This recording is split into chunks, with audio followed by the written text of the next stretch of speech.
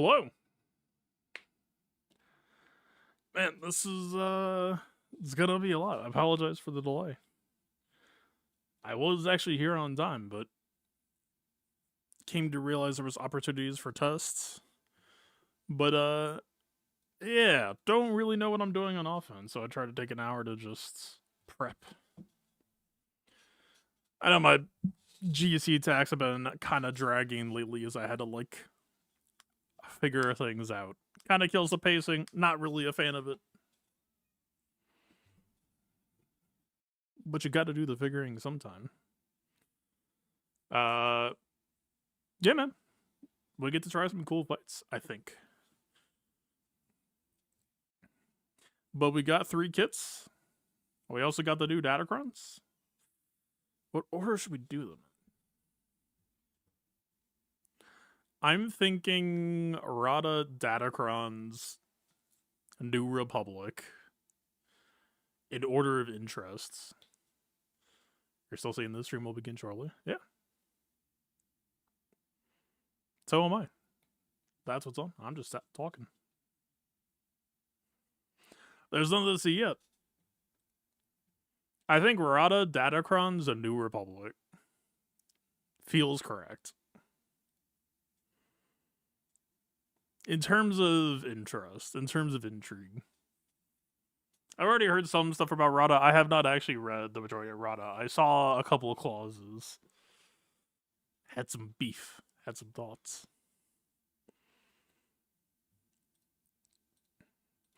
Well,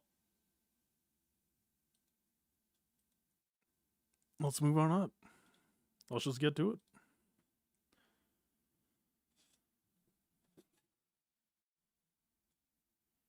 The management is currently at war right next to me, so I apologize if things are shaking.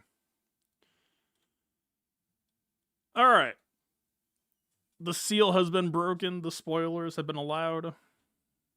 The kits are in. This is hot off the presses. Nobody has seen these characters yet. I'm the first. Alright. Let's start with Rada. I have heard that he's a Wampa-like character. We'll see. Depending on what CG does, it would be very funny if they made him as a Wampa, but Jabba's situation was just so dire that I was like, nah, actually. Like, fuck Jabba.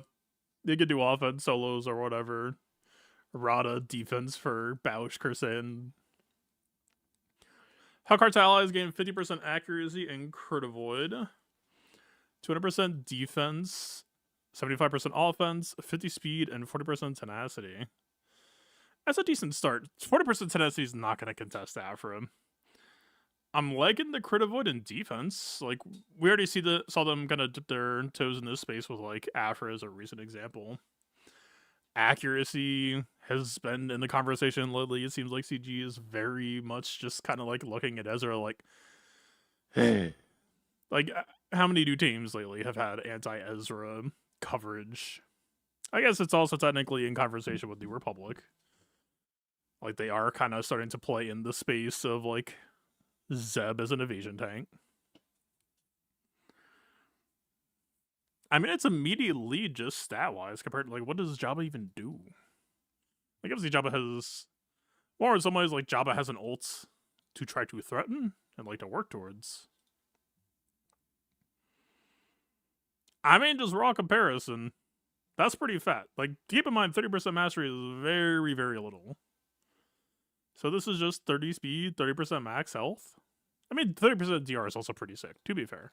Like, very, very few teams trade in that. And it is fun when it rears its head every now and then. Like, the thing that I've realized lately about damage reduction effects is, like, okay, so we now know that there's a defense cap of 90%, right?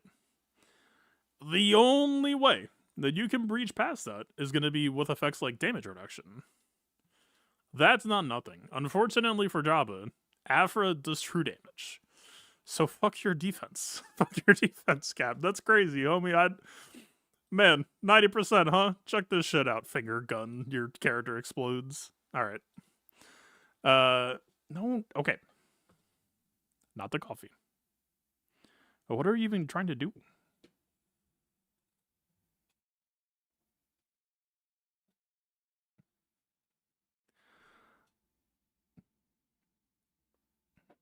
Go beat up your brother. Darkside Hut Cartel allies and Rada gain 75% counter chance. Darkside Hut Cartel, Crusaden does shock on basic. Rada does something on basic.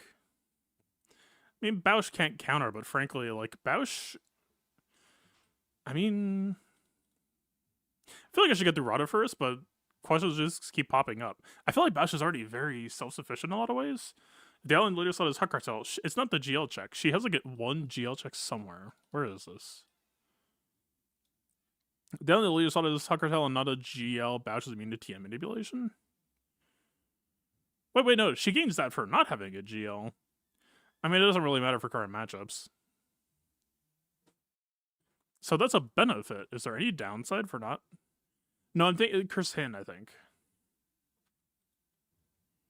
It's like... Yeah, he gets more on the payout. Was there anything else? All Hut Cartels, sure, whatever.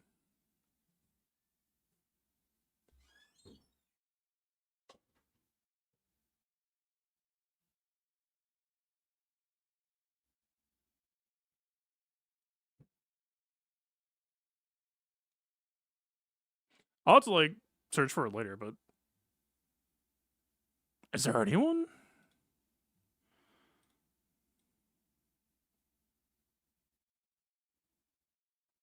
No, this is just all Hut Cartel. I feel like there was more.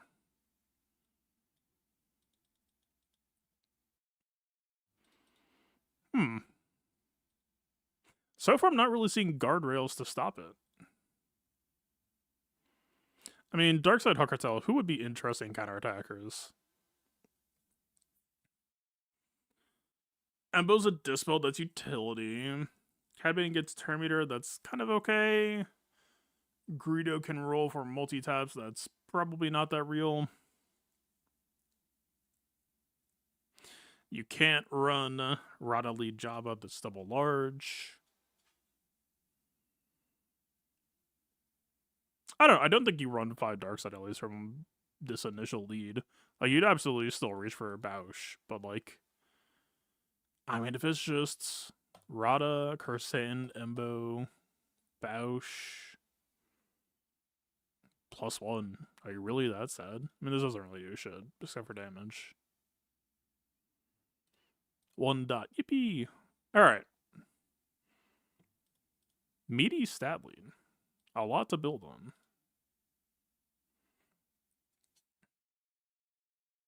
+50% crit chance, Bausch. Well, no, the crit chance is only for light side. Boba's pretty crit chance flush that I remember. Although crit avoidance is a thing lately, a lot of matchups are suddenly operating well over 100% crit avoid. That this actually is still in conversation. First enemy Chuck Cartel ally falls below 50%. They gain DI for 1 turn, recover 20% health and protection, and ally tank stop for 2 turns. Dispellable, preventable. But I mean, like, pseudo-ray effect. Whenever a Darkside Hut Cartel ally or Rada inflicts a stack of bleed or a thermal debt on an enemy, they heal, or they gain 5% centimeter and recover 5% health and protection. Or was this for... Well, Asajj Omicron would have blocked, but Jabba still would not have minded seeing a clause like this, just to try to help keep Plague off. Rada the Hut was the only ally that started battle. He gains 250% max health and max protection, 50% health steal, 25 speed. He can't be instantly defeated, and whenever he is ability blocked, blinded, dazed, feared, or stunned, he dispels and inflicts 1 stack of bleed and 1 thermal detonator on all enemies, which can't be evaded or resisted. If it can't be dispelled, he also gains damage for 1 turn, which can't be dispelled. Should we talk about this, or should I see the rest of the kit? Because I have seen this clause already, and I do have thoughts, but I kind of need to know if there's a bigger picture for it to fit into. Otherwise, I might just waste our time. Let me keep going, I think. In this case, I think it's a special case, since expectations are already starting to build. I need to know. I need to get up to speed.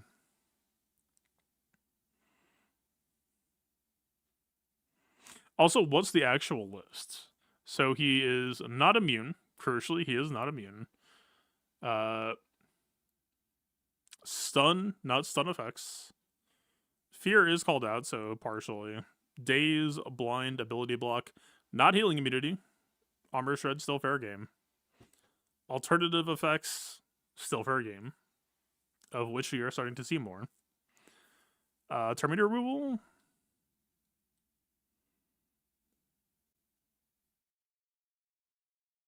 Oh no, we saw this. No, that was on Bausch. And I think it was only for Bausch. So he can be Terminator juggled as well.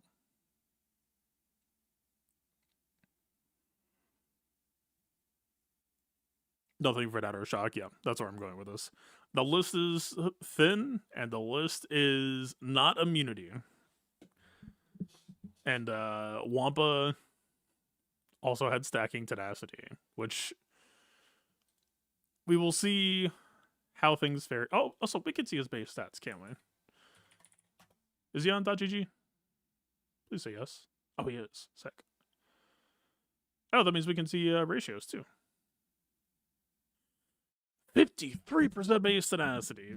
13 potency? Okay, Wampa, he is not. He is the inverse of Wampa in that everything is gonna hit him, for better or worse. Speed down is gonna be on him. Like, it just... You better have some Terminator gains, my boy.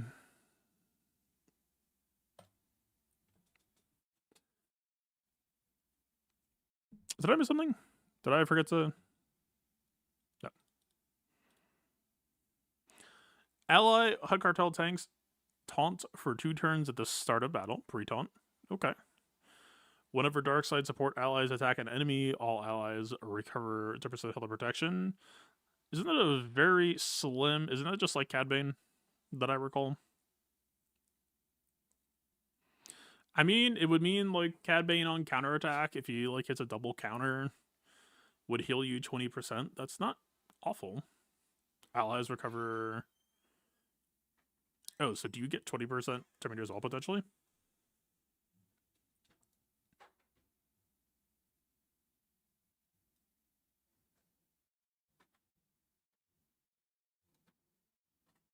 It's interesting.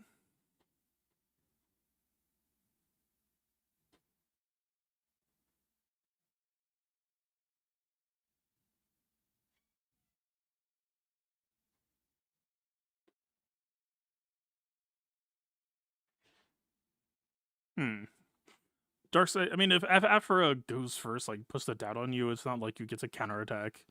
I mean, if you really just... I don't even know what Aphra's, like, normal base potency with all of her... Like, if you got the mods, you got Akron, like, I doubt you can contest that. But in theory, you could try to pick up a preload off of it. It would be RNG, it'd be, what, 75? Doesn't Cad Bane have... Is he doing sneaky here? Doesn't he have, like, some base?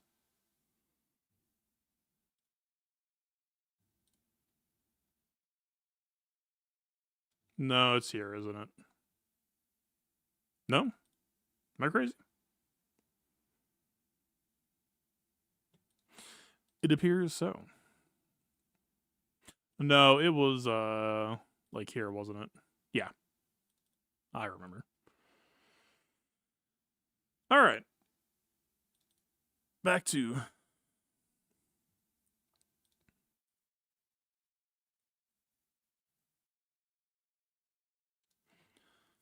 Darkseid Hukatar allies and Rada can ignore taunt effects during their turn. I don't know if there's anyone... I mean, it lets Cursain disarm whoever. It lets... I guess Embo dispel whoever. If he did reach for Greedo, he could put that unresistible stun plus TMR on whoever. And Rada is immune to thermal debts. Weird that they specifically called out thermal debts. And not... Is he not percent health immune? Hey, quick question. If Rada had a full squad of Hukarta allies at the start of battle, assumingly that requires 5, or 3, or, you know, contextually, whenever they have Terminator removed, 50% chance to get a bonus turn. Kind of Gunganine. Kind of... Who would that really hit? QA, I think, if he counterattacks.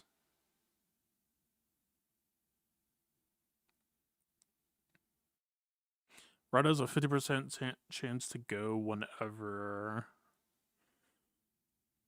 QA causes someone to counterattack.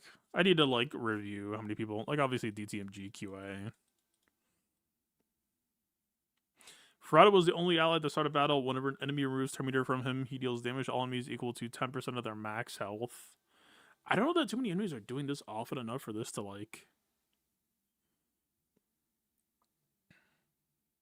CLS removes a lot of Terminator. CLS sits on the bench. At least in the endgame. Although, ironically, I will be playing him today, but I'm like the last fucking person playing CLS.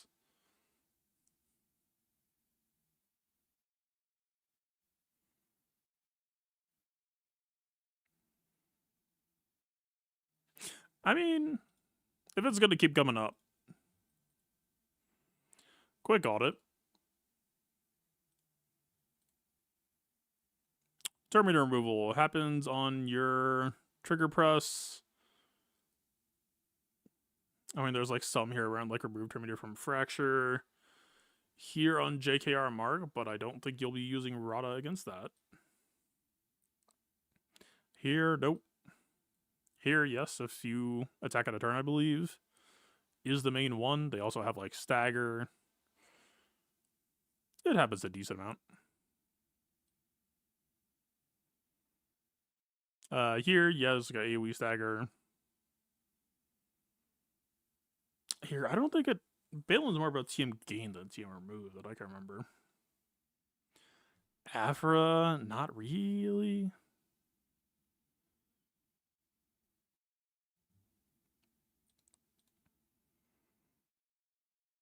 Off balance, yes. I do believe they have stuff like stagger. Like TM does get reduced semi-often. Here, if they have like Stormtrooper Hunt and shit, it would happen a very large amount. All done does it sometimes. More about TM gain than TM removal, but nope. Now that I recall, nope. Nope. Literally cannot. Nope. I mean, F looks GMY second special. It's kind of it. Yes, but good fucking luck. Again, he is not immune to stun. He auto-dispels it. Cool auto-dispel, homie. Yeah, go try it. You should do that. It sounds fun. Kind of just at the mercy of whatever Ray team is drafted, but broadly I want to say no.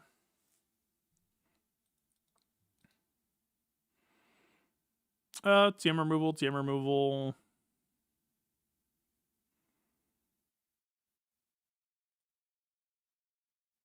I don't entirely remember. This is gain.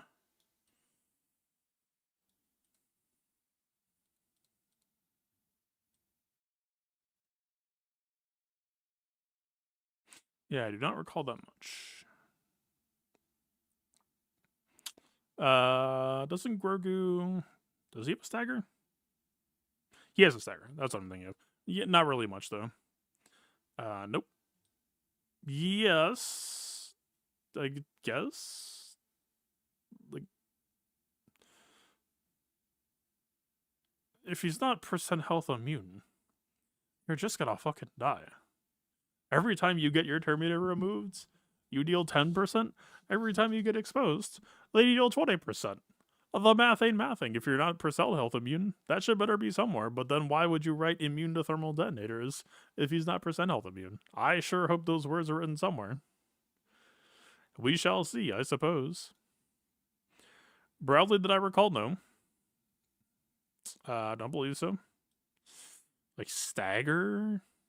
I think like CBM does it technically. I believe that they like...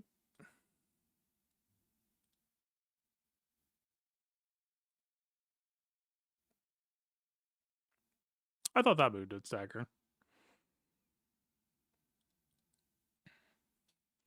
Yeah, it's weird. Like, Terminator removal feels fairly commonplace, but it's like, I mean, yes, happens here. Happens here a lot. Very, very heavy Terminator removal team.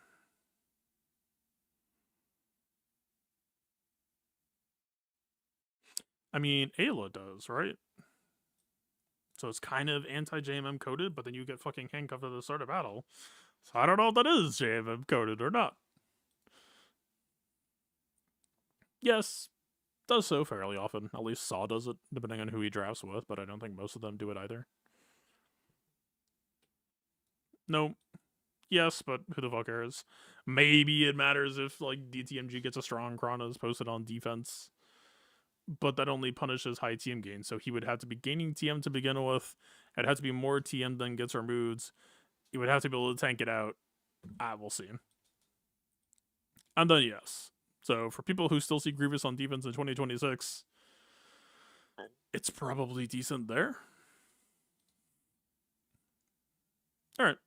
That helps get a little bit of context.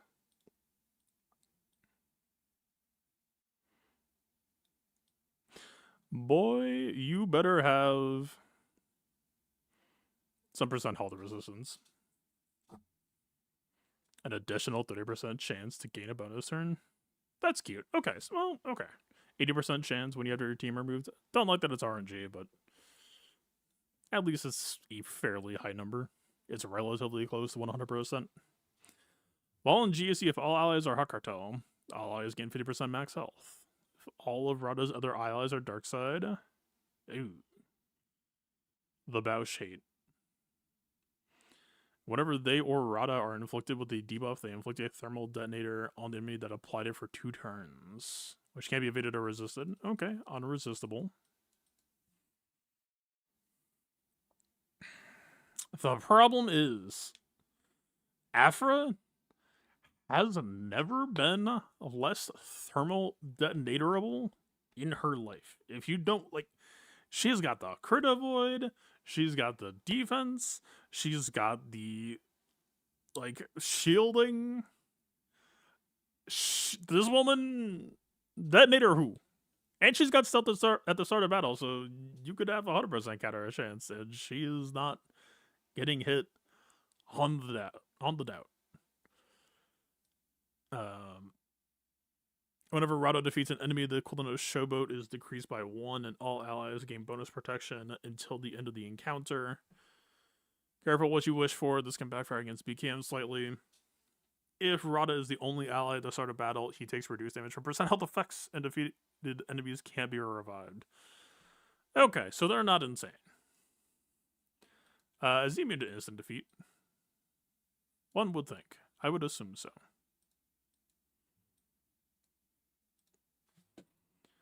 Control F, defeat.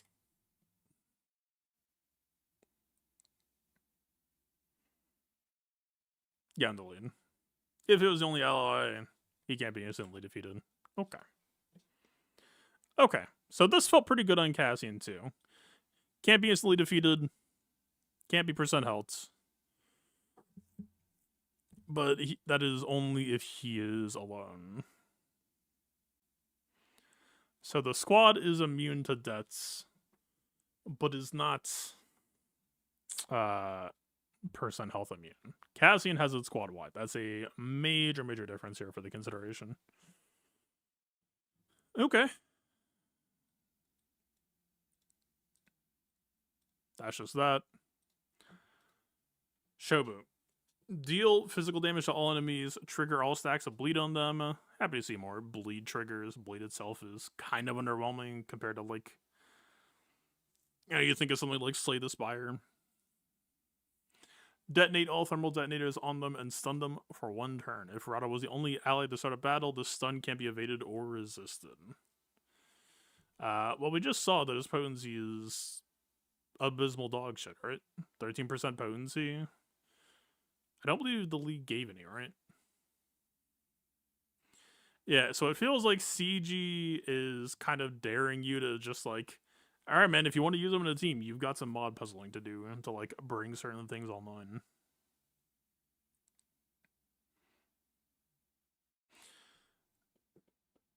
If Rada was the only ally, unresistible AoE stun, a pretty decent thing to be doing. If anyone was defeated, 20% turn meter.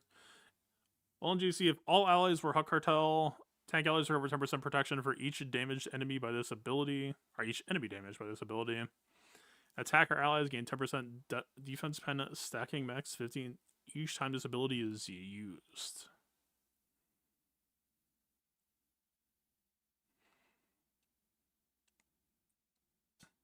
For each enemy damaged by this ability. Is it saying it's up to 50% per cast for each enemy damaged by this ability, or is this you gain 10% per cast, capping at 50? This is two. Also, it's a cooldown of 6.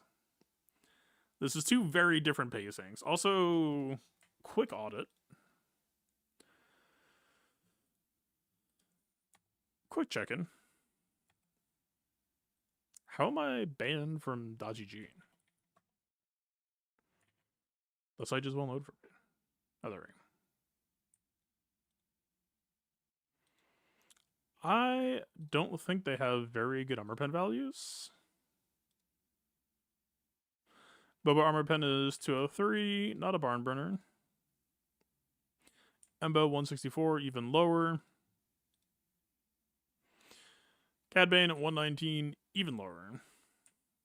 I guess I shall check Greedo. 230. Somehow Greedo is the best in the bunch. I don't think this will matter for those characters. If it's like 50% per stack potentially, and you just get to do it a lot, maybe. But broadly, nice to get some tank regen.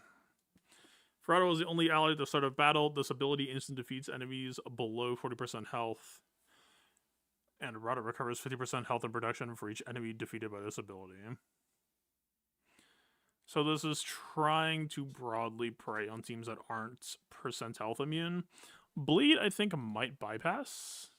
I think Bleed might be loss. So percent health resistance might not contest it. But it still means, like, you would have to be, like, it's what, 6 stacks, so 30% per cast if they're at 6 stacks, so 2 casts of a 6 cooldown ability. We'll have to see the rest, but doesn't really sound too practical. It's more so just a finisher if they're already almost dead, which can be useful in its own right. But I don't know that the whole bleed fantasy... I mean, detonate thermal detonators, but you still gotta get their protection. It, like, the idea of, like, oh man, I'm gonna bypass their protection and then execute them. Based on what I know so far, does not sound very feasible. Deal physical damage to all enemies, dispel a bust from them, inflict 2 stacks of bleed until the end of the encounter, and off bounds on them for 2 turns. Resistible? With 50% potency? You better make this shit unresistible if you solo. Apologize. Okay, just unresistible in GAC. Okay, so it works as a full team. They just hate him in TW, I guess. Okay, so 2 stacks of bleed and off balance. I don't know if it's 2 stacks of off balance or 1. But you will get everything. Full cash out. Okay. If all enemies are inflicted with off balance, gains a bonus turn. So the bonus turn is guaranteed. Okay. Bit of tempo. Ferrada had a full squad. All other allies assist, and tank allies taunt for 2 turns. Also, him taking a guaranteed bonus turn means that this is a 2-turn cooldown. Worth noting.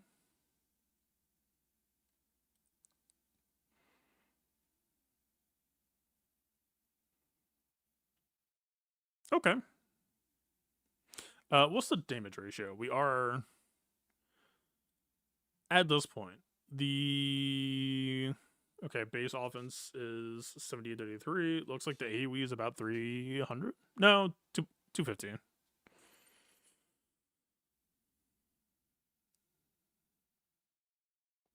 Why does this have 2 damage values listed? I think it's only just 1. So this is about 220. Basic looks pretty decent. Yeah, basic about 450. That's good. Okay. Hey, how's Rudda's armor pen? 463. This is an armor pen character. Hey, what's his crit chance? 53%. Hey, he gets the 50 for free, but this is... Okay, this is not free 50% crit chance to get you to like 150. This is... We will start you at 100 and you gotta work for anything past that, if needed. Okay. Strong foundation. 100% crit chance strength attacker. Very, very good armor pen. Like some of the best in class armor pen. How are his base stats? 52% armor. For an attacker is not disastrous, just average. Resistance is fairly low, but that's just how it goes sometimes. So this is force. This forces thanks to retaunts. Lock ton if he's below 50% health. That's fun. Unfortunately, unlike the Jabba we're used to, his health does not appear to be comically overtuned. I mean, he's percent health immune if he's alone, but it depends on if we think full Hawk Cartel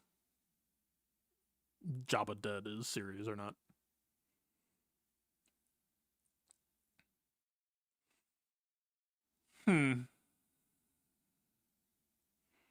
Yeah, ability can be evaded if all allies were Hawk Cartel. If Rudda was the only ally to start a battle, invokes an additional stack of bleed. So that's what, 3 bleed per cast? Removes 10% turn meter, reduces the cooldown to show up by 1, and gains 50% offense for 1 turn instead.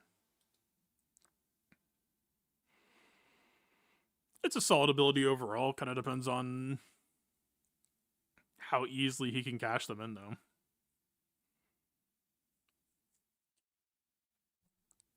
Like, on a 2-turn cooldown, this is a very solid ability.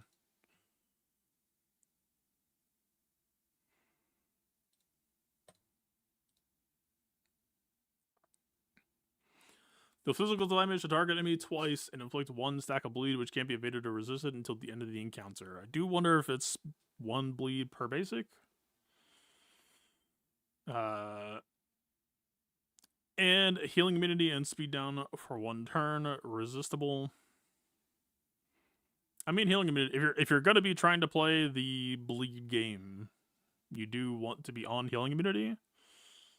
But resistible, dispellable kind of hampers your inevitability. Reduce the target's enemy defense by 20% stacking, which can be resisted until the end of battle. If he's ever going to be viable, either as mostly as a solo artist, the defense stack is definitely a notable change from Wampa, but that only really matters if he can stay alive. But it does give him a lot of texture and potential. And I guess he will be doing that on counterattacks too, right?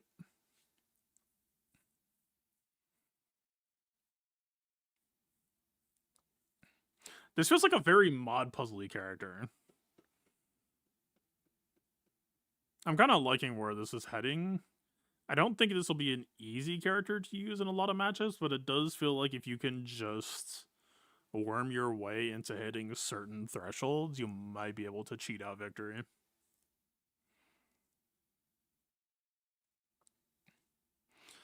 If Rudda was the only ally to start a battle, reduce the target enemy's critical chance by 10%, max 50, and Rudda gains 20 speed, max 100, until the end of battle. We had 50 CA on the lead, correct? Yep. So, if you so desire, you can try to strip them of their ability to crit. We already established that he ignores taunts.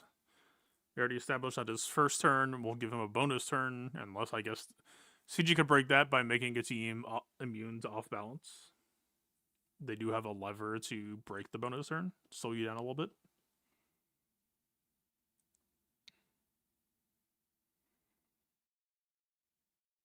He has some stacking speed, but nothing too crazy here. And he heals 10%. So this also means that he will heal on counterattack if he's not inflicted with healing immunity.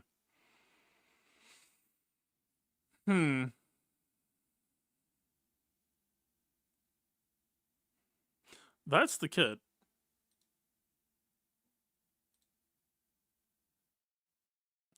This is really like, I mean, let's just go.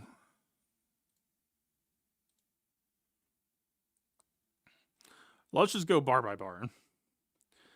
Pirate King Hondo is a fairly exploitable team. Like, counters for Pirate King Hondo have been popping up left and right already as is. Does Rada stand a chance against Pirate King Hondo? The immediate thing that stands out to me is Vayne. Like, his defense stacks so high that your defense shred means nothing. He has percent health immune, so like the only... If bleed works on him and it was like a slow Vayne and you were able to just build it up that way, maybe, like, you got the 50% accuracy that you could just whack on Pirate King Hondo. You block revives. I don't think it's specific to... Like, it's not blocked if there's an enemy GL, right? Defeated enemies can't be revived. It's fairly Pirate King Hondo coded.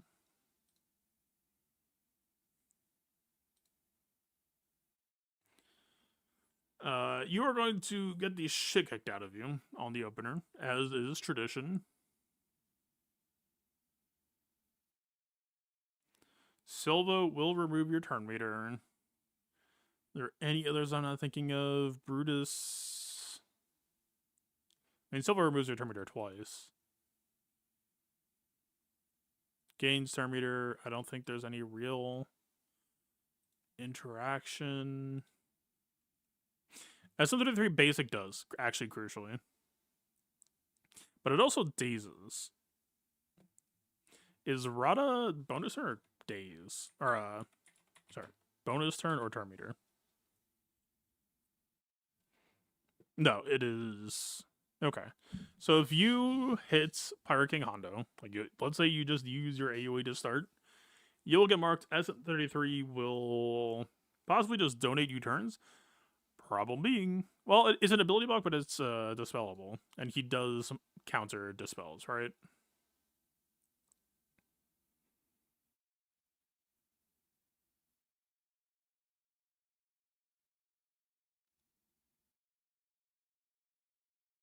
It might backfire on you in some ways, putting thermal debts on everybody, but broadly, so far, the Pirate King Hondo matchup looks decent.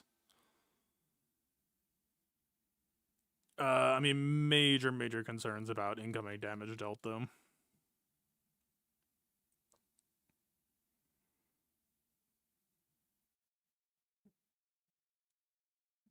And unfortunately, it's just going to be RNG on every SM33 basic. Also, does it work on SM33 assist, or is it only on turn?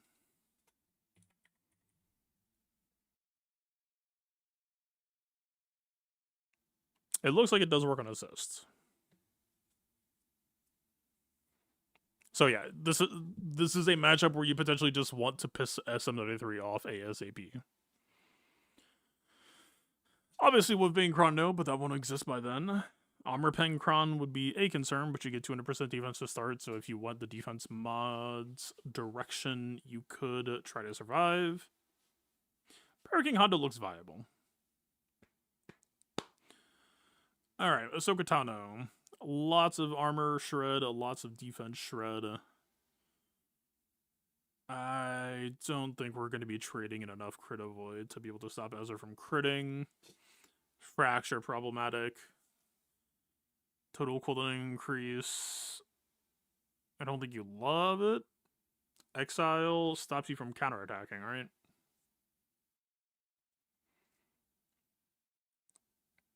Like, the percent health resistance does help a lot. But it's a lot of damage to be tanking. The off balance will help you slightly. The ability block that I am thinking of is undispellable. A knock on wood, so he doesn't get the bonus.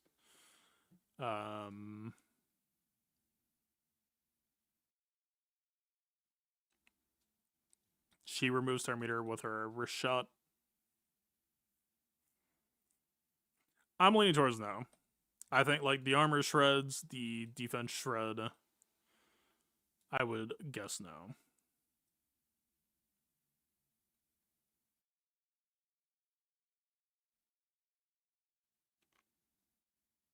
I mean, getting ambushed would be problem number one that I would immediately be concerned about.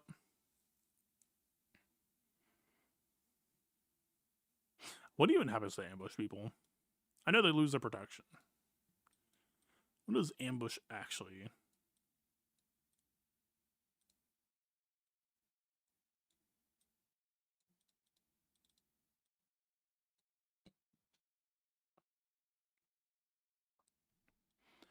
Minus 50 speed, protection off, immediate protection up, and bonus protection. Is there more? Or am I thinking of mace with investigated? I might be thinking of mace. Troll of ambush.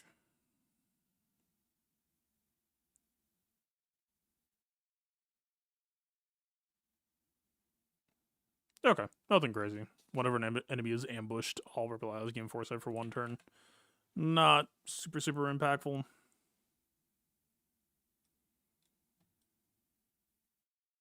At least for this consideration.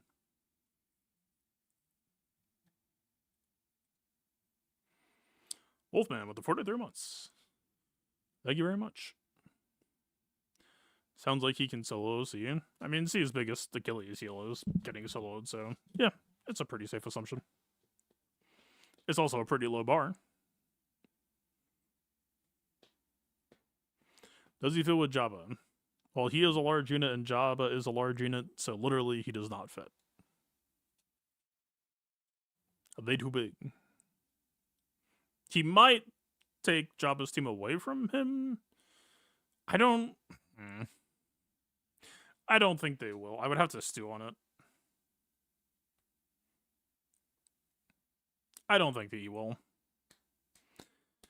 He makes Jabba more proactive and more resilient, which I like. But I don't know if they actually do anything to stop Afra from Afraing all over the place. I think Afra with IG-90 is stronger than Rada lead Cartel. At least Jabba, if you can like tough it out long enough, can like thread an ult. Mostly, I'll just do it.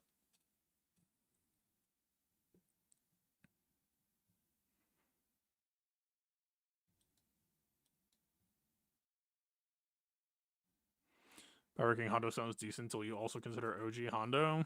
Yeah, but without Hondo Crown, OG Hondo is less present. Like, don't be wrong, I have been the loudest about OG Hondo under Power King Hondo, and obviously the moment the FDCs go away, he will return to Power King Hondo. But it is like a 5-turn cooldown.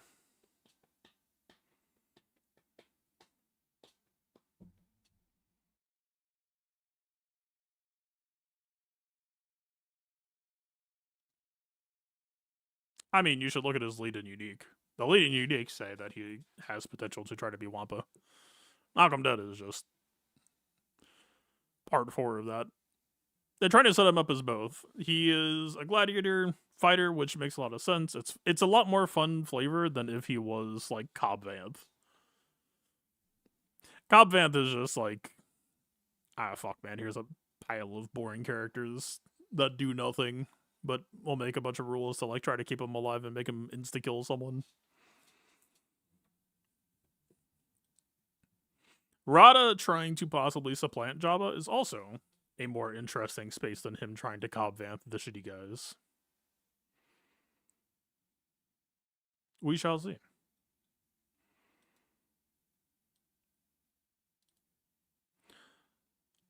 Back to... It's kind of hard to say. I don't know.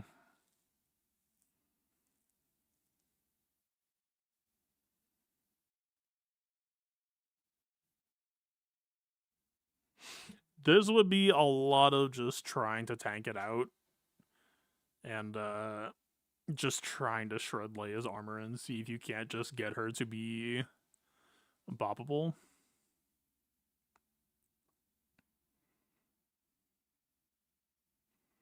If Leia gets low enough and R2 does a smoke screen elsewhere, I don't think you're a very happy camper either. Like, we don't have any moves that would not satisfy Leia Fearless. It's just foresight, I guess. But the middle can't be evaded, so the follow-up basic would miss.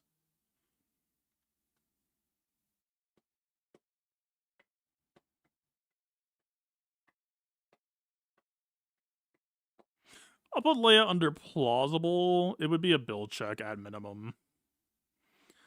Jabba, I mean, this feels like kind of cater-made, tailor-made. Like, fuck that guy, right? Immune to thermal deaths, can't be instant defeated, percent health immune. One would think.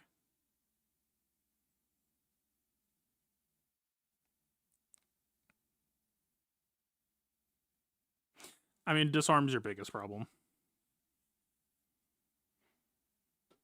Disarm's your biggest problem, and also time.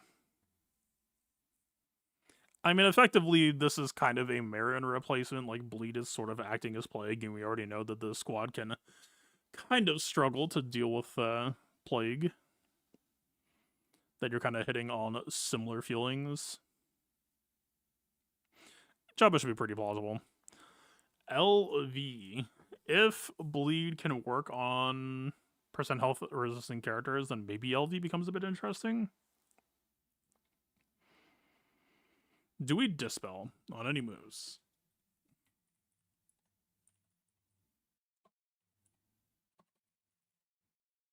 I mean, you would still be, because, like, you know, CX would still get Order 66 on you because you're the only target.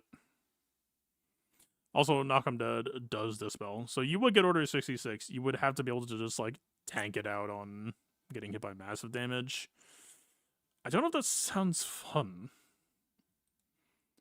I mean, maybe you can Dispel a bus. Well, DCT doesn't have to be in stealth to get the massive damage. So it doesn't even matter that you get him out of stealth. It only matters if you can try to kill him.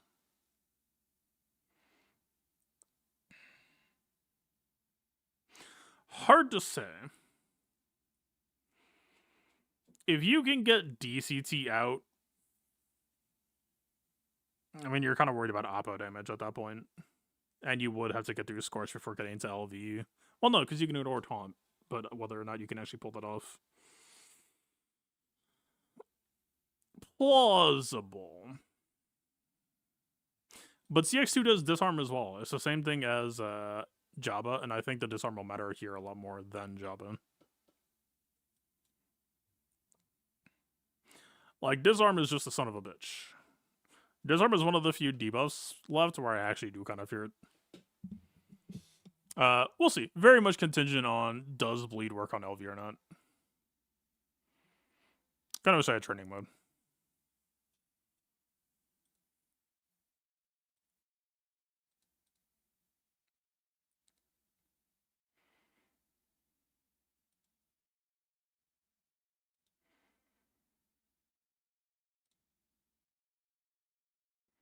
Is there any good way to confirm this?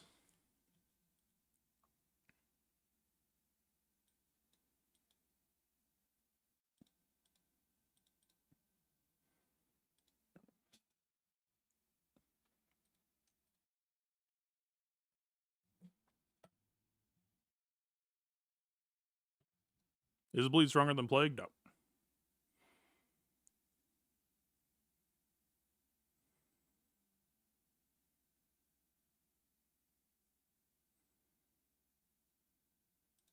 Just realized it's not a Vingron.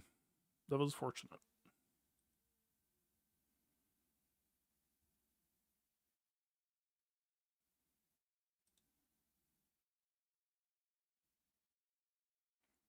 Please let Batcher go. He goes the turn before Vayne. Actually insane.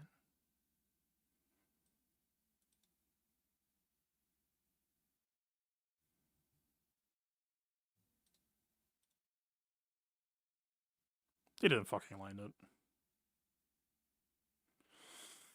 This fucking character, man.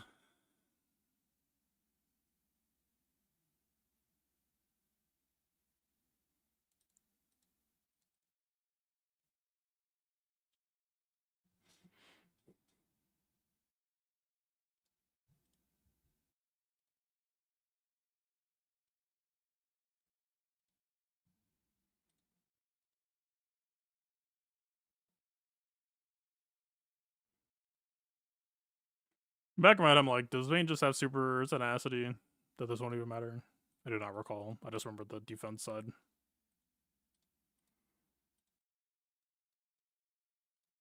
I just need a proof of concept. I just need to confirm. Actually, does his... I mean, Bleed says lose 5 health each turn in Batcher's kit. That should work. I just need to see it work.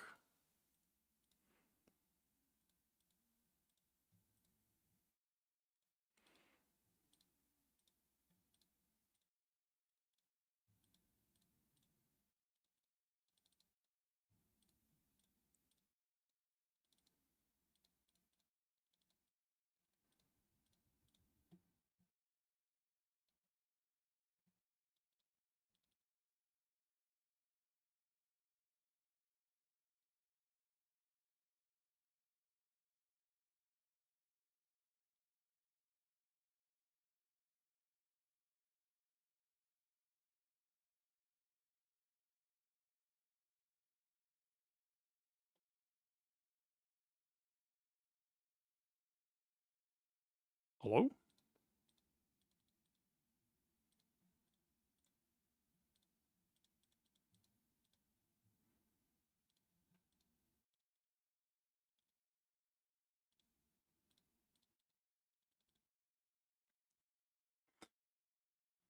Fine, fine, fine.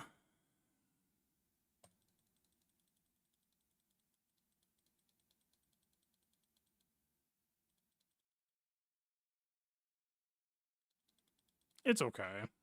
Not a barn burner. Especially not after that.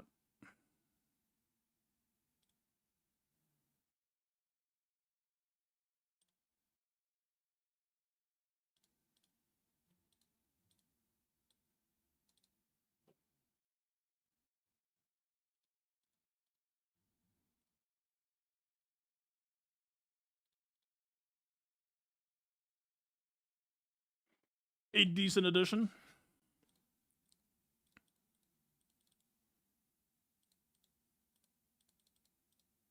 Close.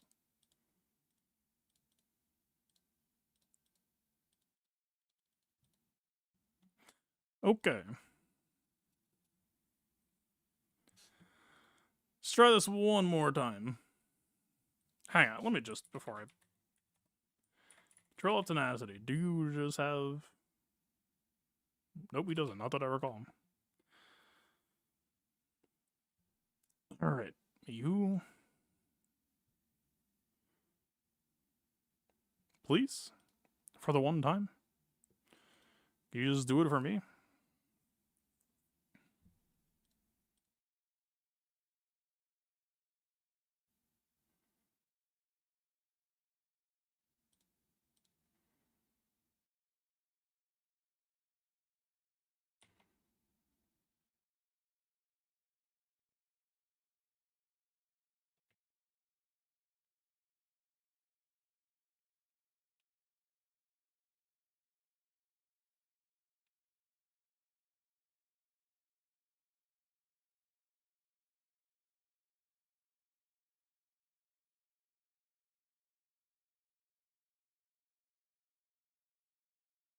Why did you suddenly go first?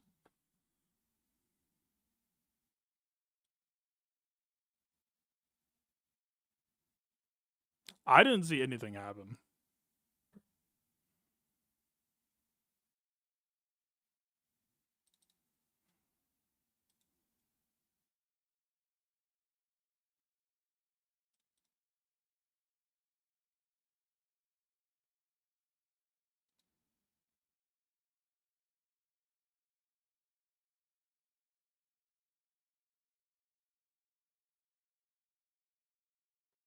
Does Will even work?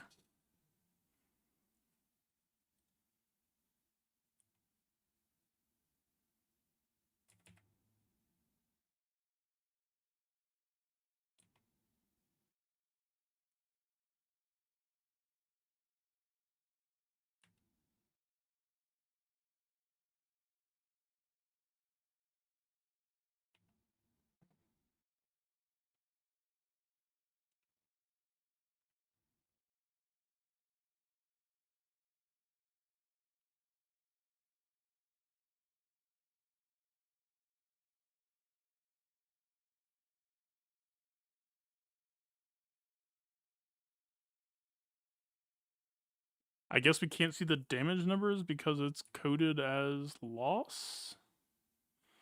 But the bar isn't visibly moving either, so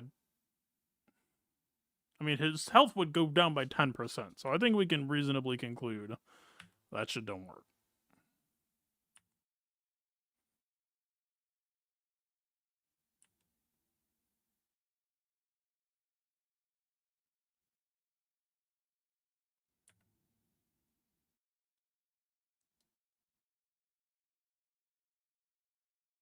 I think it's just a no. Let's do it to someone else just to compare.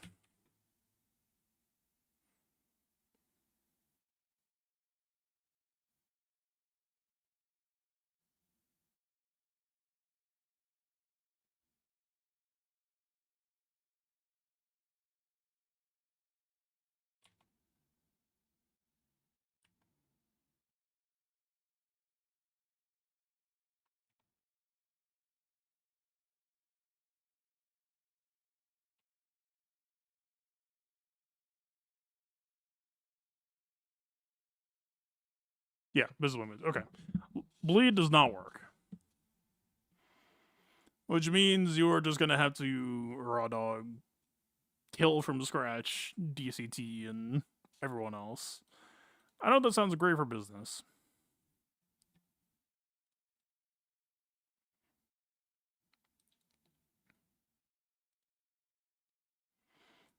That sucks. Because, I mean, like, if you want the direct visual comparison, well, this works.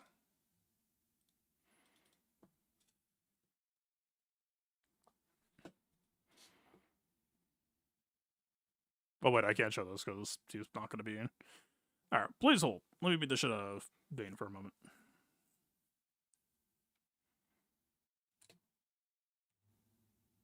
Yes, yes, yes, yes.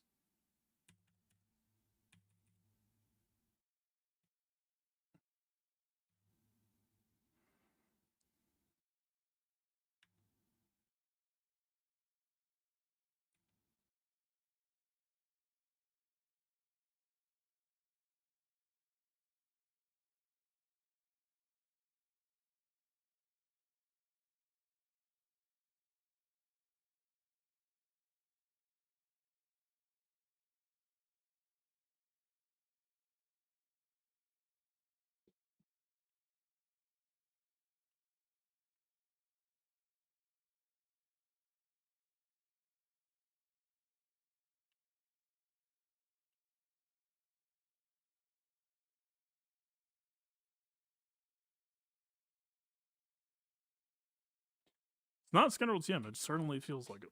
Alright. Is it my turn to play?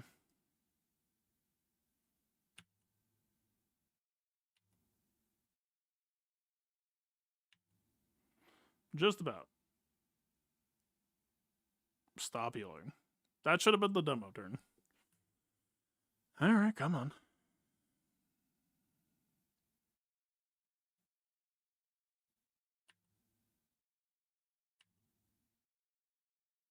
That's... It's fine. He's coming back to life. Shit. Alright, fuck off.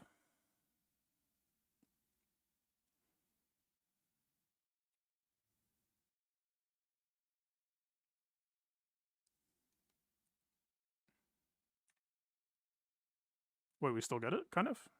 No, we just need more damage. I just want one very specific turn. Is that so much to ask?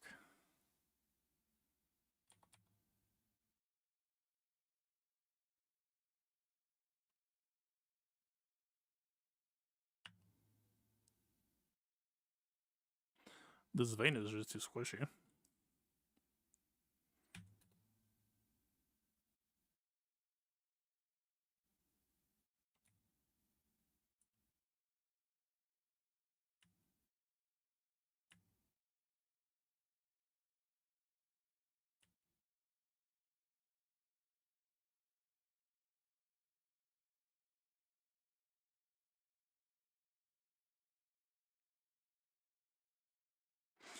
Even she can tank it out.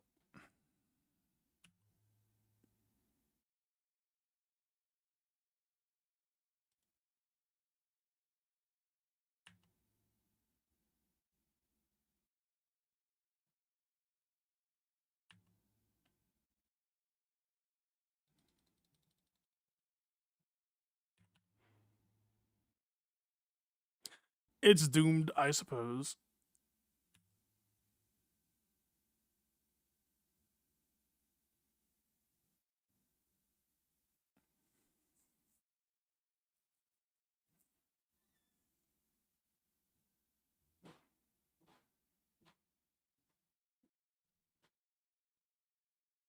I don't think this is gonna hit. No, it's it. Okay, we got it.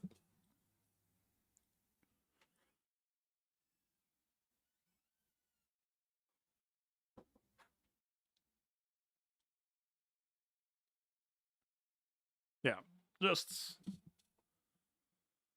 All right. Bleed will not work.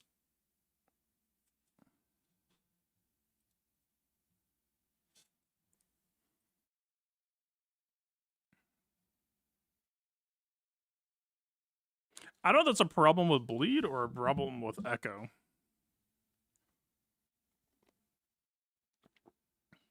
I could ask, or maybe it's actually just meant to be damage.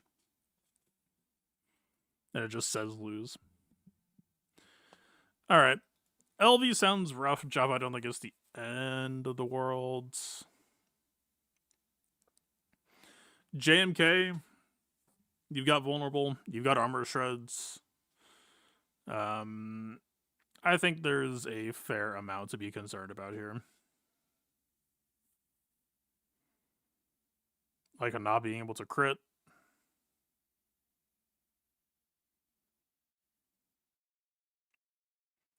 Yeah, I'm kind of just trying to audit, like, looking for viability. Strongest then maybe sounds like Pyro King Hondo, assuming that he doesn't just get absolutely walloped, which, to be fair, is a very high possibility. Like, Wrecker can do it, because Wrecker is Wrecker. And Wrecker has a lot of things that makes Wrecker Wrecker. Rada does not. Decidedly so. Like, I think it's going to be a stat check in a lot of ways.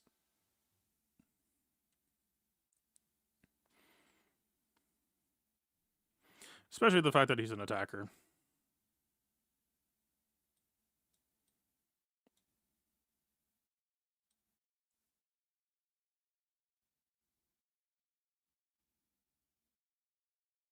Yeah, I don't know. Are you instant defeat immune? Yeah, of course, but that's not really the concern here. The concern here is Cat increasingly pummeling the shit out of you. And I don't think you get in too easily. But they've got plenty of sustain.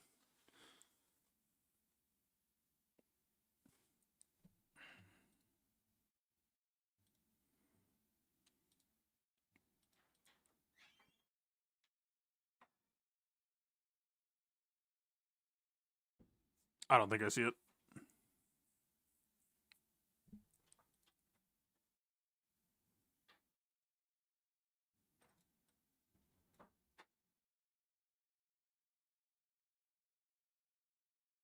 C, yeah, should be just. I mean, most solo artists tend to do well against C just by nature. JML.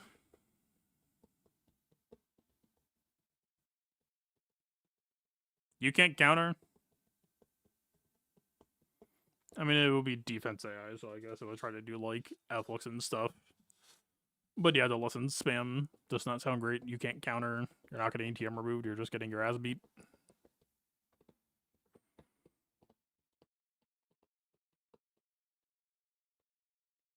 SOK. Hard no. The hardest no I could possibly say. Hell no. That just sounds awful. Ray.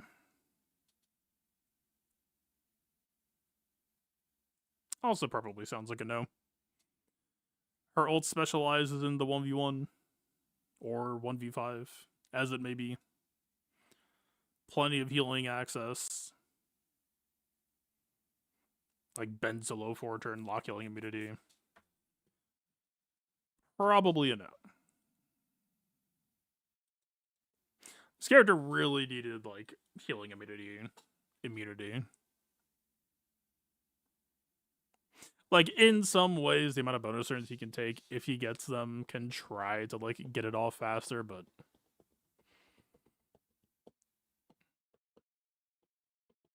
I don't know. I don't think it will play out that well.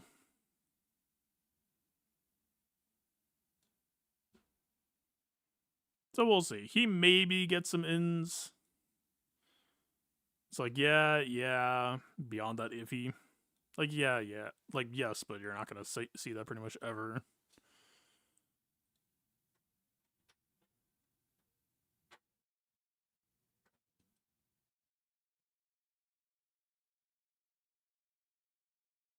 Is this even worth going through?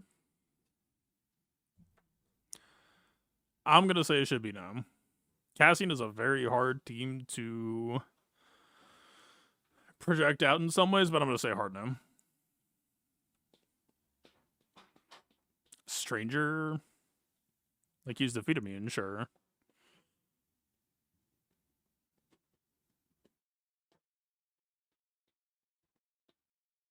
I don't know. I imagine that they should be fine for the most part here. Plenty of healing coverage. Like, they have the revive block that maybe they could pick on squishy Starkillers, but like if Rada versus Stranger became a thing, I think I could build against it. Satil, funny joke. Best of luck. Babesh 2.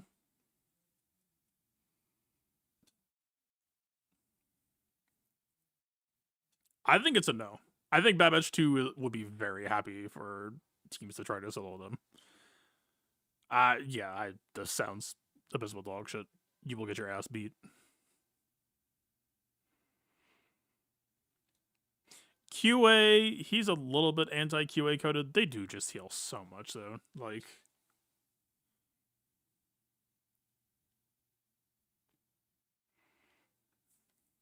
it's hard to say. At minimum, this would be super hyper bulk check. Like, maybe you bully QA teams that don't know about CAM. If you're fighting, like, proper QA, I think you're getting your ass beat. Great Mothers, that sounds not ideal at all.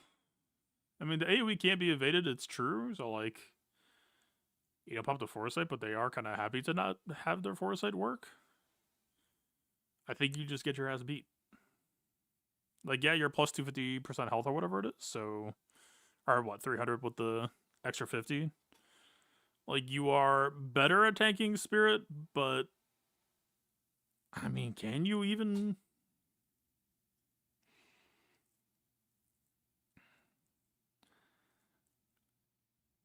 I mean, Spirit Basic does remove Turn Meter.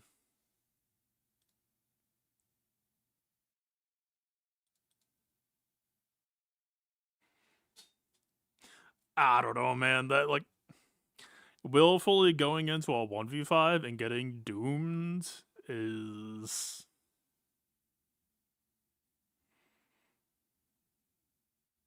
Maybe it's not as bad as I think. Maybe you just slap on 3 health sets, crit damage triangle plus 3 health primaries, and just say, alright, fuckers, let's do this, but... Sweaty. Balin. I mean, Balin's Slam removes Turn Meter.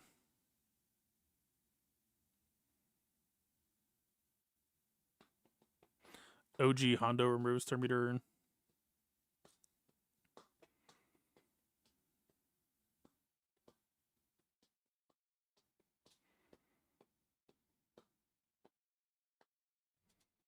Rada versus Balin might be doable. Yet again, it'll be another bulk check. Def check. I mean, they do get rid of your defense fairly fast, but it will still help you through the early game before it goes away.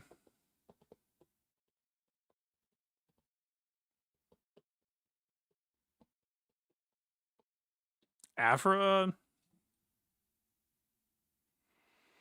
I mean, her squad is stunnable. On defense, she would use her finger gun first, so I imagine you might be able to be fast enough to, like, get the AoE stun off before she increases your cooldown. Should probably doable.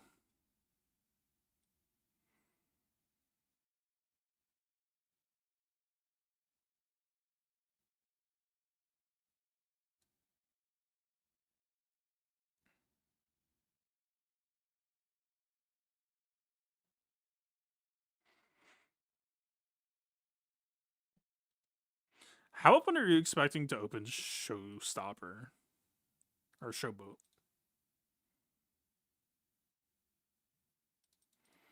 Like, to one turn unresistible stun, yes. Would you rather just save it and just start going to town? What's his base speed? I don't think I looked. Okay, so 196 plus, what, 50? So 246. Wants to be on a speed set if you aren't forced into 3x defense or something like that. Gets free speed on basic.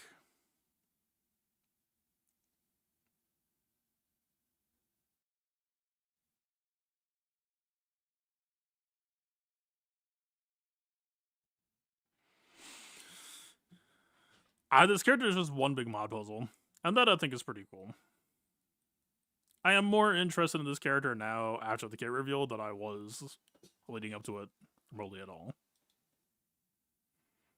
Also, for those who play with sounds, is he just going to sound like Jeremy Allen White?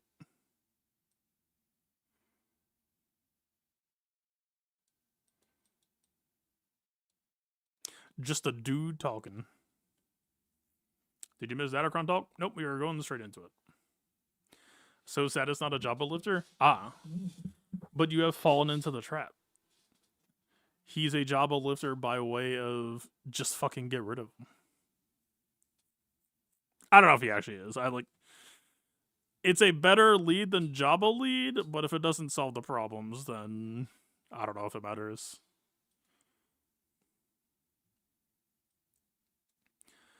He's large, so can't be on the same team. Yeah, I said replace. A lifter in parentheses replacer.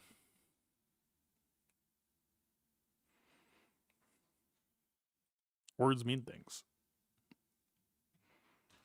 Alright, shall we? Is there FTCs? I should check. Yeah, there's not. I don't think so.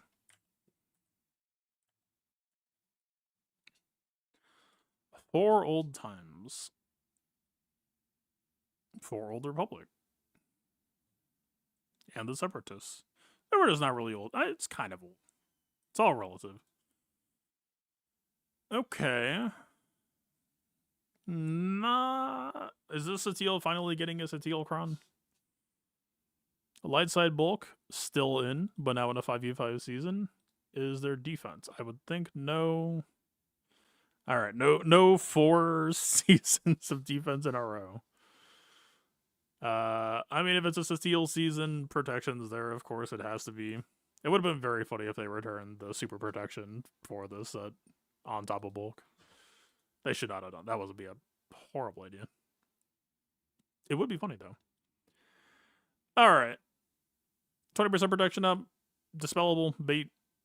Light side inflicts DOT to gain a stack of protection up. It's like Karth, Canderous. He's not light side. I feel like there's probably didn't we do this once and there's like actually not that many light side?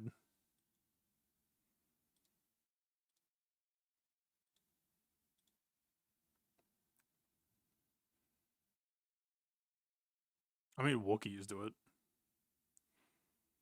It's not really their focus typically. Yeah, it's a pretty small list. Queen Amidala does do it. That is true. Actually, it does kind of hit her. I mean, the effect is kind of fast though, so it doesn't really hit her.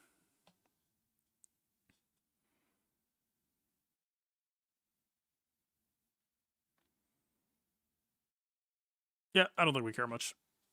Not a good bonus. Light side bulk, of course. Resist equals regen, not that good. 2% health, not that good. It's bulk. Whenever dark side allies grant a buff to another ally, that ally gains 5% TM limit once per turn. Have we seen this before?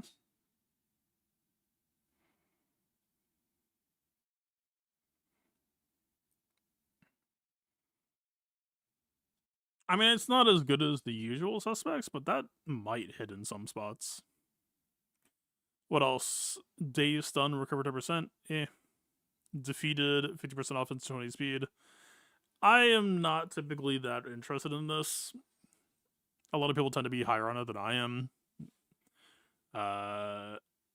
If it was 20% speed, I would respect it a hell of a lot more. Whenever dark side allies gain a buff, they regen 2%. A very slight value play, but can hit sometimes. The beginning of their turn, dark side allies have a 5% chance to dispel. Like, if you're posting this on defense and you just want to, like, throw a wrench at people, I mean, given the pool available, 25% chance to dispel, if placed well, might actually be a bit decent. Obviously, you won't always get much value out of it, but if it's like, I don't know, what's a good example?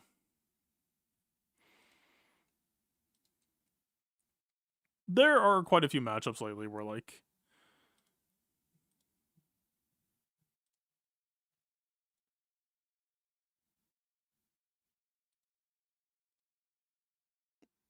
I don't know, if it's like LV Maz and you're like trying to get rid of the healing immunity or whatever, that could like create a high roll scenario.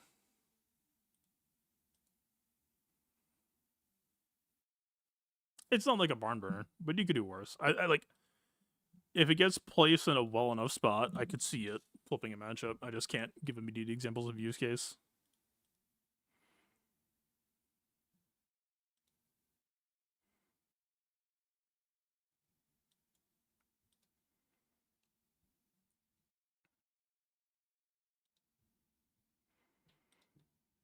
Yeah, we've seen it, but have we seen it for dark side? I think it's mostly been for light side.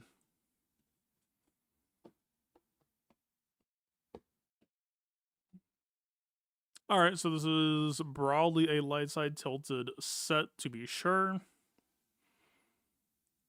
Dark side options pending the dark side buffs. Like, dark side buff's not bad. That can act as a pseudo preload if we enter a spot where neither side has preload. Then in the land of the 0%, so 5% becomes king-ish. It's king-ish, but it will not, like, 5%. If you're like, okay, let's say, I mean, we don't even need a calculator for this. Let's say a character is like 380 speed and you give 5% turn meter, you're getting what, 11.4 speed? Or no, 15, no. If you're 380, I did 3 for some reason, not 5. Yeah, it's like 19 speed. Like, that's not beating out a 30 speed lead, so I think the hierarchy will still broadly stay unless you can, like, try to hit it multiple times to catch some slower characters up.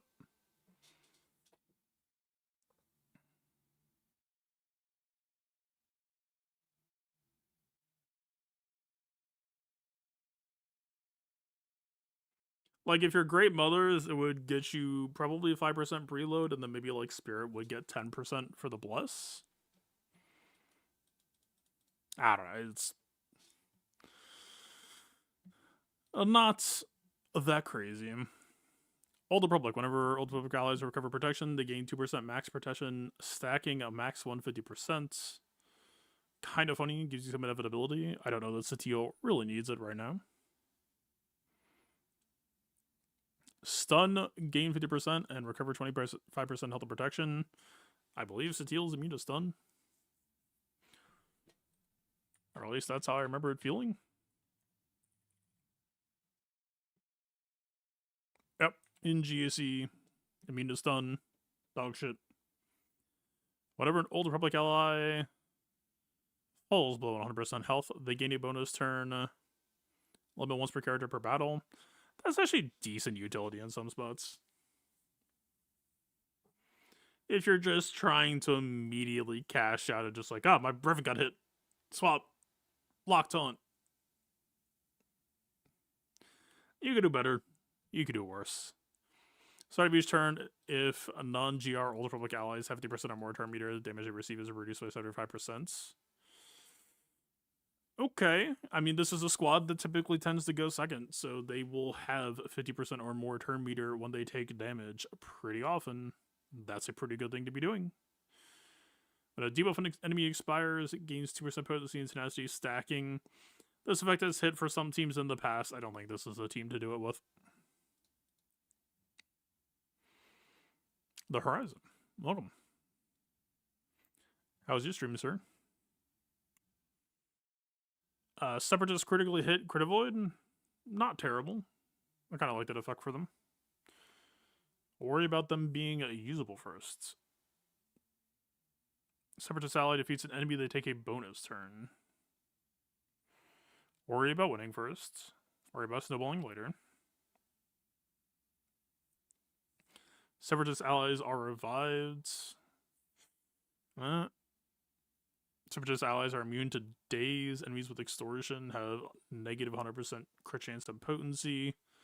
Non-sep allies use a special to gain riposte. Nah. Start of each sep ally's turn, invoke target lock on a random enemy that doesn't already have it. Whenever a sep ally gains bonus turn when they didn't have it, gain 3% crit damage stacking. This one was like okay.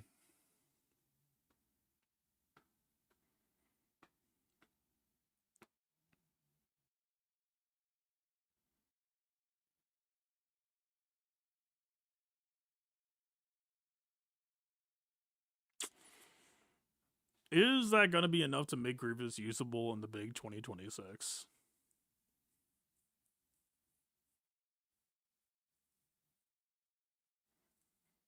That alone, I don't know if it actually does it.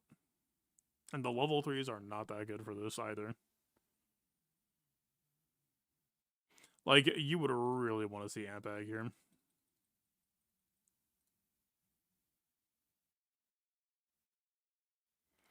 Asajj bonus turn?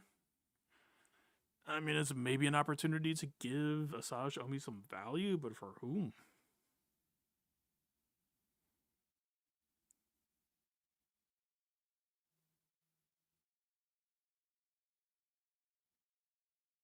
Like, Grub Railers can maybe use this, but to what end? The defense never uses the AoE, so the Omicron does very little. I mean, there are flavors of, like, you know, Asajj takes a bonus turn, does her healing move, which yanks buffs, removes some turn meter. That's not necessarily bad to be doing. I don't hate that. She can work as an Ufu. Wrong. Asajj.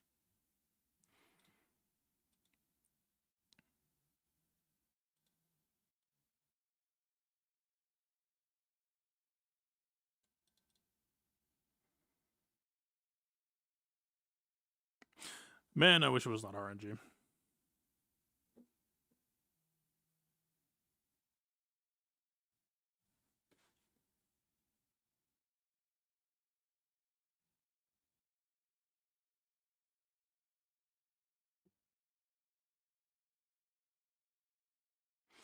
I mean, it's a 3-turn cooldown at the very least, so she's just constantly going to be checking her buffs and removing turn meter. Placement is going to be the biggest key here. It might not be that bad. It's a goofy unit to see it on. Like, when IPD was running, I don't think IPD bonus turn was all that impactful, was it? I don't entirely remember. It's kind of like a worse IPD cron in a lot of ways. If you use it on offense, then you can tap into Asajj on me, which is better, but... Trench... Is this anything that it hasn't already been? No, I don't think it's very good. Dredica, when he crits, gains DI for 1 turn, which can't be copied. It is dispellable. So this isn't like some Dredica Infinite. I don't think it's that crazy.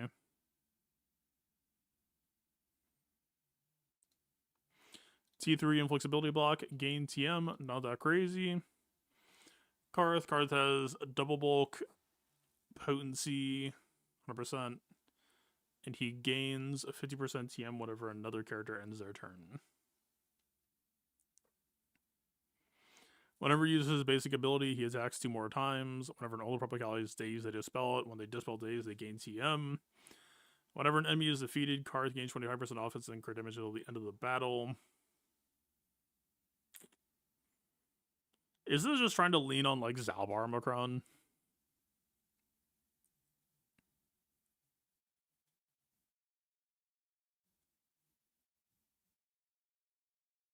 I played Karth exactly once when Karth came out, and I gave my Wampa a bunch of shit to try to make Karth Wampa feel good, and that shit was ass.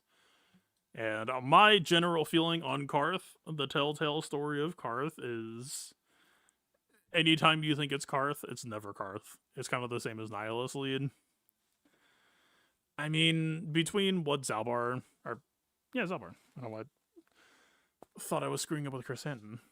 Whenever you think it's Karth, it's not Karth. Zalbar does enough specific callouts, and this is doing enough specific callouts. Maybe it's enough to make them hunt something. I don't really remember what Karth 5v5 does. I remember that it just like beats up Tuskens.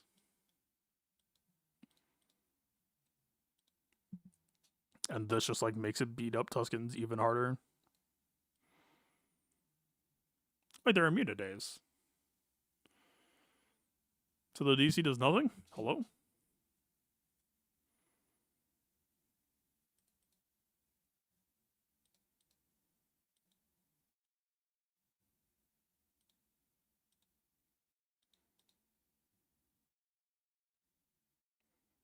That's cool.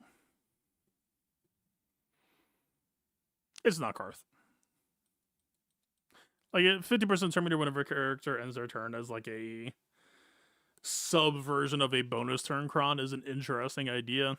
I don't think it's going to be Karth, unless I'm like severely underestimating Zalbar Omicron here. But then that would, I think, be more on the back of Zalbar Omicron than this. Like, yeah, it's cool, Karth lead. You get a triple basic that gets like the 3 assist calls. Zalbar and Mission might do some shit, but the core foundation has always been the problem, not like the ability to do offense. That Zalbar Omicron would have to solve the core foundation enough for them to even get off the ground. Bastila at the start of battle or public allies gain 50% TM. Is this just her lead? Wait, it makes it deal pre-taunt.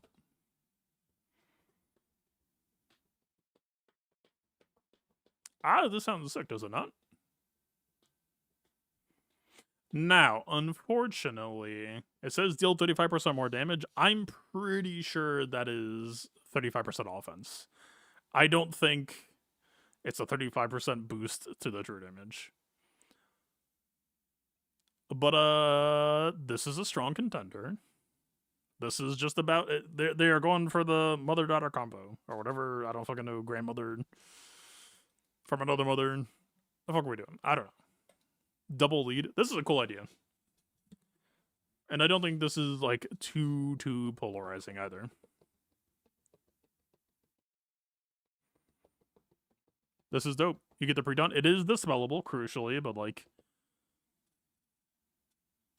the thing that made Watt Satil egregious was that it always came back. So like even if you had a dispel opener, it was just like, yep, nope. And in fact, now it's kind of a little bit spooky because you do have to, like, you get the taunt off, yes, to be able to get to do your stuff. But now it's no longer the compromise of, yes, you run Watt to get a pre-taunt, but then you lose some of the extra bonus effects. You just get it all, and you get the pre-taunt. That's a pretty decent thing to be doing. Yeah. Clear, strong contender. That's cute.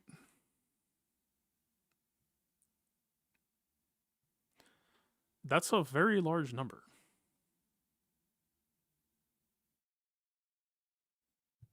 Are they just like bringing back Sortie Nuke? Or are people just gonna slam this in re-Sortie?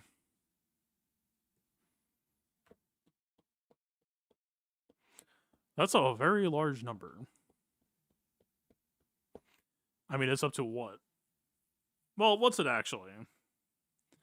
250% more damage per R10 is the absolute highest calling possible.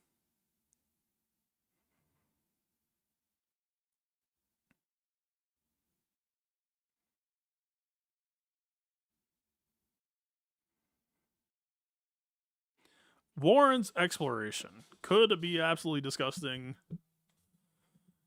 This is very much just a question of, like, will Swordy Nuke work in some matchups? Yeah, I'm sure. Would it do enough damage under Raylude, who, like, typically does not have that much going on to, like, boost damage unless you just decide to run, like, a Luminarachron? Yeah, worth farming to be sure. Probably an early priority. Django, whenever Django inflicts burning, inflict vulnerable. Whenever an enemy dispels burning, they are inflicted with healing immunity. That's okay.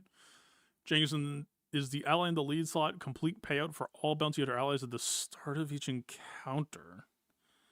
And all bounty hunter allies gain 300% defense? Once payout. This is a massage cron.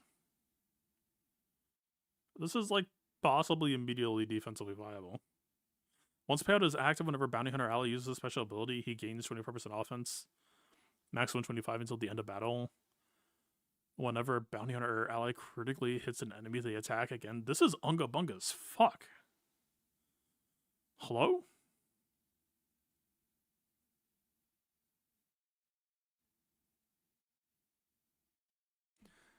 I need to dust off and brush up. I know Boba would take an immediate turn, like turn 0.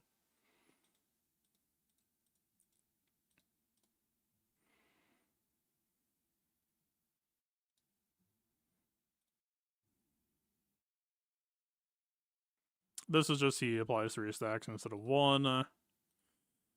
I doubt you're gonna be there, but just to... Yeah, I don't really care.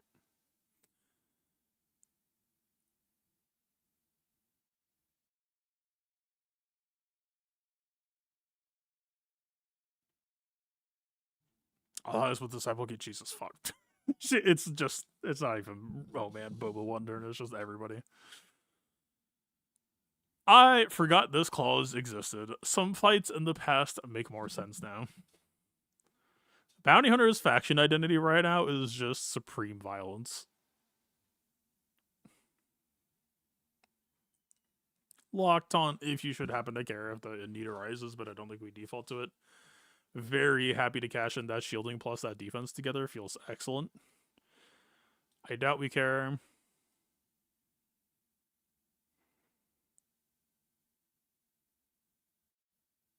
I mean, the plus 25% speed is maybe cute.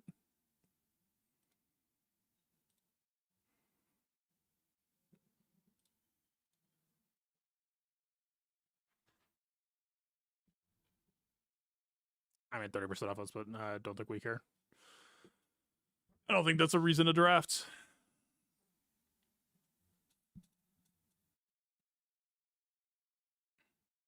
I wasn't only from Sign to Django. I thought it was just for no tanks.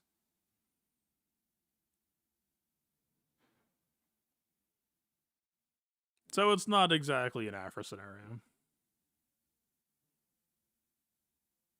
Still a good thing to be doing.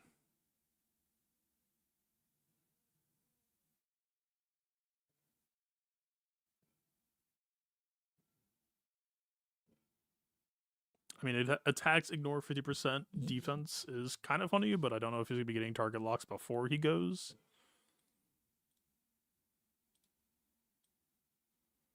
He just gets a bonus move.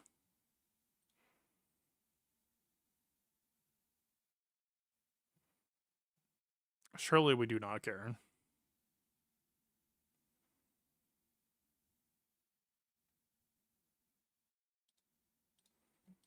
This is just kind of redundant. Plus 50 speed. Additional defense pen. Is def pen in this set? This is not a bad question to be asking. We already established that Boba does not have a great base, but no pen in set.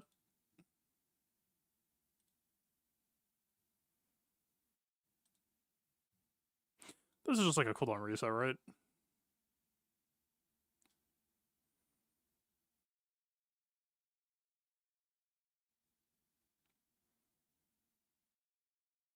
No, not really. Okay. Did less than I remember. Is the double momentum getting crazy? It's And regains momentum, he gains 10% turn meter. So it's like, what, 50% TM on AoE, if I remember right? Like, he gets momentum per crit, right?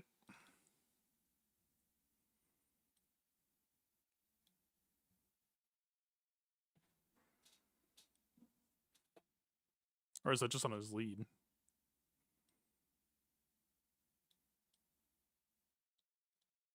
Where does it come from?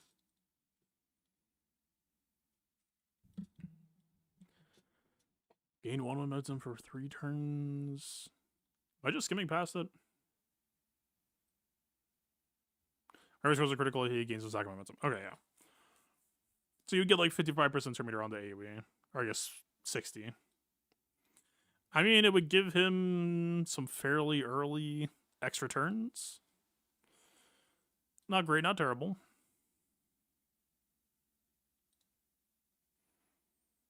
Instant payout or instant snipe if built correctly.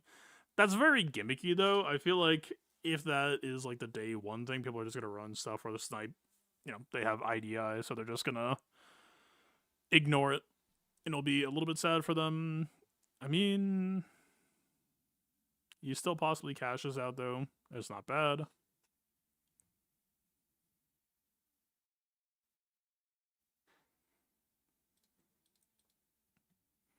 Like, you would have to even make sure that he has the buff ready to, like, enable the snipe, but...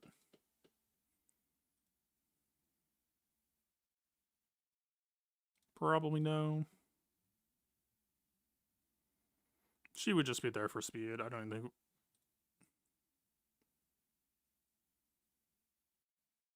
Yeah, not that good.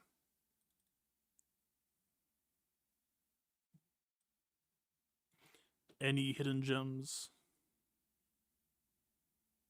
Dodge equals that. Kind of whatever. Also kind of whatever. Okay. Yeah, that seems like a pretty clear winner. No shielding is a shame. That does lower my estimations of it by a pretty fair chunk.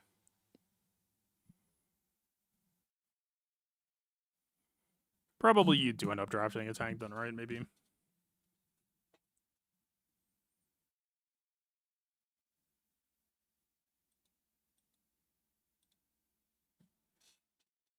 You do probably have to. Like, Zuck getting the 2-turn lock taunt will help, I suppose. Zalbar. At the start of his turn, Zalbar gives taunt for 1 turn to all tank allies, and tank allies are immune to buff immunity and stun while he is active. Once per turn, when Zalbar inflicts armor shred on an enemy, he inflicts it to all the enemies. This is bad. I had somebody hype it up to me. This is horrible. Plus, there's no defense on the side, which is even worse. Not good. If all eyes are Old Republic, then the following will be active. Alright. Mother versus daughter. What you got? First time she loses all protection. She recovers 100% protection. I don't think she does that very often. At present. They need... the moment that they make, like, a protection Malik, who is just like, haha, I have sucked out all your protection, then it'll make sense. Maybe GL Mando will do it. And then I'll feel really embarrassed about saying that. At start of battle, Satele taunts for 2 turns. While Satele is taunting, all the Republic Jedi allies are immune to turn meter removal. I don't think that happens to us very often either. I mean, we just kind of went through this with Rada, right? Some teams have turn meter removal, yes, but like... does this squad care terribly much? In a lot of cases, the Bass Locron will just cover you anyway. Madam? Alright, what else you got? Whenever Satele attacks an enemy with protection, she removes 2% max protection, stacking max 20%, and all Old Republic allies gain 5% max protection, stacking max 50% until the end of battle. 20% max protection removal over 10 times does nothing, because you tend to kill them almost immediately. And it's kind of like the stacking max protection. The squad just doesn't. Okay, the only way the squad would need inevitability is if defense was in this set, then right now I would be talking about how, okay, maybe it makes sense here. We go for defense on the stats, we let the protection ramp up, we buy time that way, and then we finish them off that way. Because there have been times, and I have been beating opponents, because you bait the Steel in, and you know that your game plan is to fucking murder them immediately because they are planning on going second, and right now, nobody is building their Steel for survivability. A protection Krun with bulk level 3 is not building for survivability. My ass got washed by an LV with a Wampa Kron because Oppo just one-shot 2 of my characters before I got to play the video game. A full roll, 100% protection, level 3 bulk is not building for survivability. You gotta leave the death cult. You have to sometimes defend your characters. And this set does not have that. Like, the closest you're gonna get so far that I've seen, I haven't seen this last clause, but like 200% protection up gives you some reassurances. 150% tenacity gives you some reassurances. And 50% turn meter gives you some reassurances. So far, this is bait. And I feel like a lot of people are going to bite it. Whatever marked is dispelled or removed from an enemy. The next use of a basic ability from an Old Republic ally will inflict marked. What the hell does that mean?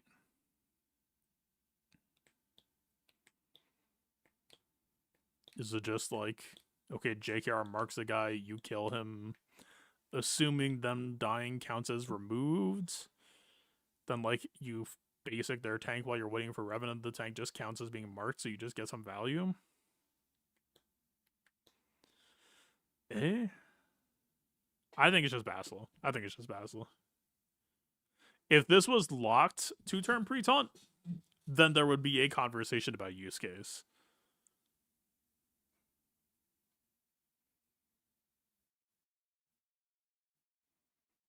This sounds, I'm not going to say this is never useful, but this sounds very niche. This is just like, give me the value. Like, yeah, sure, just give me everything.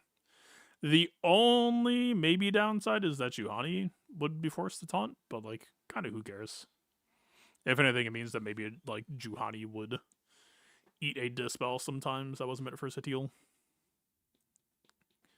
But I assume we're talking about Satil on... Well, are we talking about Satil on defense? I don't know.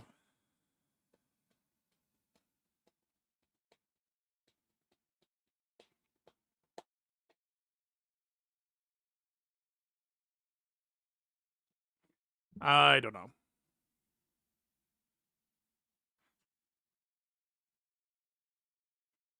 Am I going to try it?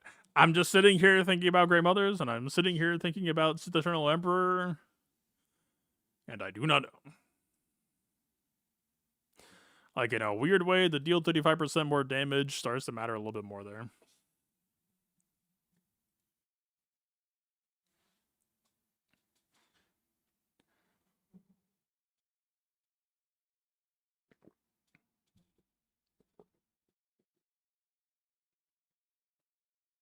Sunfac has 100% counter chance and immune to daze and stun.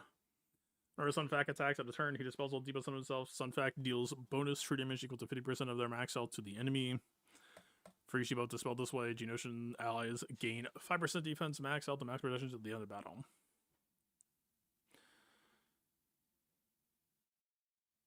I actually don't think this is that bad. It's not going to make Geos usable in the endgame, but if this was like a future direction for Geos...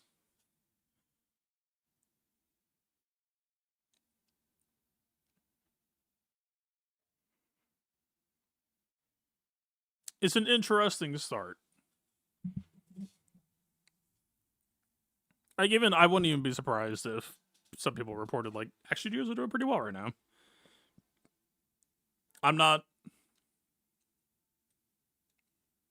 My Geos have fallen into disrepair. I don't think it's going to be me experimenting.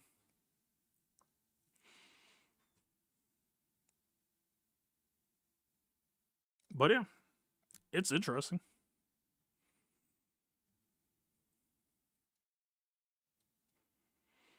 All right, all told, Django, Basila, Sortie, kind of the big three. I am sure that every guild will require Admiral Trench, and they'll never use it.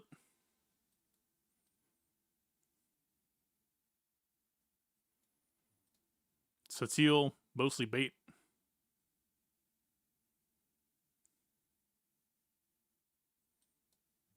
It's kind of just it, right? I think Karth is bait. Like, this just doesn't exist unless you don't run Zalbar, and, like, that's the entire fucking point of Karth Lead. The entire reason the squad exists is for mission Zalbar, so what are we doing?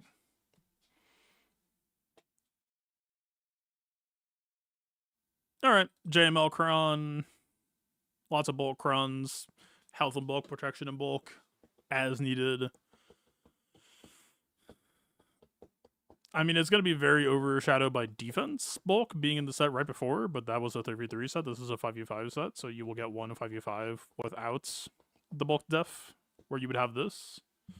Maybe that matters.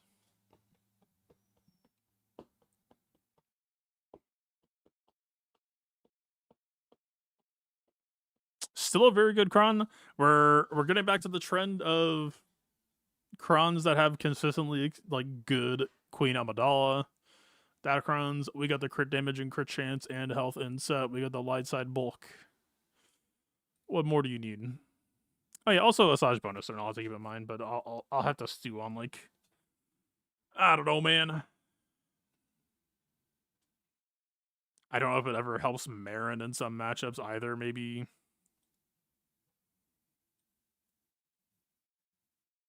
I mean, a bonus turn is usually something to at least turn your head towards and keep in mind.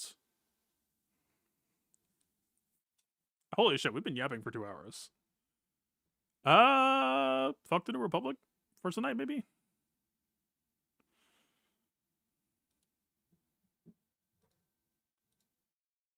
That's like one sentence. That's like one sentence. That's like 3 sentences.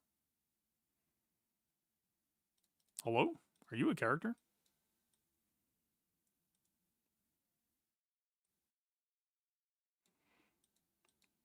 In the interest of doing Grand Arena tonight, I think I need to skip the New Republic. It doesn't seem like there's that much to skip, frankly. I still get the strong feeling that this is going to be like CG wants this to be like new player centric. Once they go accelerate, there's going to be a lot of like, hey, you're new to Galaxy Heroes. You want to farm your first GL? We made it really easy to do these guys because otherwise, like some of the characters have been, you know, clearly made over-tuned in some ways. Like Zeb seems quite potent for a simple kid, and like Carson Teva just has like a 600% ratio for some reason. So despite being a very simple character, he does just kind of hit hard. But it's still like these characters are clearly not 2026 Galaxy of Heroes. That it does feel kind of early mid-game oriented. It's just a question of some of them might end up being overtuned enough that they can make sense in the end game sometimes in the right spot, like more so in 3v3.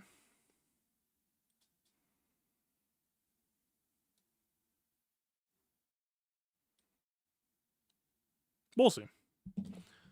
Questions for a later time. All right, let me reset myself. I was not expecting a 2-hour intermission. All right. So we do not see any GLs at the moment.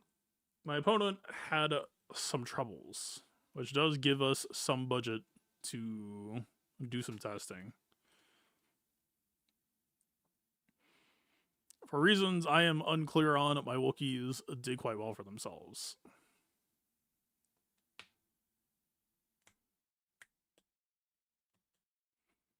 Saw Clay Luthen did do some solid work. Let's see. Clean clear.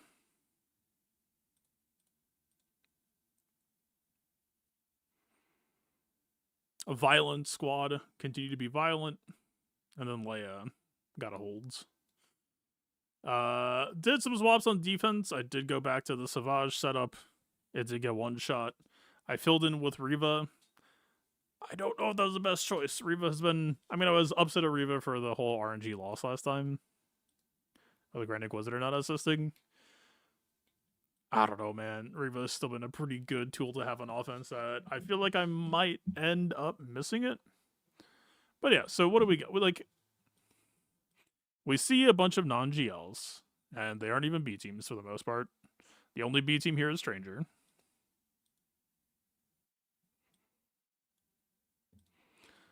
So we are allowed some testing. The only thing that makes me concerned is... Okay, like Cassian and Sar B teams, but fucking... You get what I'm saying, probably. Like, I would like to do some testing, but I am concerned about team count and falling under the line and throwing away what should otherwise be a pretty comfortable win. We have 1, 2, 3, 4, 5, 6, 7, 8, 9, 10, 11, 12, 13. I do have Grey Mothers now. Grey Mothers should be correct, and in fact have some extra legwork done on them. Like, we have an okay number of teams. We have like around 15, 18, 19 pretty good teams. If we play with fire too much, we will get burnt. Snowball effect is real. Yeah, whatever damage on the front wall happened probably explains the rest of the losses. Alright, a lot of people are very hyped up on this Cassian variant. I have a setup set up. I might, especially with Riva on defense, I didn't really consider the ramifications of that, unfortunately. I'm interested in using Seer Malicos here, but I think I actually need them to clean clear, not knowing what's in the back wall. So unfortunately, I don't know if I could do that. I could try Tarkin, because I think Tarkin I don't think has a job. Let me... I know Tarkin I did something cool with in the past. What was it? Check all seasons. Tarkin. I know he was spotty with JMM.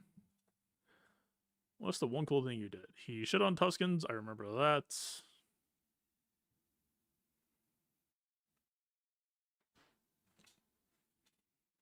I guess. I mean, I had a win against Afra, but it was messy. I had a 57 against Keller and Beck. He beat up a Zori squad. Okay, there's not any, like, crazy high callings here.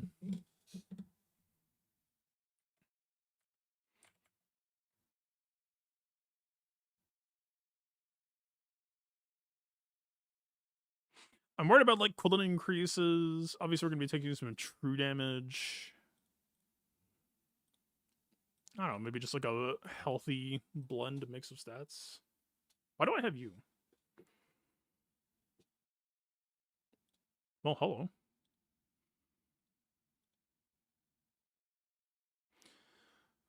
Maybe something like this? I don't think my Tarkin has very good crit chance, though.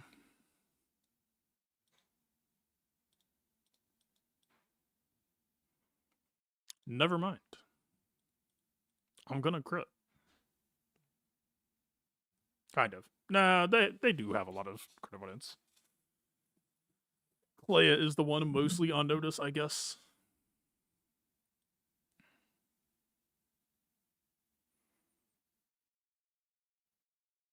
Rebel enemies can't resist these debuffs. Ha ha. Insane.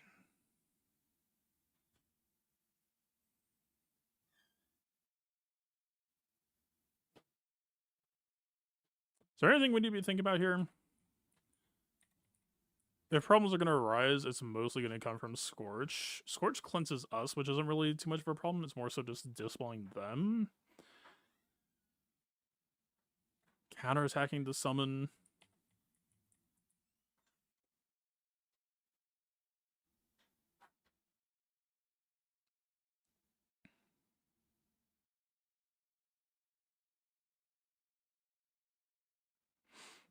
I don't think it's god-awful. Let's just try this. Let's see where this takes us.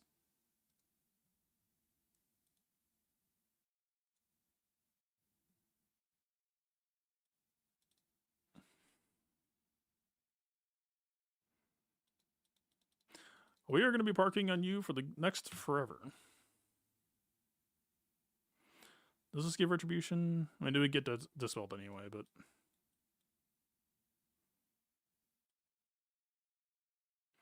It is a slight heal.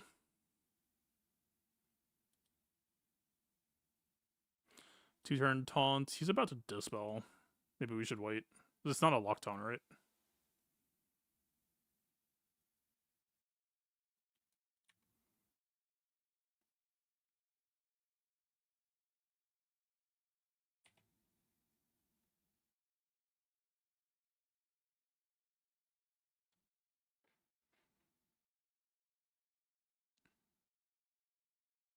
Alright.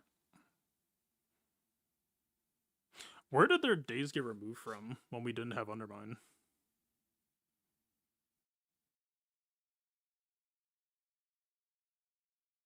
I know how the auto dispel works, but I specifically played to not dispel them. Luthen does not cleanse debuffs when he's a curator.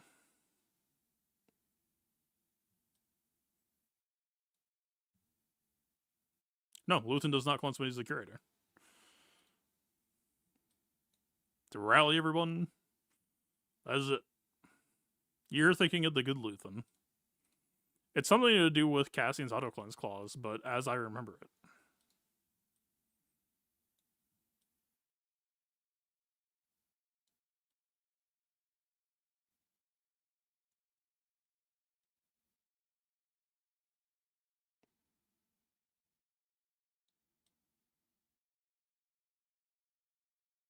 Whenever an enemy with Undermine gains a buff from their ally, that ally is Undermined for one turn, which can't be resisted, and on the end of the turn, all ally rebel fighters have their debuffs dispelled. I remember that, but I did know buff sharing of an Undermine person. So unless there's some sort of passive crosstalk of like Tarkin giving a Scorch some buff that I don't know the squad that well. Like they actively apply Undermine to me. But also, I don't know where they gained that much turn meter from, because I was not hitting the decoy.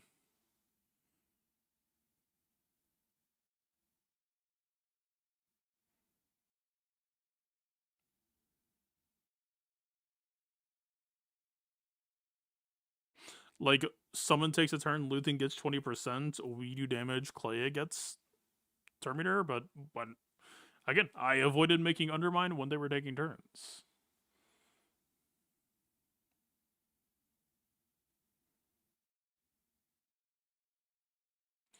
They don't cleanse so hard with Cinta and Vel. Yeah, they do. Cinta and Vel cleanse like crazy. They have the... It's part of what makes them so good. I feel like there's some very weird interaction going on here.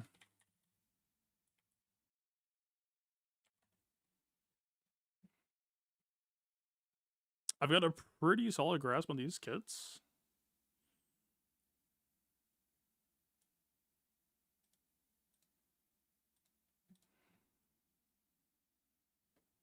Like, Cassian gains turn meter per Undermine.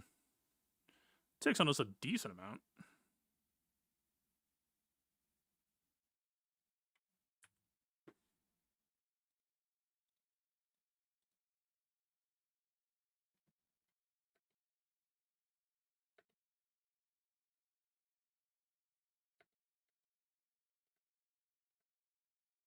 Tarkin Finger Point was a misplay.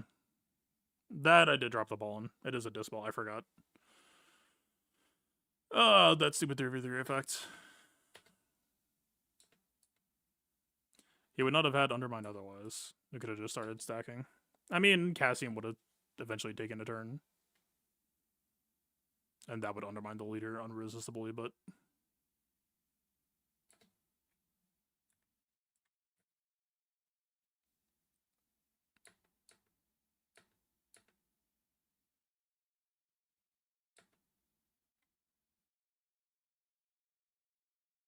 Oh, some fucker has... Who has the auto dot? Okay, I just don't know this squad that well.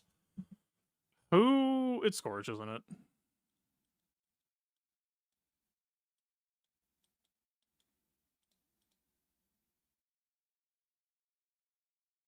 It's the automatic damage over time. Fucked it. Oh, it's just the do with this. It's the fucking LV buff. This just caused Clay and Luthen and everyone to give a bunch more turn meter. Lovely.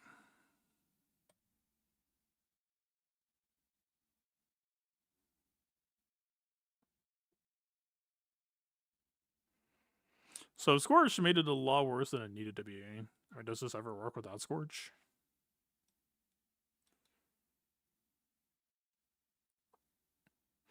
Probably not, right?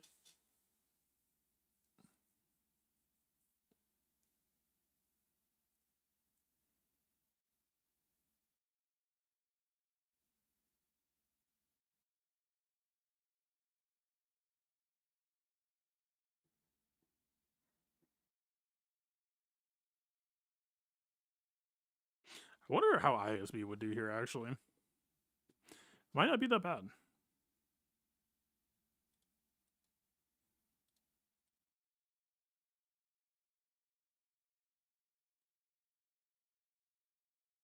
He does do the healing meter, dude.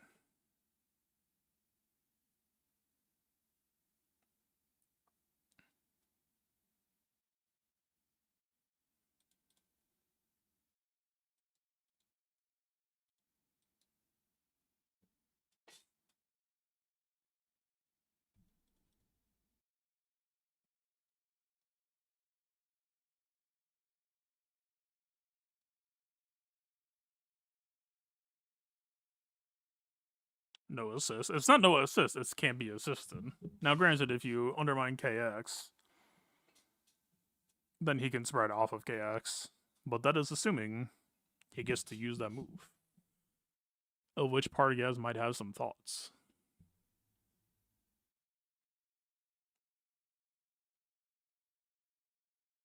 I mean, it doesn't necessarily mean anything, but I had a Cassian lose to my ISB last week, but it was like an Understar Cassian.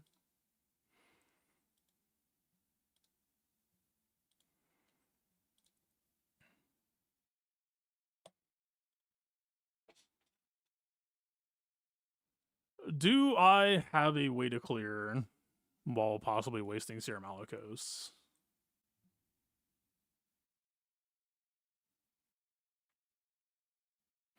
It's hard to science here without knowing what's in the back wall.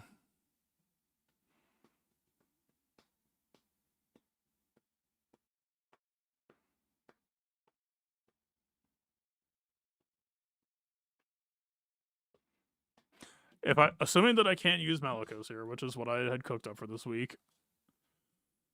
Are there any teams that scream you are not allowed to gain turn meter?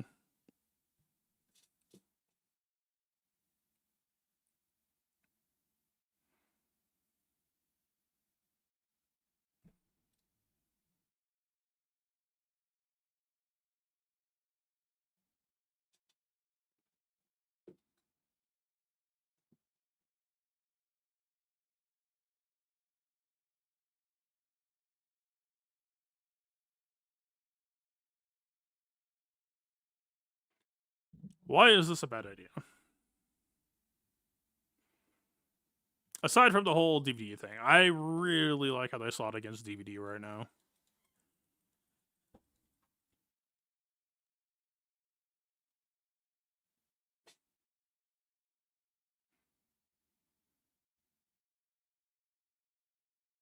Record basic dispels, we would maybe have to be careful about that, but he's probably already getting it undermined anyway.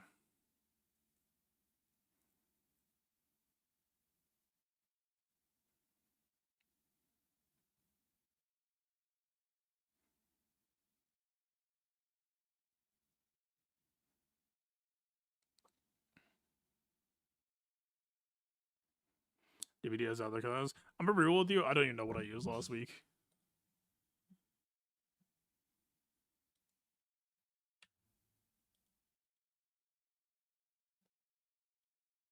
What? Rid of Tarkin, add Emperor Palpatine. What did I use? I mean, this would also be sensitive to... Like, certain configs aren't gonna die to Gungans.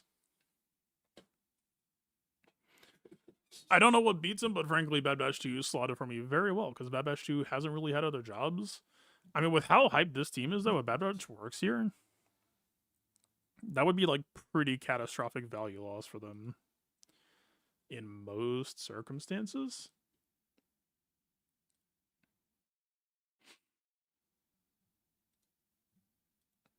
Okay, we need to get crunchy here for a second. If this is the dream team, locked healing immunity here on Wrecker. That's relatively bad for business.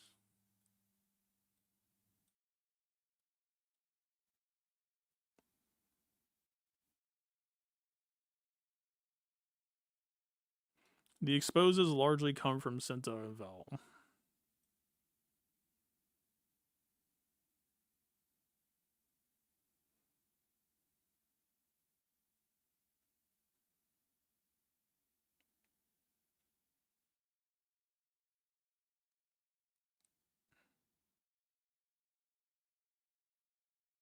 We don't care that terribly much about Clea AoE.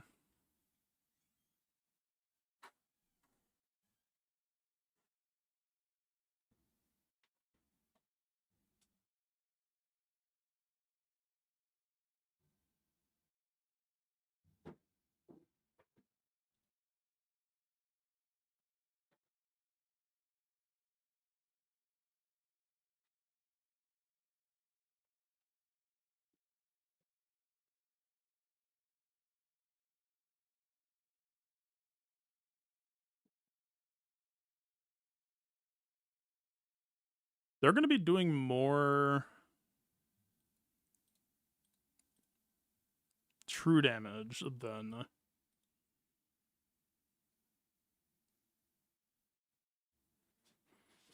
I mean, this is nothing.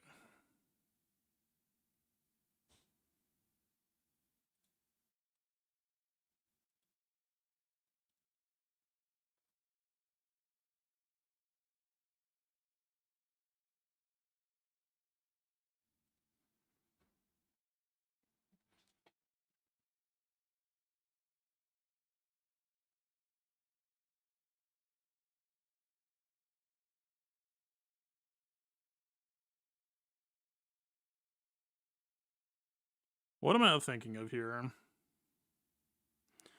Wrecker, counterattack, basic, undermine. Cassian undermine spread isn't the absolute worst.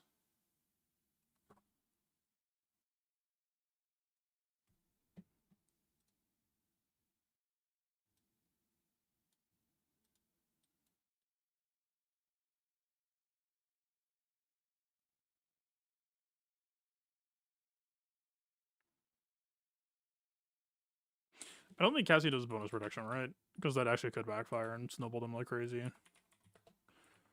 Nope.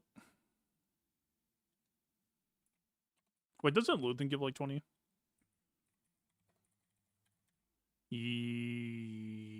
Yes, on a special, on the rally. That could backfire and snowball. We do have bonus turns to step in, but that could still very much...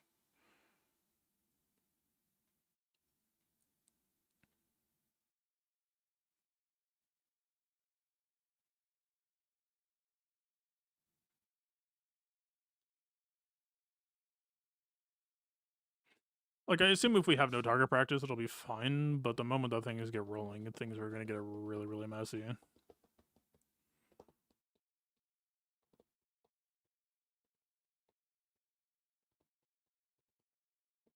I don't think this works.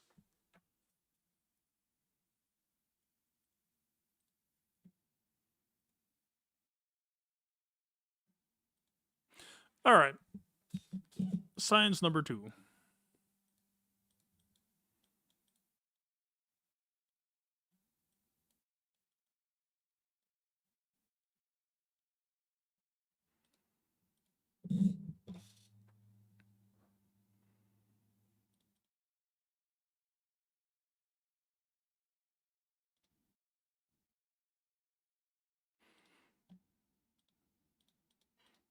Do I need you somewhere? I don't remember.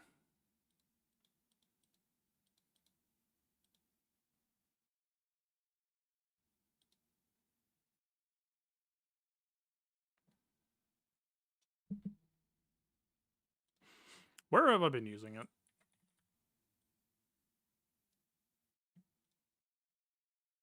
Let's see. Last rounds, I used it on Cassian. Did not do much. I used it for Bad Batch against DVDE. Topical. Probably a good place for it to be. I think I may have made some points there. All right. So be it. We can just go with this one. Chupio, I believe, shares defense, does he not? 40% of the lead's defense. Not for nothing. Still kind of on the Bruiser CLS setup.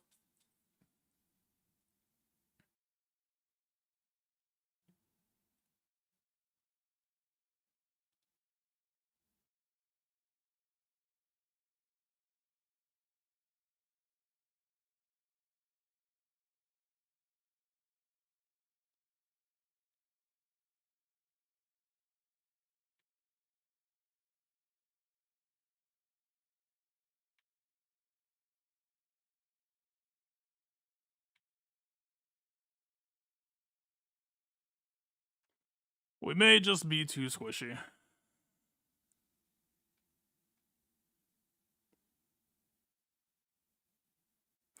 Not enough bulk.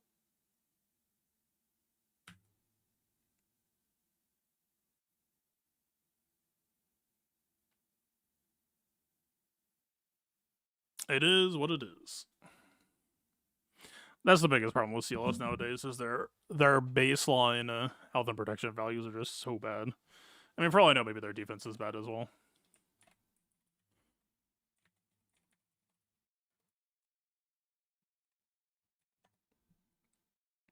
Yeah, super low health and protection. Armor is not catastrophically bad, but...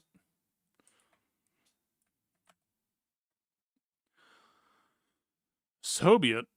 Alright. We do still have banner budget, but I actually don't know if I can reasonably risk teams past this point without being in range of throwing, so... Alright.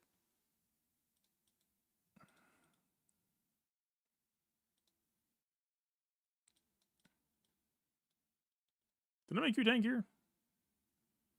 I did not. I had meant to. Oh well.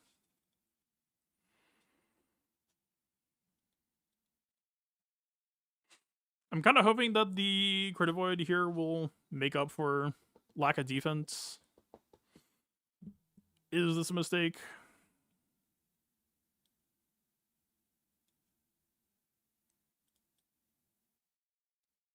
It puts Chirrut on about 23% chance to crit. They don't have Luthen, so they don't have super tenacity. That Scion might be able to get in.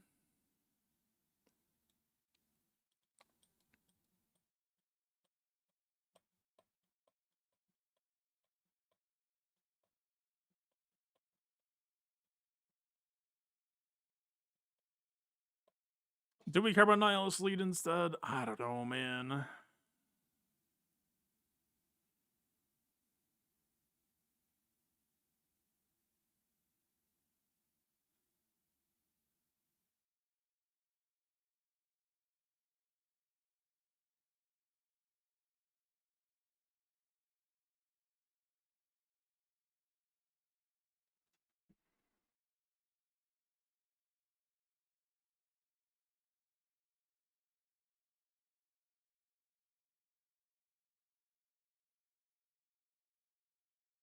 In Crit Void, I trust. They aren't going to attack out of turn that much if I am just doing Isolate on... If I'm doing Isolate on Baze, Annihilate on Chirrut.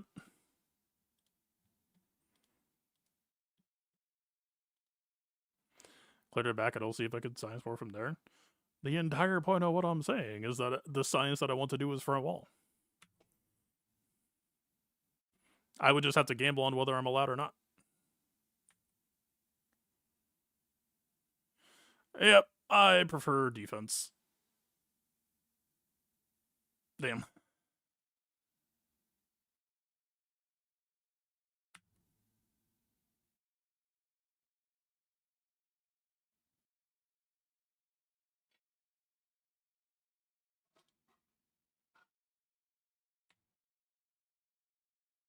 I should have just got a defense ground mid.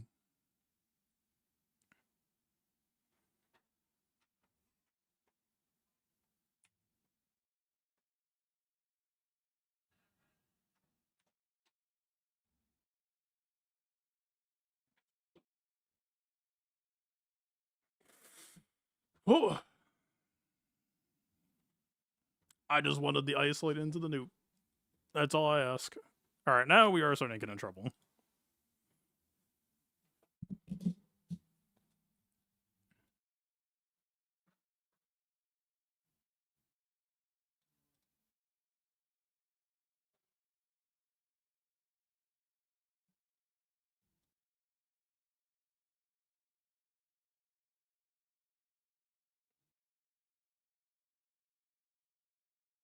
I would like to float teams like Cassian just to see what they can see back wall, but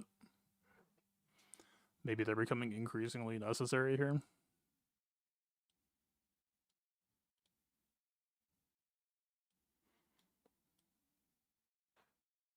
Don't know why I went Nihilus card either. It's 80% health, 40% CA, so I was just hoping about 80 getting me there, but I was just lazy.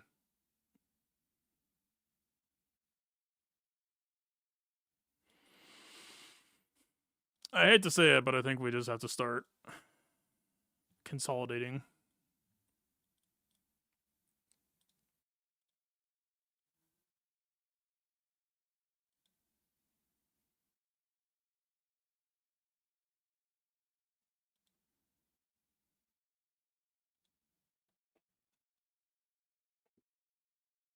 Wait, no, this is QA's Chrome.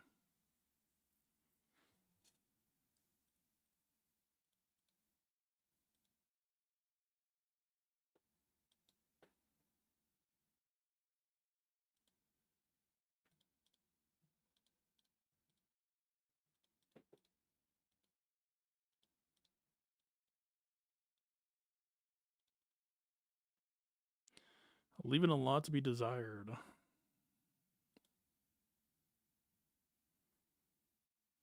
We care about Mace here. Padme Mace Ahsoka actually might end up being necessary today. Well, I guess speaking of then.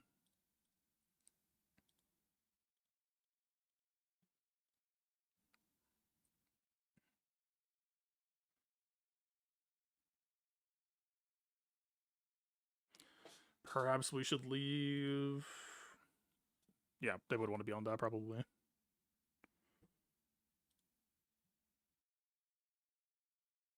Like, this does nothing, but I don't think this does much either.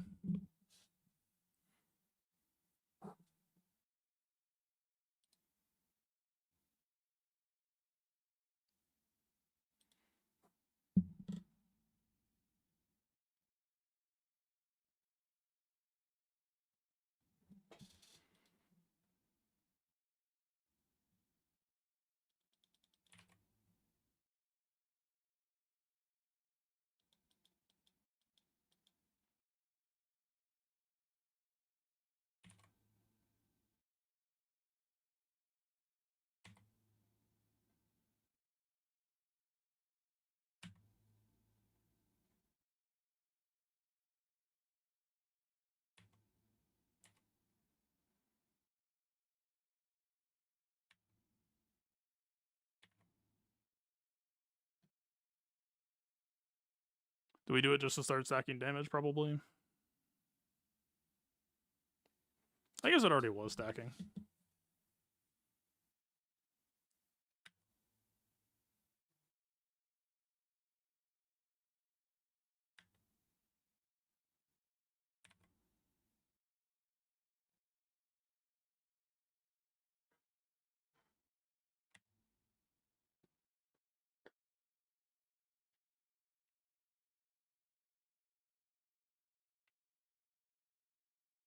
Two shred. Wait, he had vulnerable on.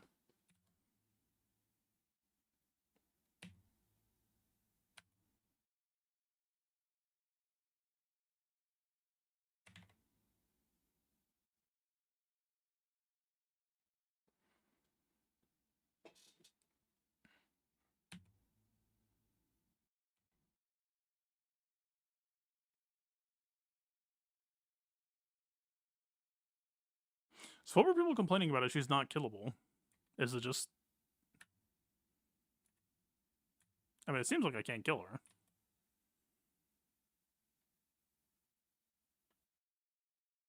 her. Were they complaining that she wasn't supposed to have lost her evasion here, I guess?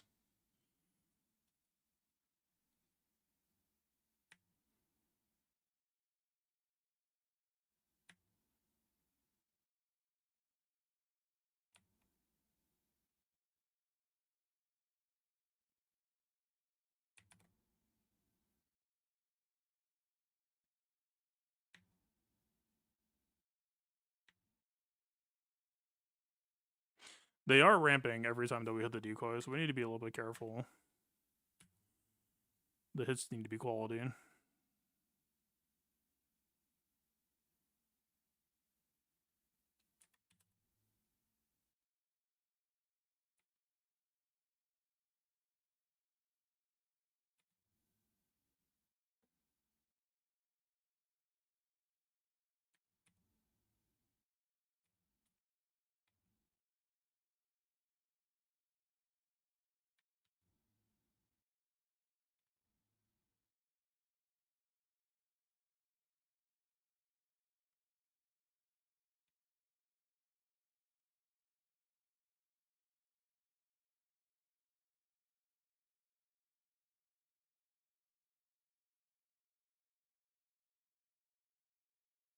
Drop it. Welcome back, sir. Please enjoy this vulnerable on the... Oh, you brought your own. I see.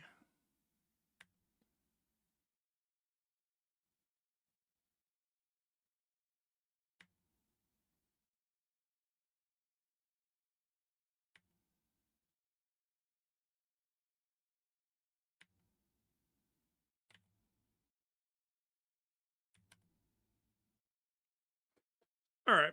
I can see how that could be losable if people don't know about the offense stacking. You just beat up on the summon. It is easy to kind of just go mindless button mash mode. I pulled out right before disaster struck.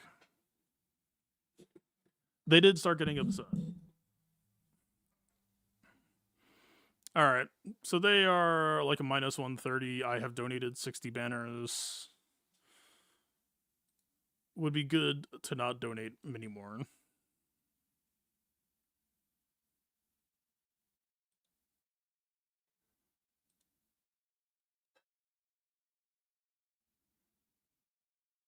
Man, I kind of fucked myself in some ways by the teams that I swapped at defense, especially with Trey.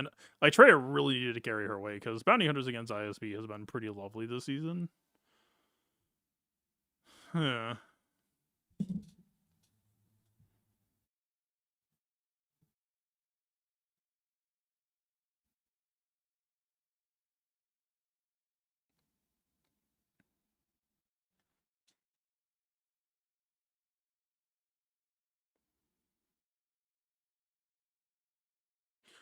We're in a bit of a conundrum now.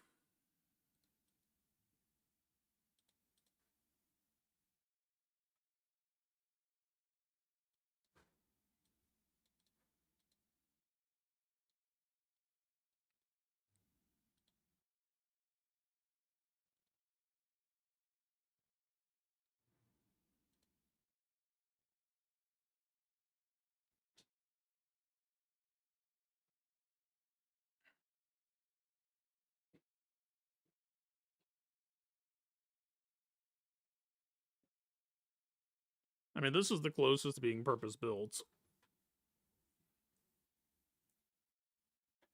But I don't know that this is actually that great for us here.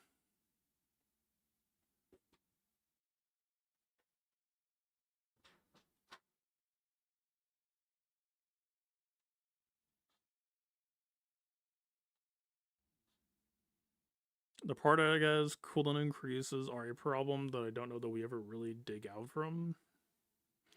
The Snips Knight would never really get value. They do assist a lot.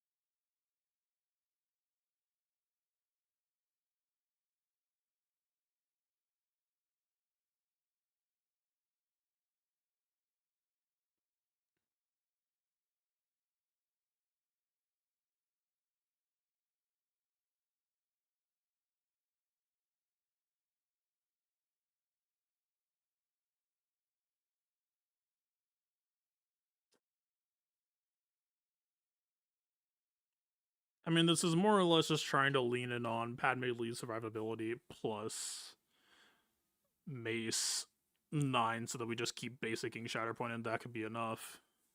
I don't know. Like, Snips is doing very little here if we're just going to be perma cooldown increase and we're just whacking Shatterpoint. Snips looks fairly vulnerable here, but I don't know that we have better options.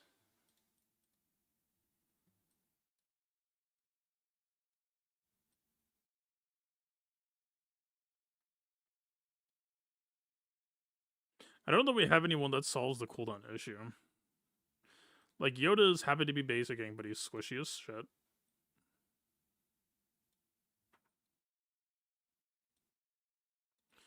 You're just very reactive.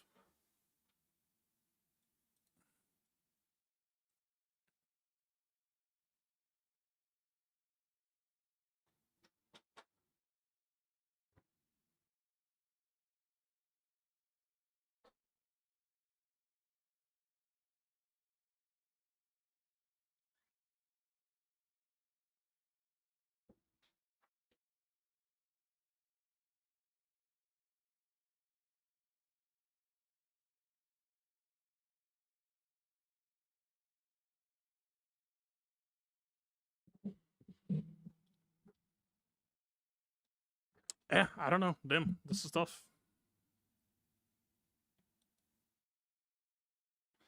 We can maybe try Afrin, but Cold and Grease won't work on Particaz.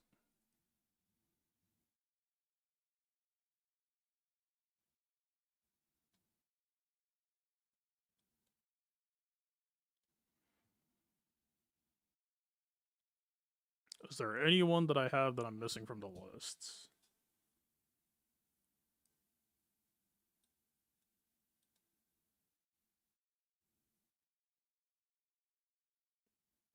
Forgio, yep. I mean, Bane and C will technically be separate, so they can help do some heavy lifting that I haven't really priced in. I'm so used to them being on Ahsoka duty. That will probably change how things feel once I get to Backwall. It's just not knowing what I can spend right now. Given that, Gas is not on the list, but I don't know if he's actually all that.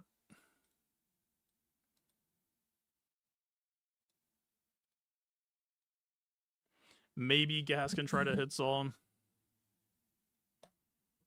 It's only a 10 banner risk at this point. It would help me a lot if it did go down. I don't think it will.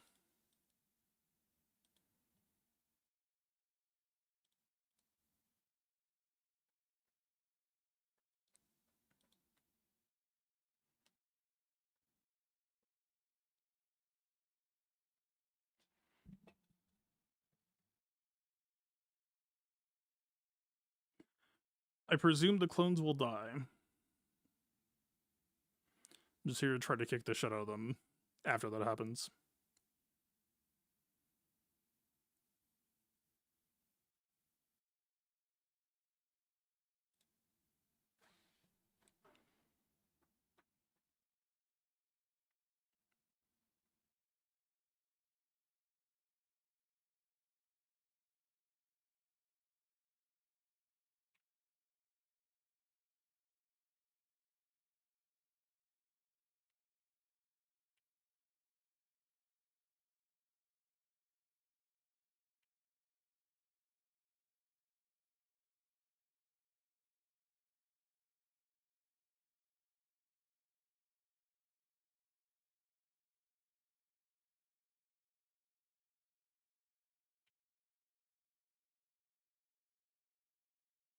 I would like to smash now, please.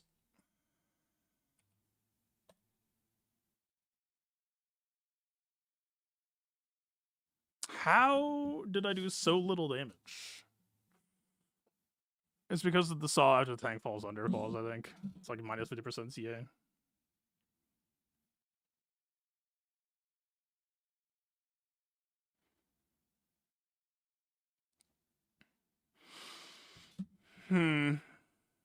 Maybe I can split Seer into 2 squads to get some blood from the stone.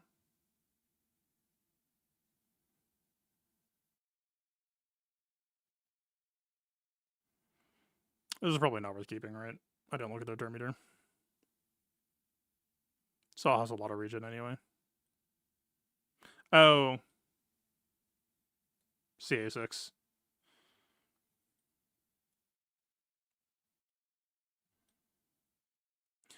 Anyone else in the cheap seats? I'm not currently being counted.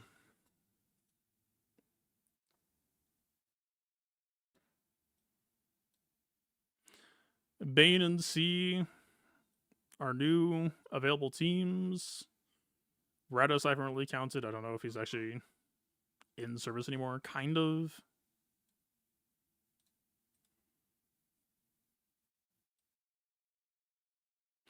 I may have signs too close to the sun.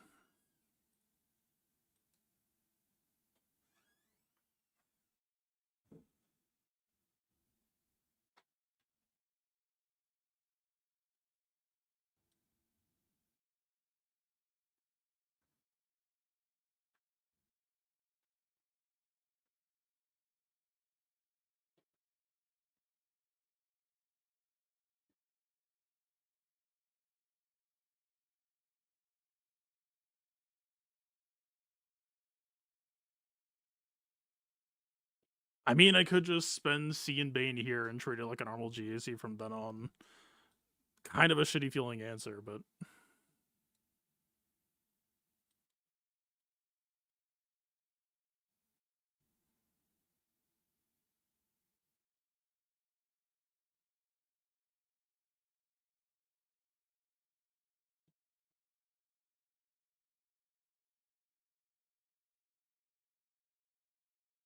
is this just C-Bane cast? I want to use cast somewhere interesting.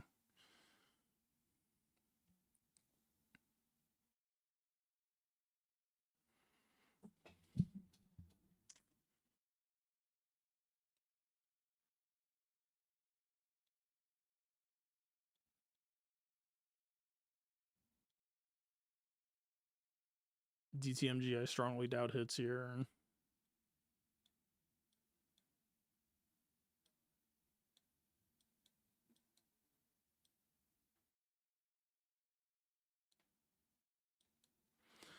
Marin is a question mark. Tuskens is a question mark. Nah, Maz can deal with Tuskens. What about you? Party guys gets a lot of turn meter. They don't have terribly high AoE. They aren't percent health immune.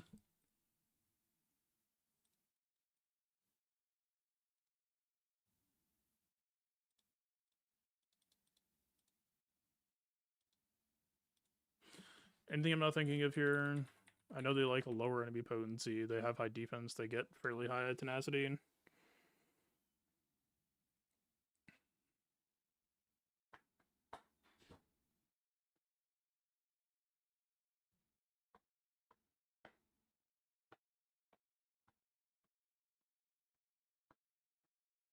I mean, Tuskens are probably on Cody duty, I assume, right?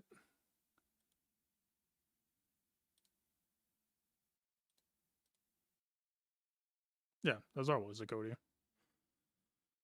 No, Tuskens will be busy there.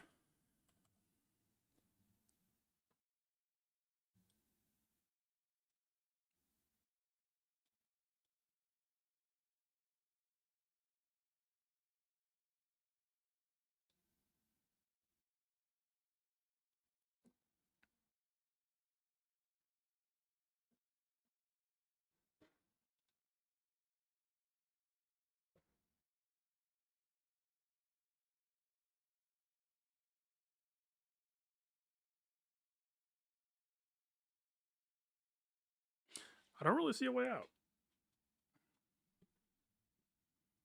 Without just guessing.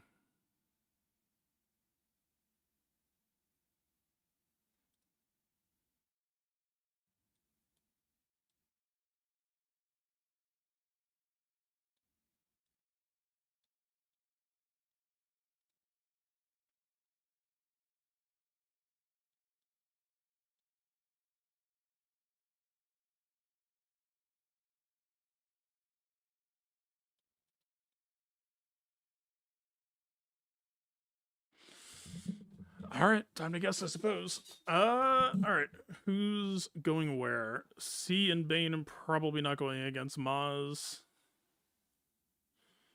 I mean, could go against Mace, of course. Bane against Saw is a classic.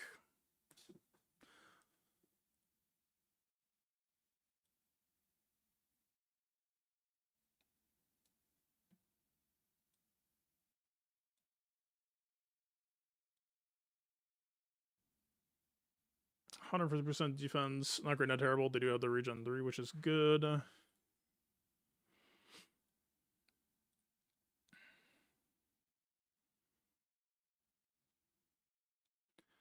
BKM has to go in somewhere. I don't know if BKM is happy against Hondo.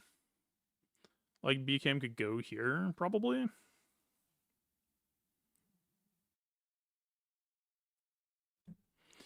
Like, if Hondo Hanko's BKM... I mean, Ancestral will get you out kind of fast, though.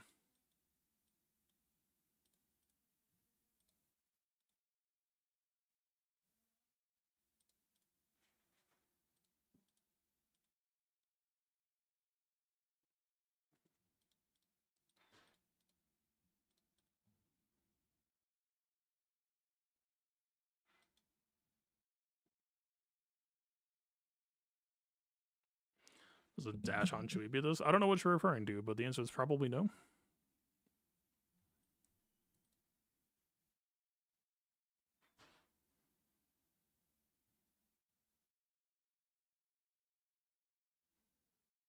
So, you're going to use dash lead against Rebel Crit 6?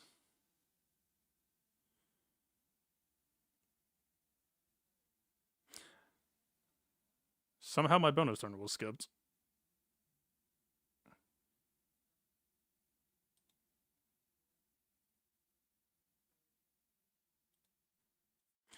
I am just fucked. How is there no bonus turn?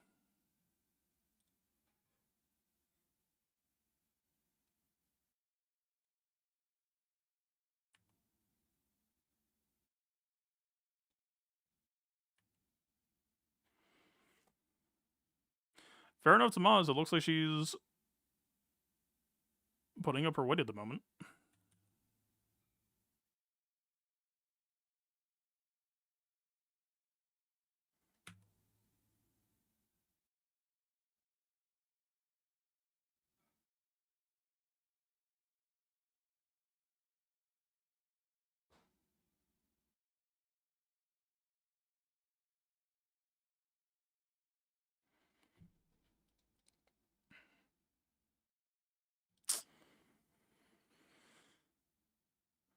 Oh, this sucks, man.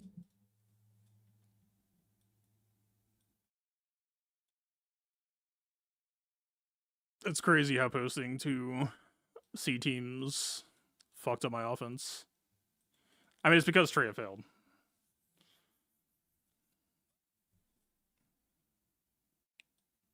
Her losing basically single-handedly screwed me, I think.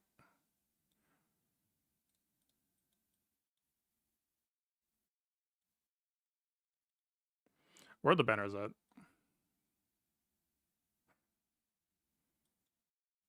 80. So we're still up by 15. It's just clear to win. As long as we don't bleed too hard.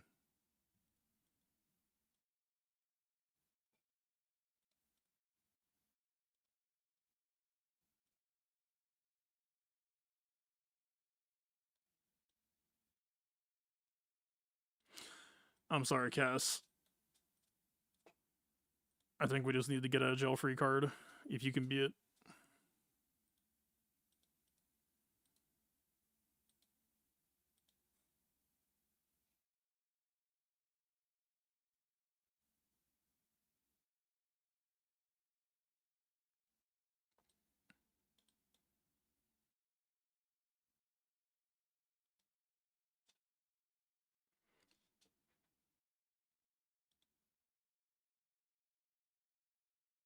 Does steel count as a dispel?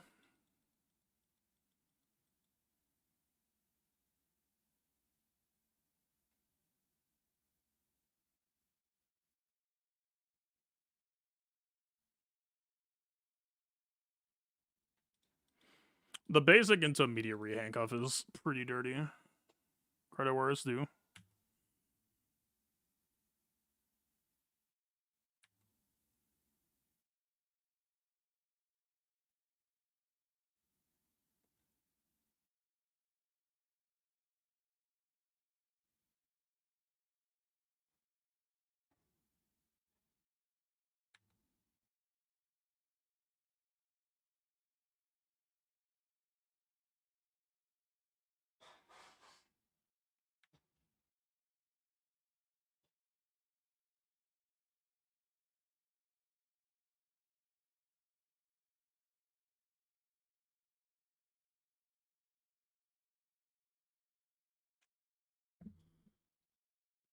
This team is apparently just cracked.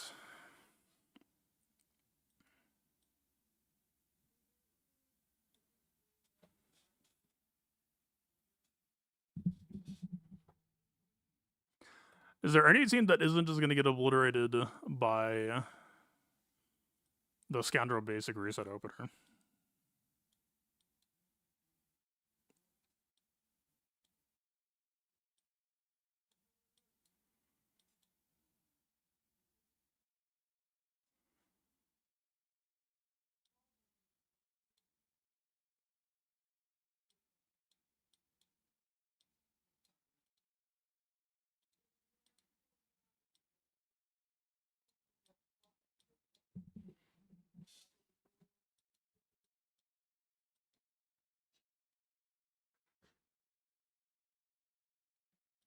At this point, it's basically at I would just have to gamble that they didn't impose that much back wall.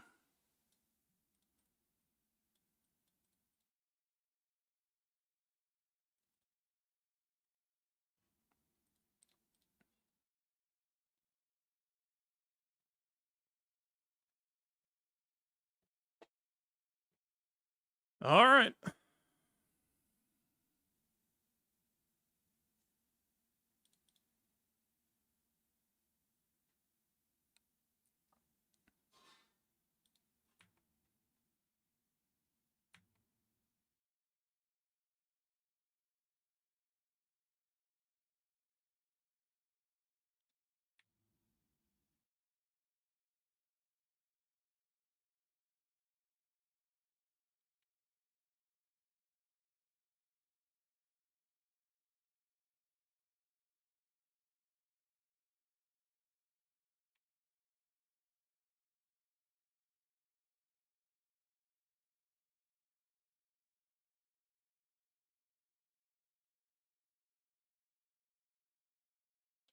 Just not enough damage.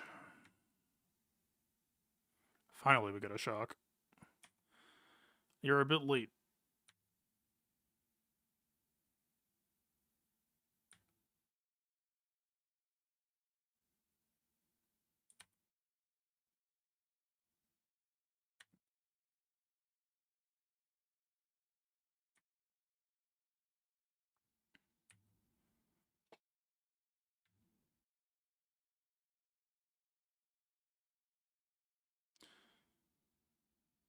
Thank God for the revive. Please shock him.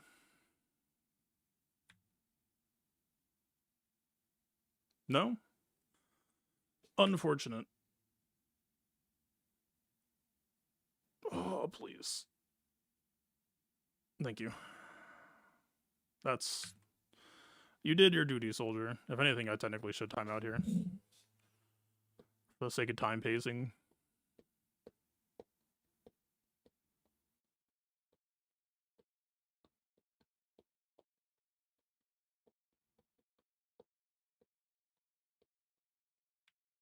I'll just do it.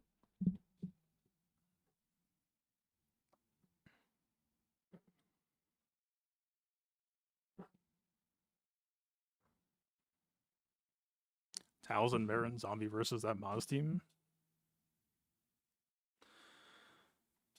You would throw away the infinite loop?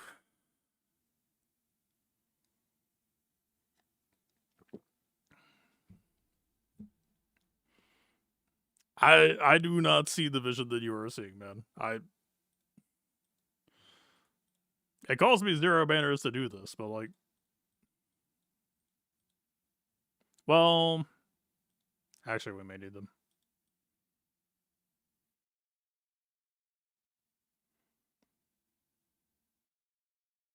Does Dash Honchu ever, or is the highest beat ever? Probably not.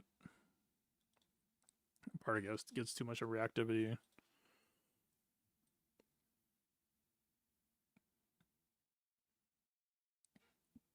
Okay, probably not.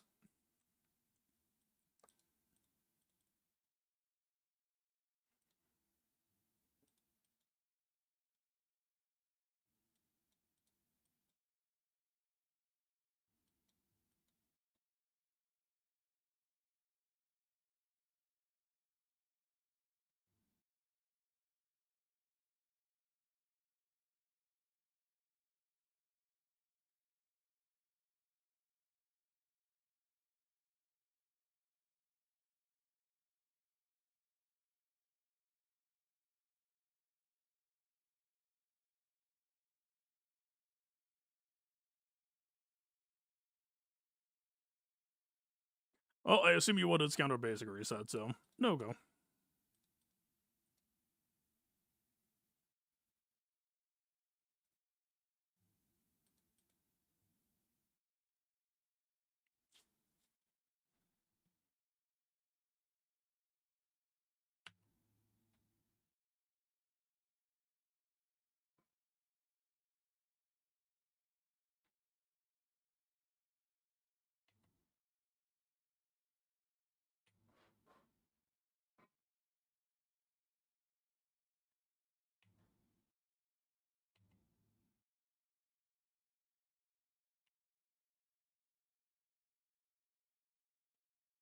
Okay. Why are we critting them?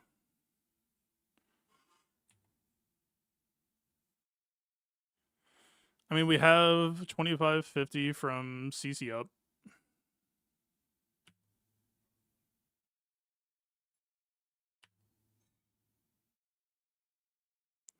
I feel like we got lucky.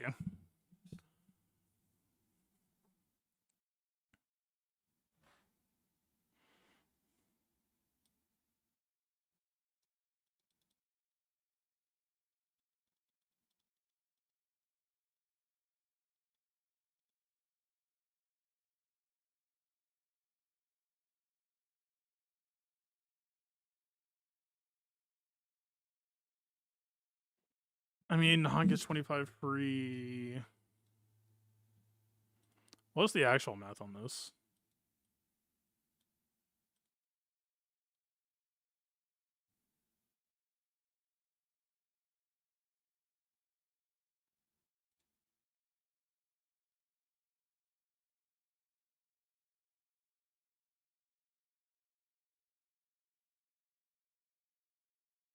I guess with Shrug, that's 180. Fair enough, I suppose.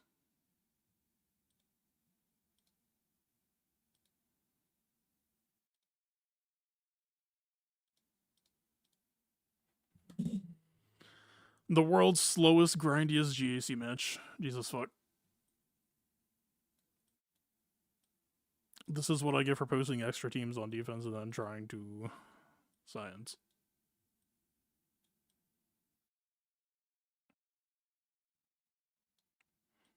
Those filler spots kind of needed to stay filler.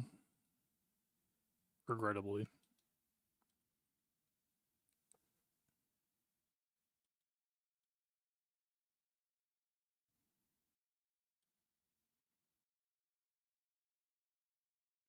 Yeah, Wampa's going on the saw. I'm just thinking of the fight back.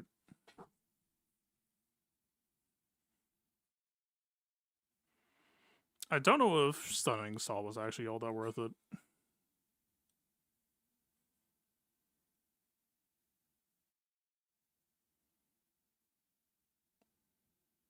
Yeah, I don't know. Shit was weird. It was like, I don't know, dash AoE was correct. Oh well, it is what it is. Oh wait, I was gonna do Is it just Bane here then? That also feels kind of shitty.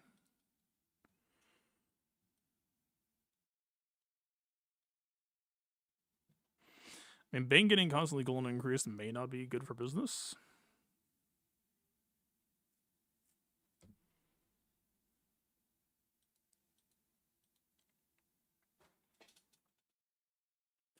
They can't do shit to see. Maybe it's just... No, Bane on JMM isn't good either, right?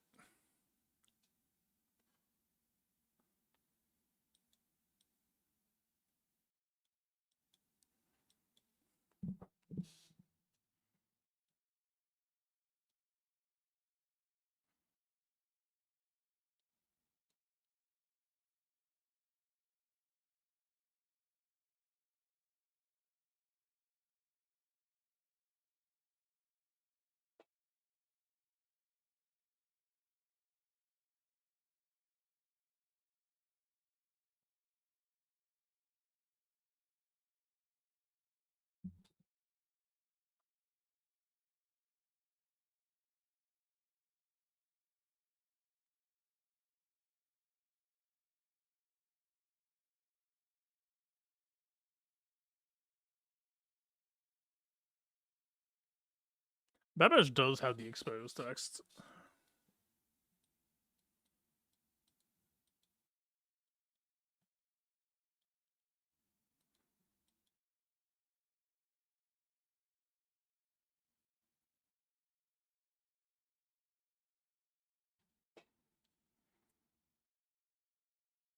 Why did I chicken out on Padme against this?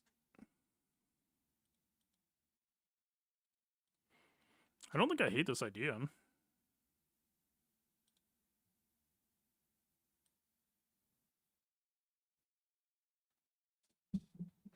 If I lose this, it gives me the margin of like exactly one battle plus some bleed. Like, Dedra assists every turn.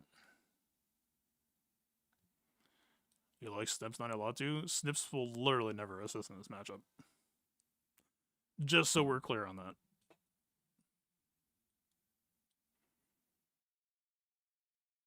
The entire premise of this consideration is Mace 9 auto and basically auto basic. Just keep following the shatter point.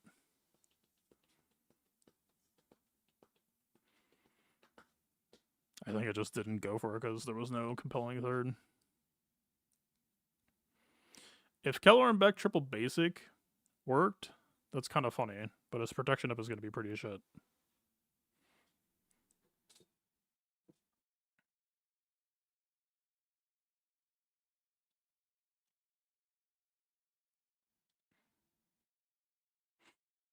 Holy fuck, I miss Asajj, man. I mean, she did get 3 holds, in fairness, I guess.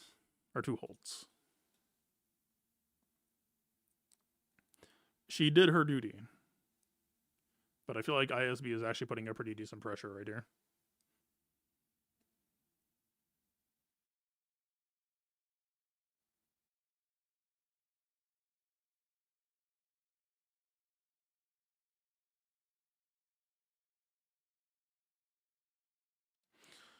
Cassian is dead. Gungans are dead.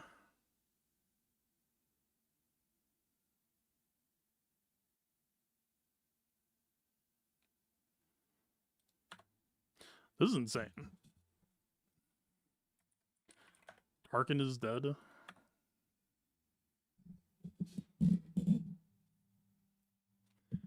If I play perfectly from here on out and it's not too bad in the backwall, then I am maybe okay. Can Afra just get the job done against one of these people? Afra against Mace? Almost certainly no. Afra against ISB with Partagaz? BT1 basic is solid. We would have a pretty decent foundation. I'm not a fan of the whole torture thing, but...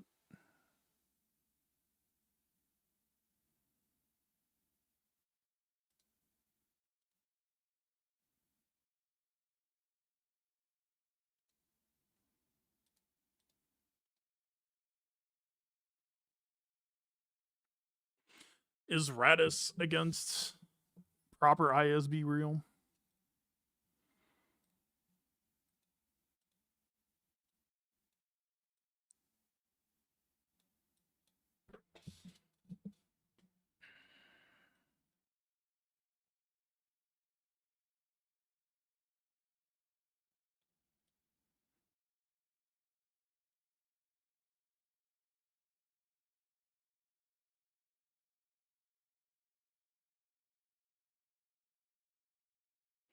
He would daze Partagas.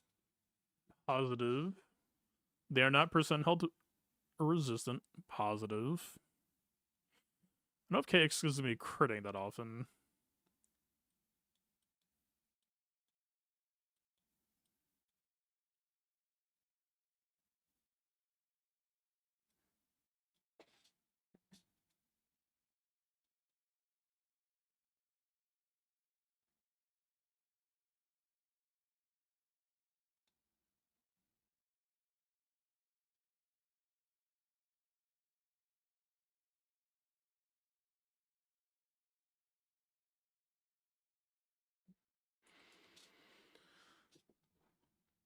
What about Marin?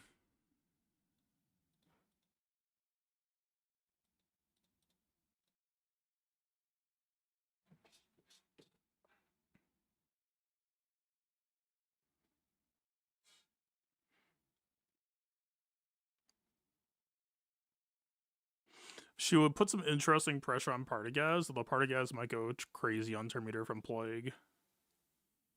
We don't care about auto basic.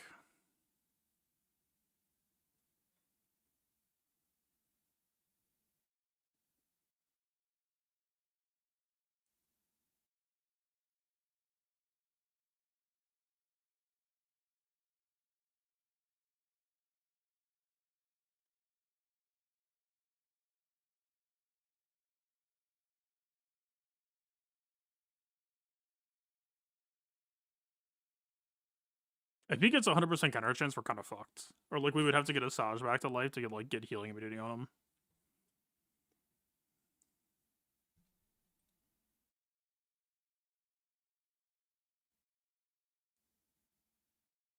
Marin gets stunned, but we would end up giving up our turn.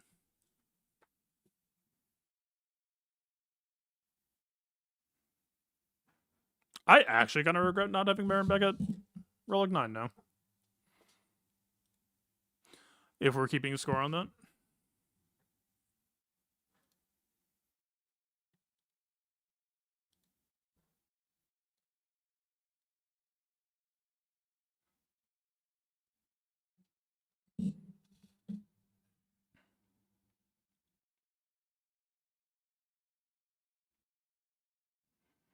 I just don't think Rada sounds good for having cooldowns increased. Like, it stops Partagas, yes, but...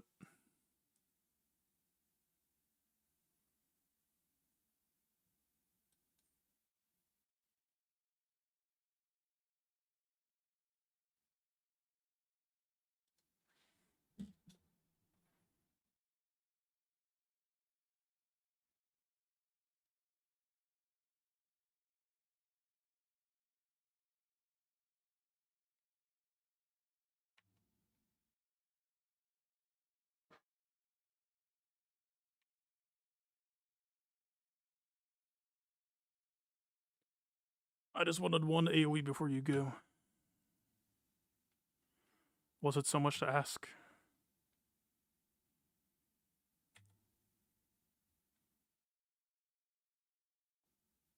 Hey, where's... She's got the Omicron, no?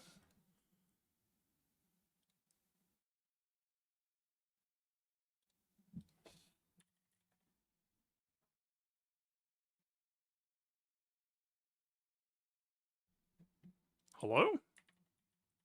That's the second time that happened tonight.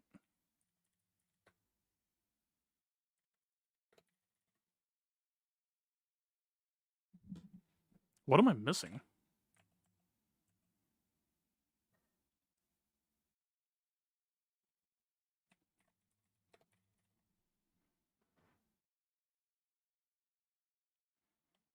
I don't remember anything about any of their kits removing Terminator. I just searched all three and I see nothing.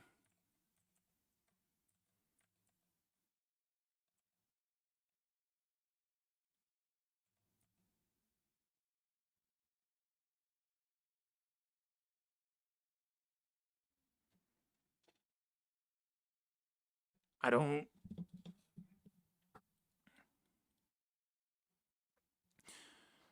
Resets cooldown. Loses taunt root 50% TM.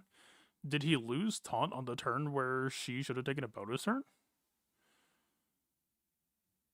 But my Marin has Jack Tenacity. And ISB doesn't get free potency. Surely that effect is resistible.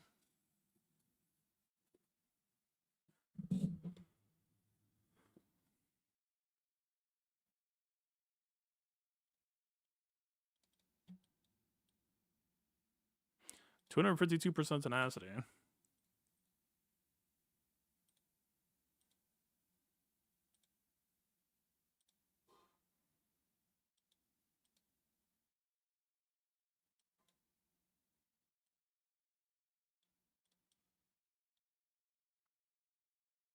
Like, they do not get any potency gains whatsoever, so unless that Datacron is just not resistible...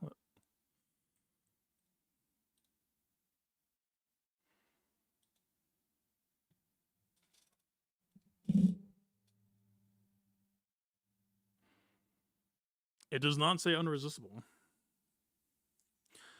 I do not know.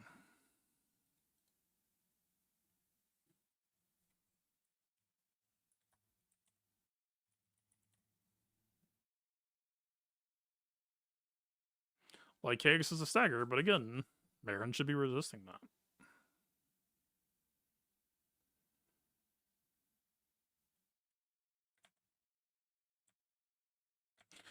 Alright. Nothing wants to work today, as written. That's cool.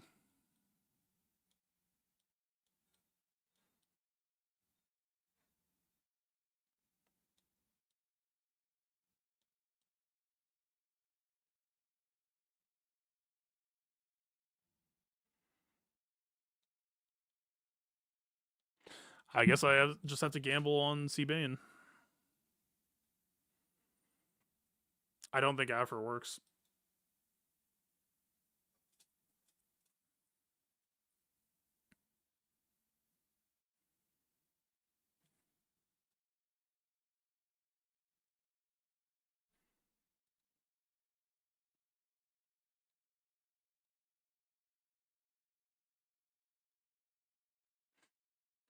I really wanted to try to sidestep this becoming a gamble match, but I bled so much in trying to avoid it instead of just doing it.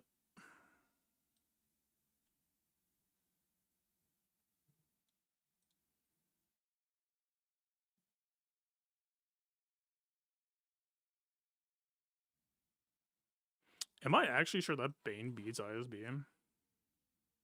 I assume C naturally predates on JMM.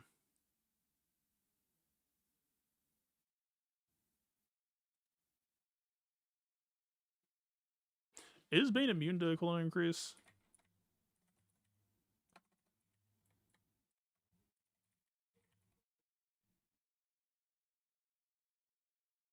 Yes. Okay.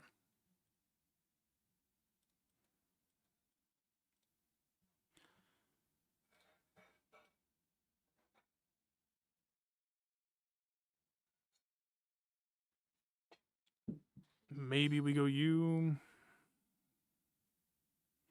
She still also puts pressure on him, but I don't think we're taking that much pressure. He's % health immune. It would just be Dedra assists. It's like the only damage source.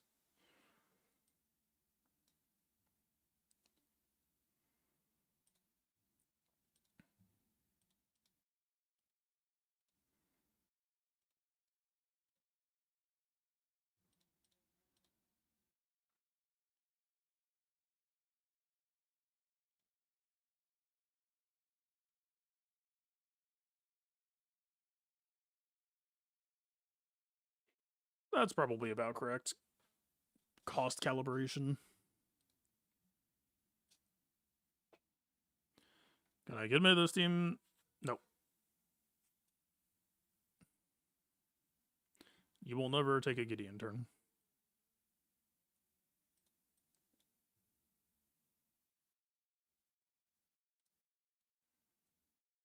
It is actually a slow party, guys, but...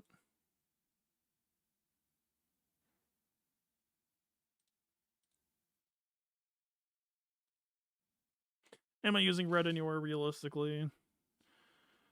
SLK, no. Malgus, no.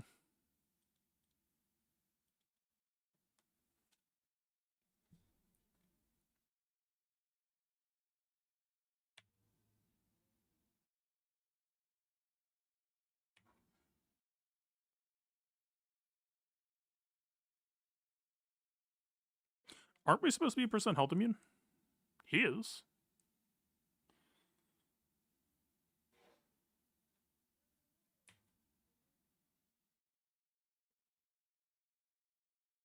Is it only Bane?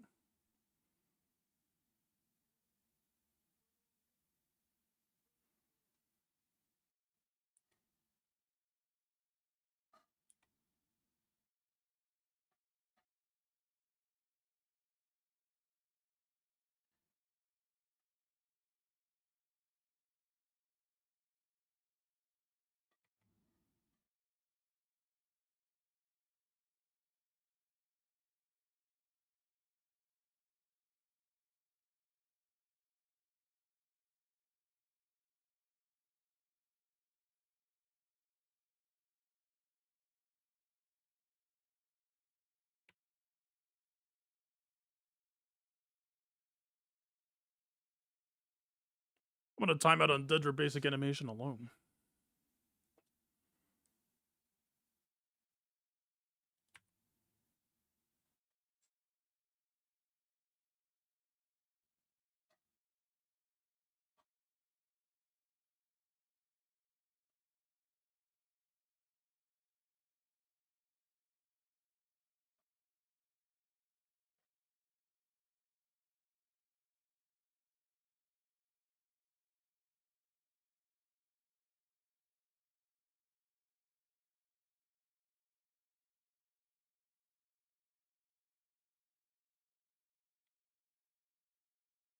I should start draining KX health pool, I guess.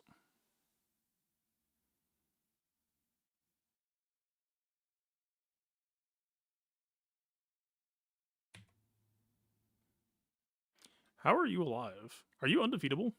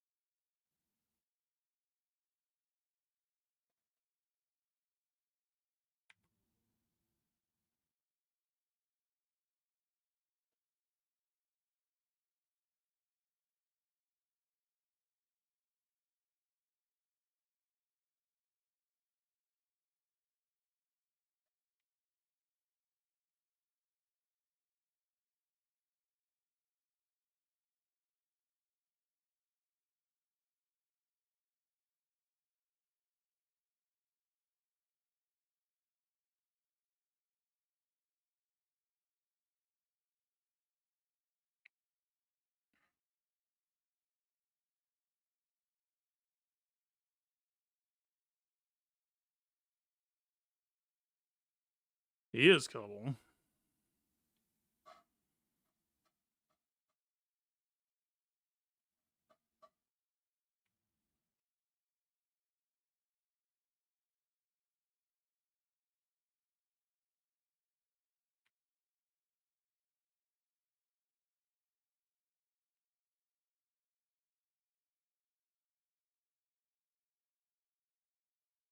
KX is just gonna time me out, I think.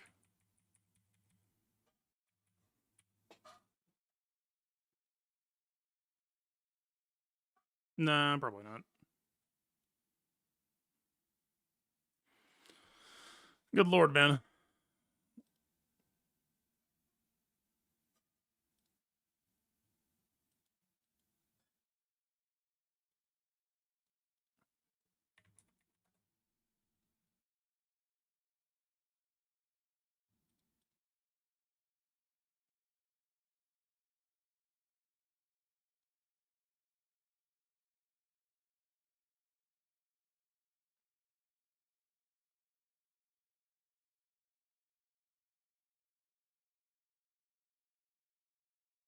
This matchup does take a lot of heat.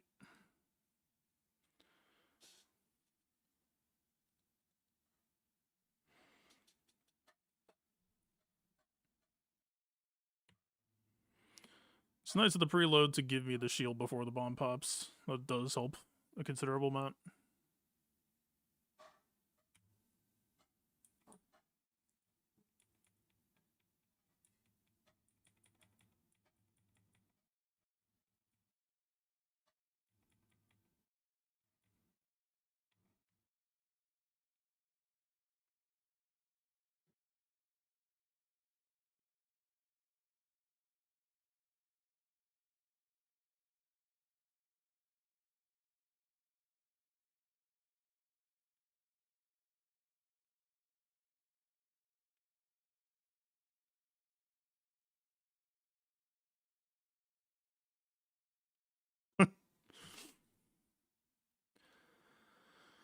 Alright, forward progress. Surely I'm not shooting myself in the foot with this.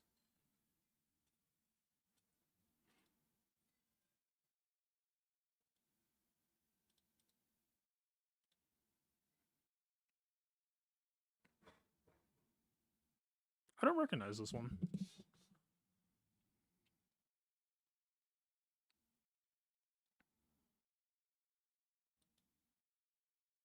Oh, the real ones. Okay.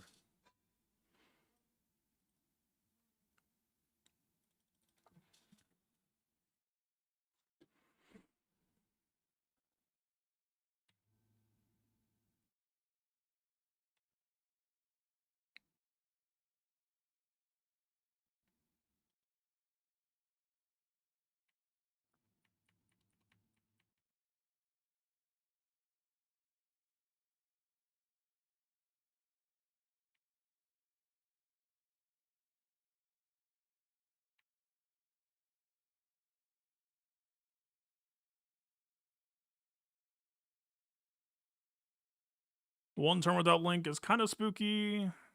Oh, it didn't break yet. I think we just kill now anyway.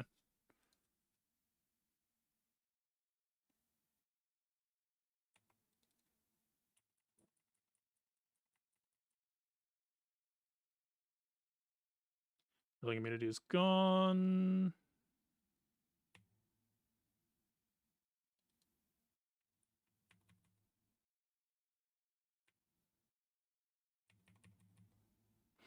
I don't know if I get back to full.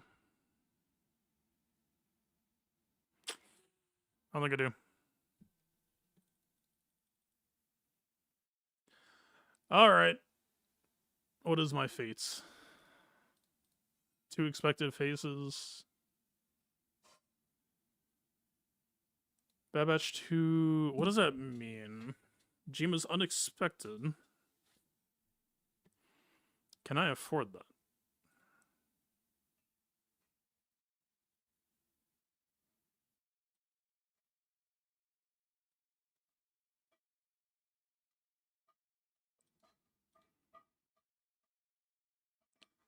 What flavor are you?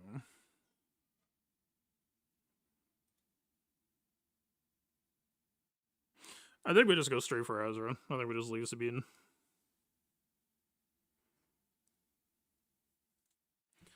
Alright, this might be doable.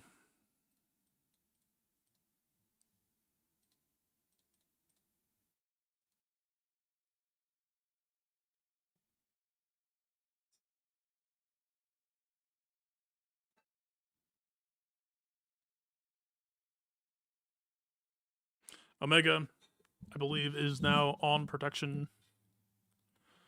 Yep, she is more dressed for the occasion. Didn't get her on much defense. I was lazy in that respect, but...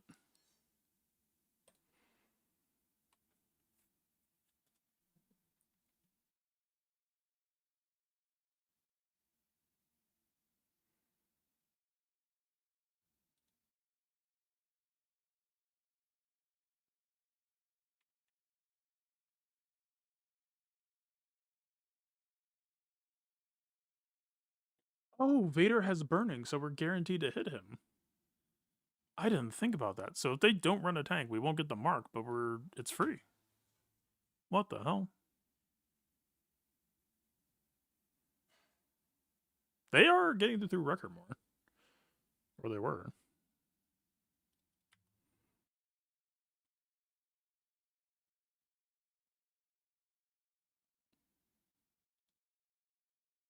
Oh, he's getting death mark.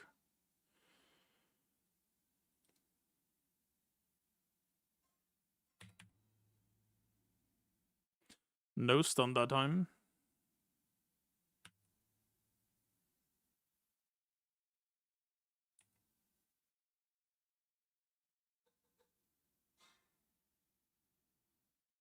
She goes into stealth.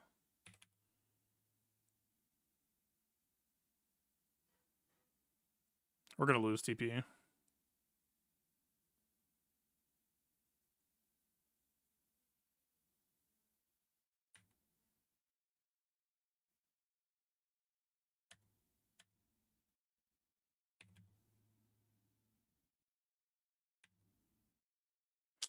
Somehow did not manage to save Wrecker.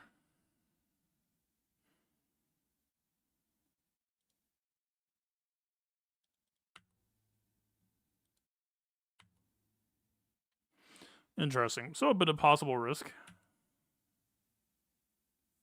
54 instead of 57. I guess Wrecker just kept on getting death mark is my best guess. I wasn't really looking at him.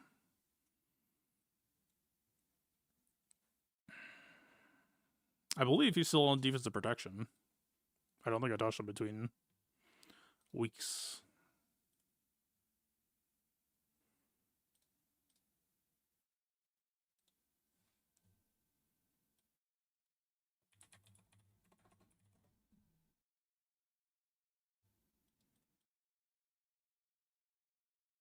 Yeah. He's about as prepared for death mark as you could hope.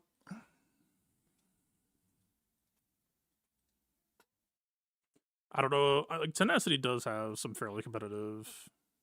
Omega has some fairly competitive Tenacity, so I don't know if that's ever part of the equation.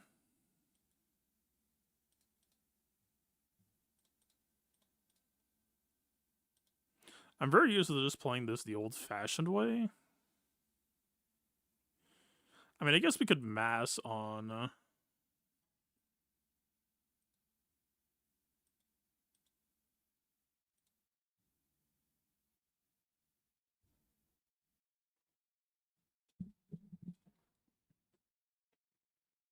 Is there anything I'm not thinking of here? We don't really need DSDM.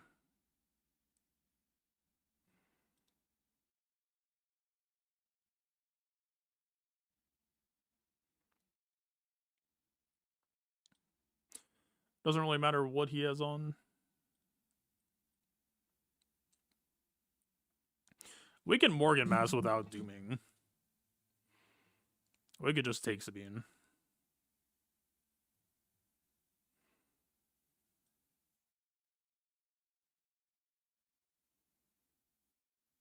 I don't know if it really matters if we do. Like, I don't know if there's that much reason not to do it. Don't know. If I screw this up, then it's kind of fucked either way, so I kind of just rather not risk it. It's been a while.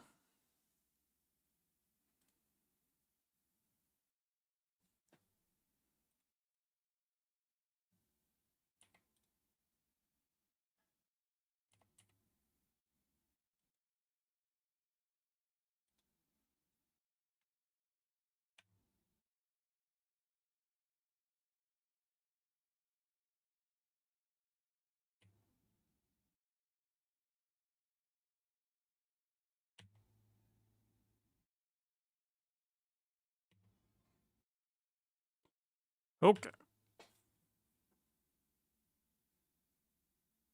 Proceed to collect the goods.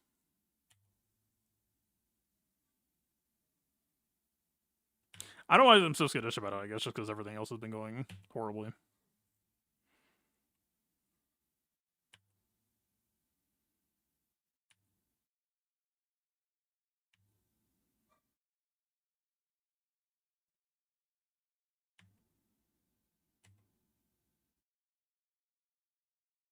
This is the squishiest Ahsoka I think I've ever fought. Holy shit.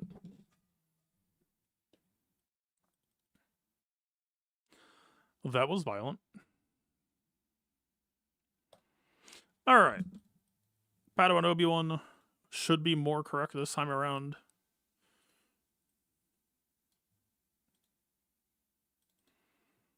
The boy has health primaries. Insane. Never before has anyone managed this.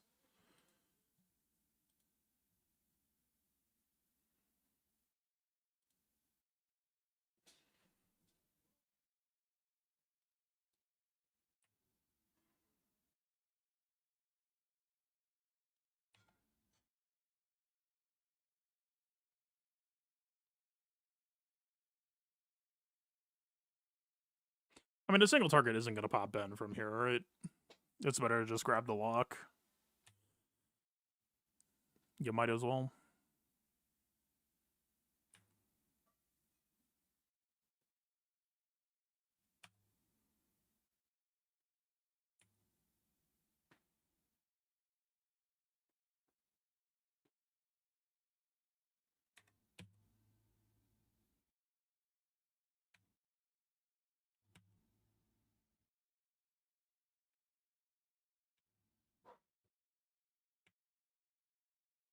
And that's Ray fine.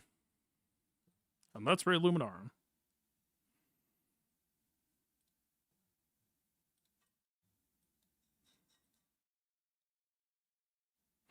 The rare case of winning so fast is actually problematic. Oh, fuck. I do not have my normal cron. I apparently got tilted enough that I actually just used it. Alright, that's cool. Surely this will be fine. Just have to lock it. Definitely needed the 35% crit damage.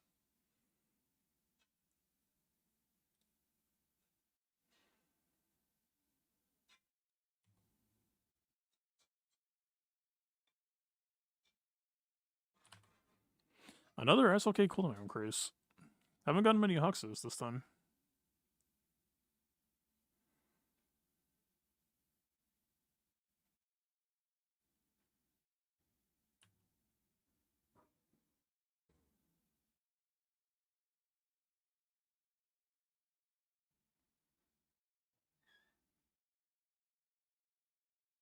He still has not gone.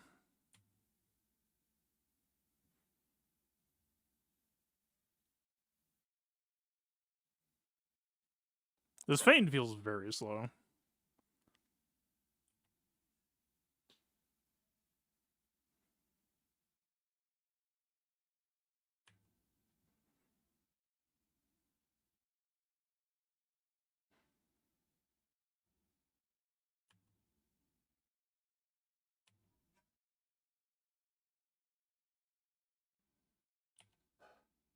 Vayne's about to come out, I think.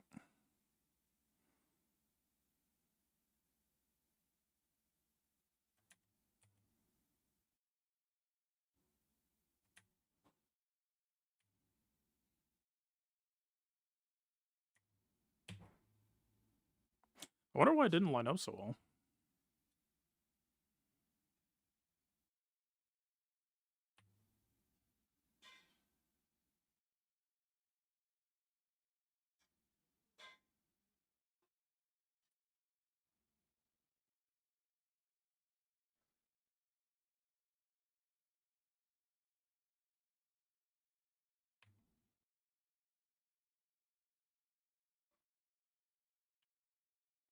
This is an amp bag, isn't it?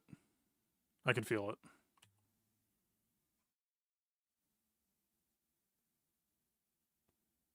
Yep. God damn it.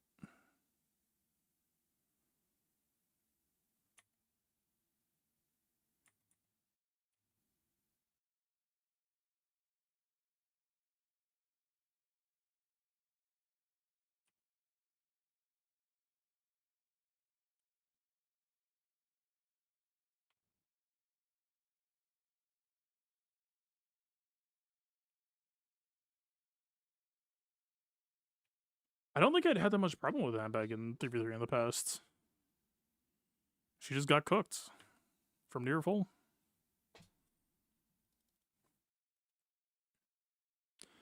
As long as we stay clean, we're fine.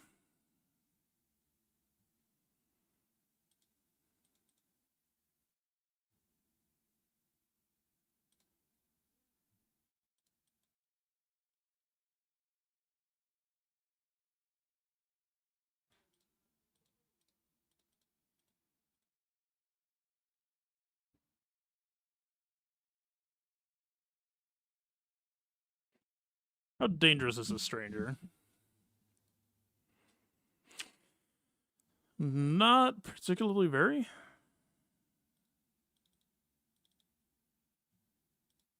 I think we'll be alright.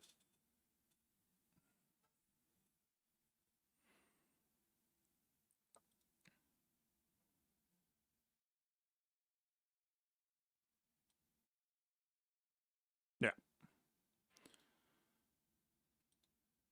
Expected ranges.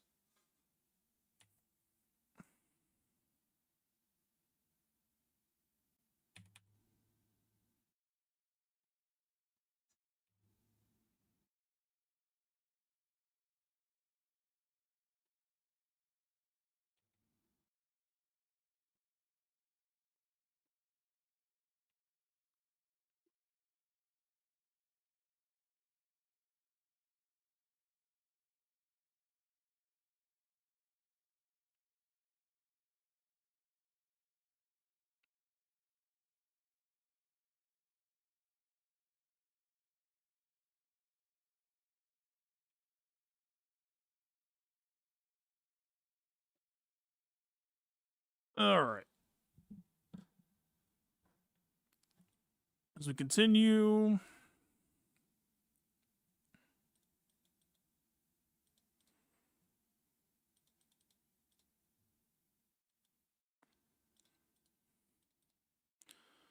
this is about best for this matchup as we could hope for. Good mix of defense so kicks doesn't blow us up and crit damage so we can blow them up.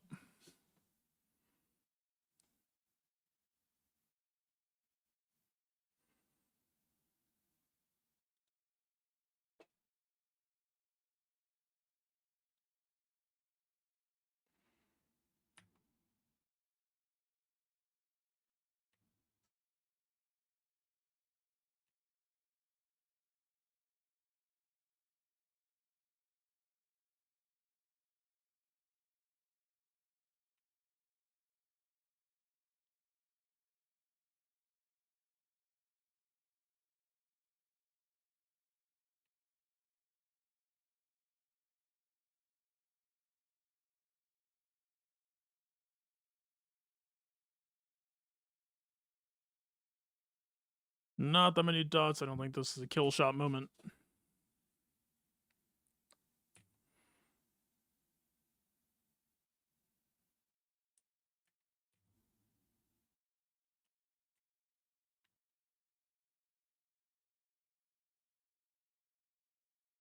Maybe.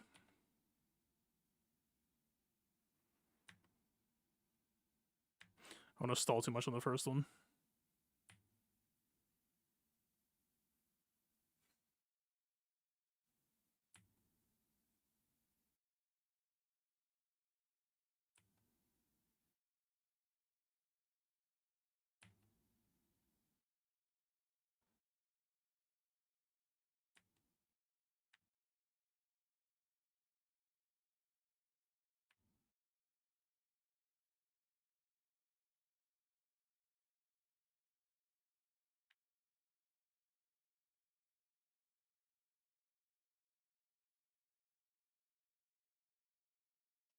Not quite. Actually, we're a little bit in danger.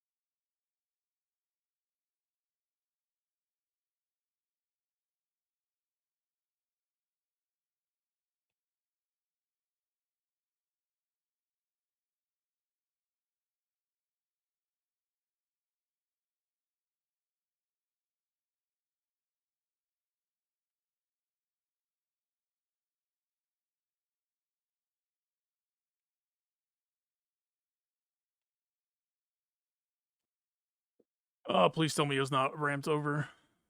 I think it might have.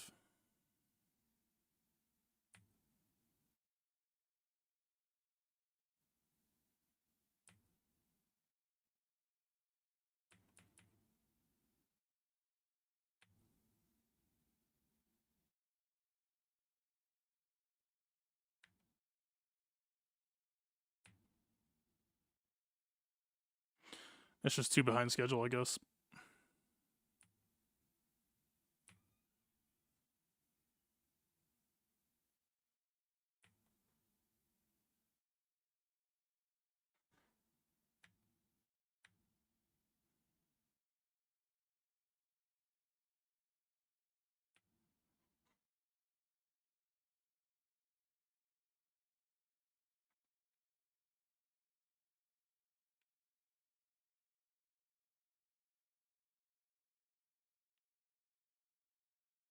No? Maybe doable?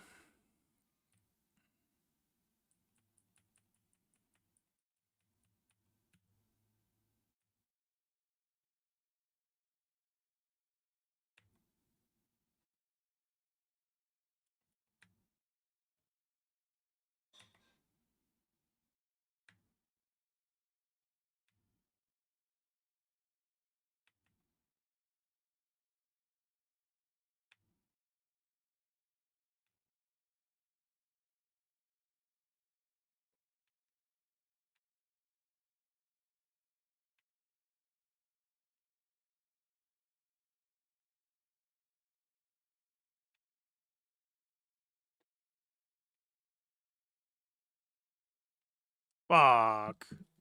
I think I'm okay.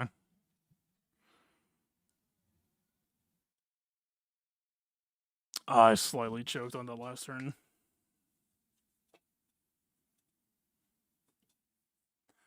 Damn. Alright. 20. Clean. This is 80, right?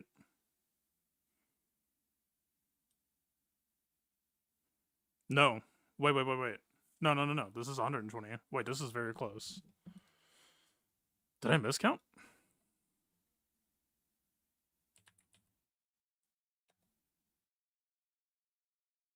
It's 285, 545,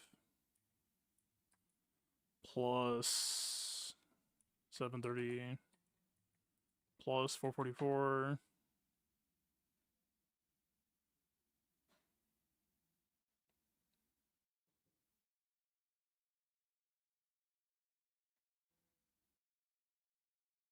Oh, wait, there's two zones. Plus 260. No, I am still up. I'm up by 29.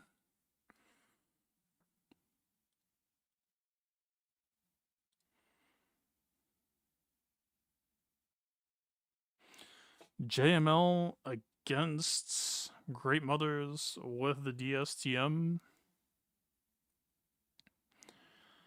We could open Quillen Increase on Morgan into Cal, swap back to JML into Riposte on Morgan.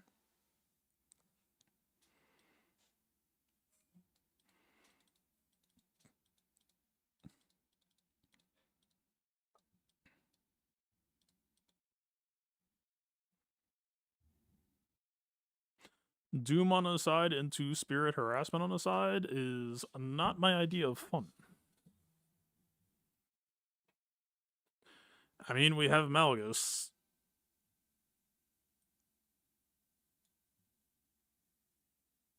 It's a health. Well, there's no protection in this set.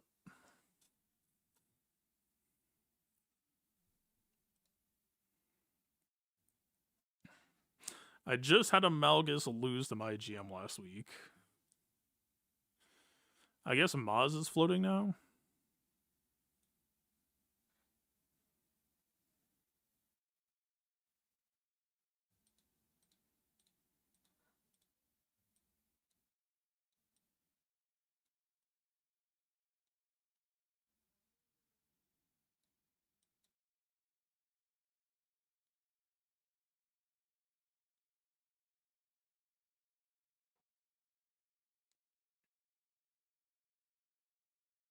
I was pretty skeptical or nervous to do GM against Maz. Wouldn't that also imply? Well, we don't have schedule basic reset.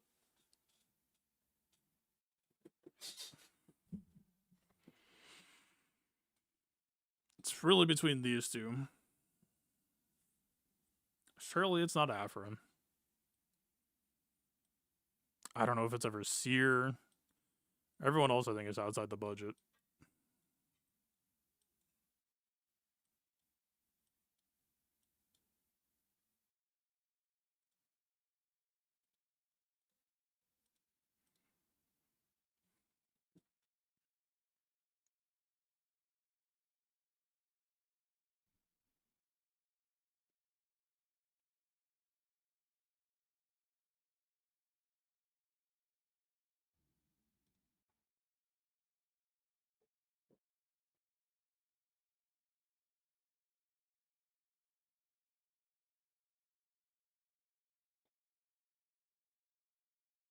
Neither of them inspire that much confidence.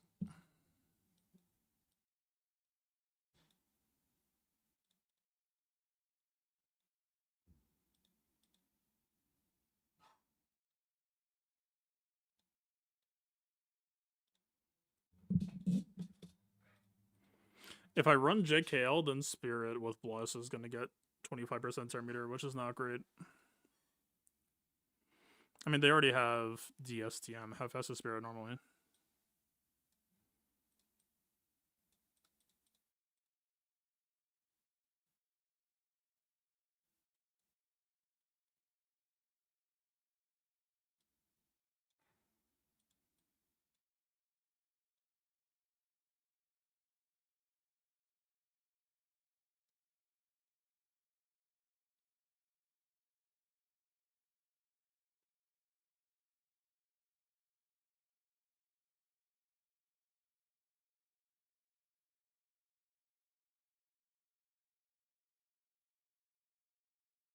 I could try going like a GMI lesson opener route, but that's also just going to feed Spirit so goddamn much. Do I really want to stake this GAC on a fucking Malgus versus GM? If I had the DR chrono, I'd feel slightly better.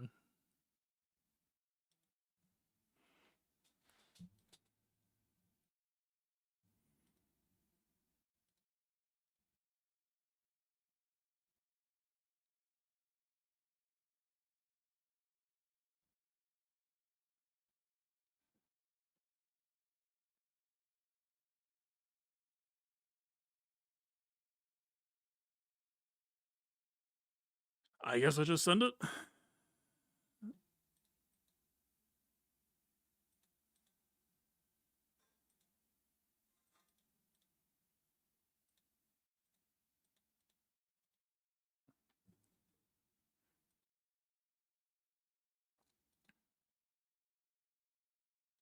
I guess, well, the dark side buffs don't do terribly much for us. I don't love the 13% less health, but I think it might be good to stay in front of them.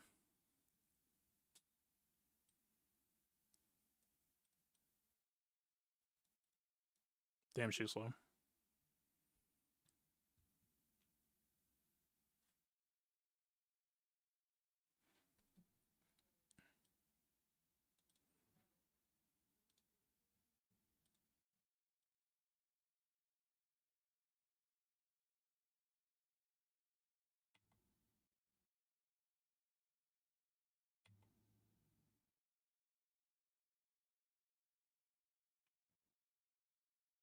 Really kind of wish Malak didn't go first.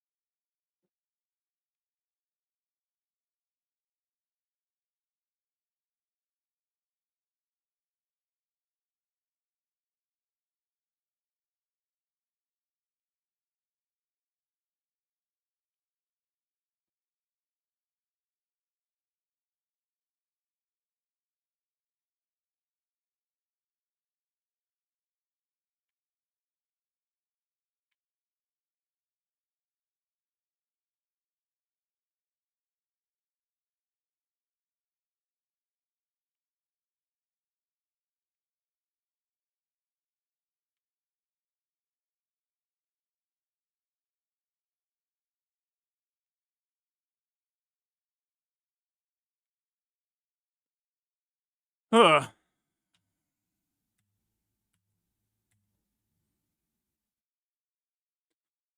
Dead because he couldn't pop Foresight.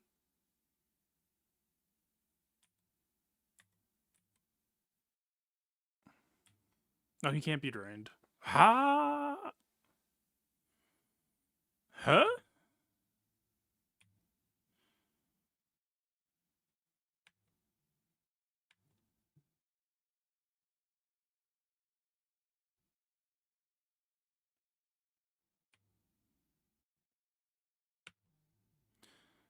That. Oh boy. Hey, buddy, do you clutch this out? I think you might. I hope you do.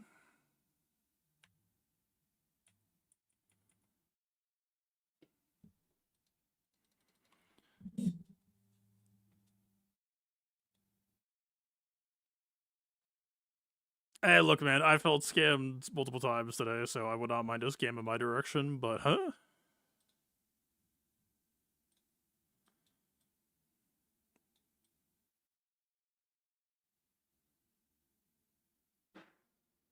Oh, wait, can you do percent off?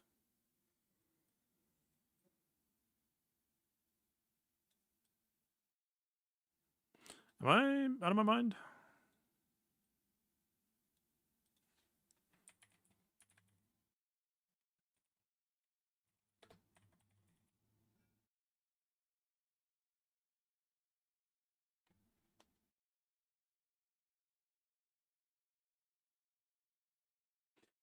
I thought Bless was both IDI and percent health resists. I guess I'm wrong.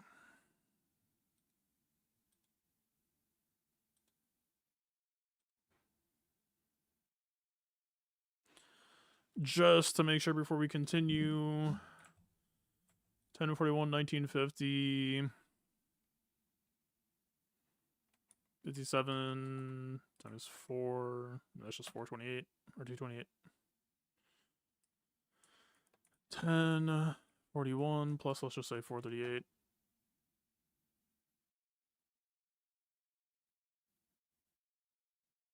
Wait. Oh, plus 216.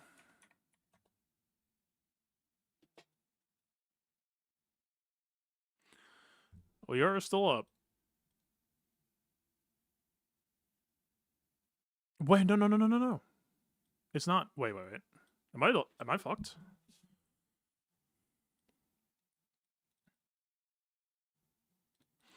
Seven times 3 plus 37 plus 260 plus 1041 plus, let's say, 438.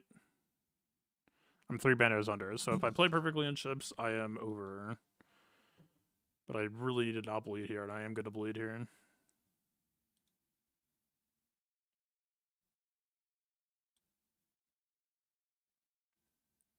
We need to reclaim some.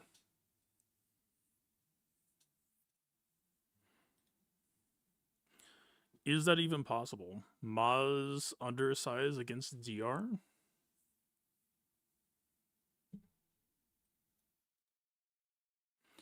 JML Cal 2-man on STL?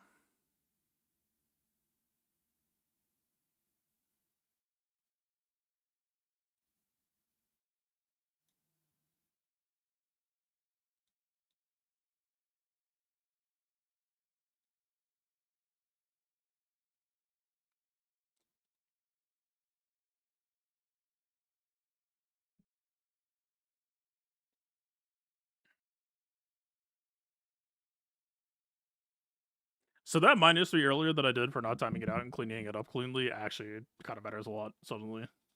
I mean, it would have sucked for the stream if we just sat there for 3 minutes, but...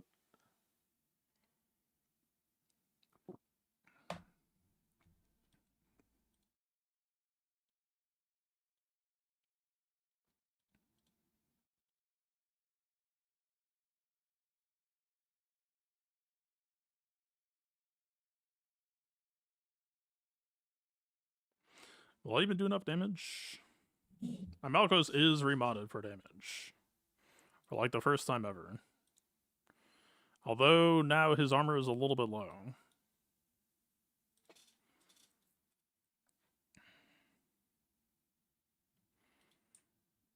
This is what I did last week, right?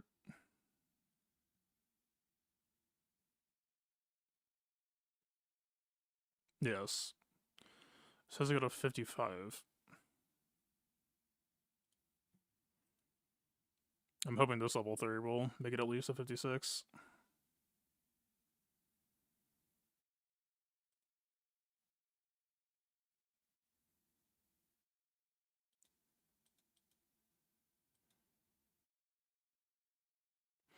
No frenzy. I think I'm just supposed to send it.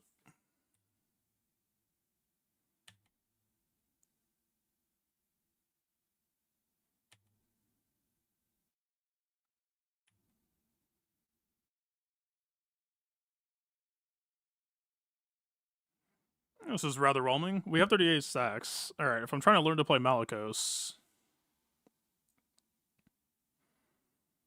for every 20 stacks of Edge of Madness he has, but would we rather spend the stacks now, or do we rock into reset into rock?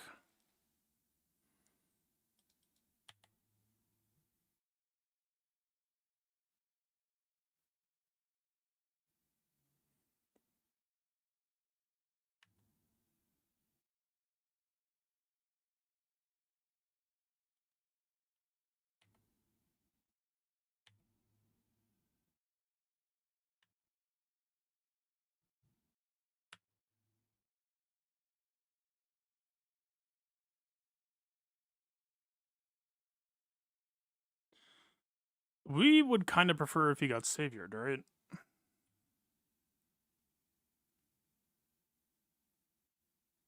We would kind of prefer if Malicos didn't fucking die, right?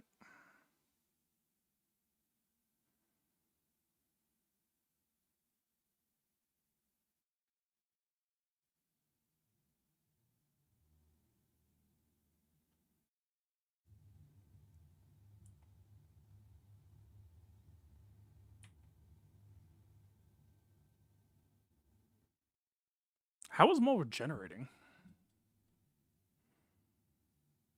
We don't want to kill here. Okay. So much for my wishes.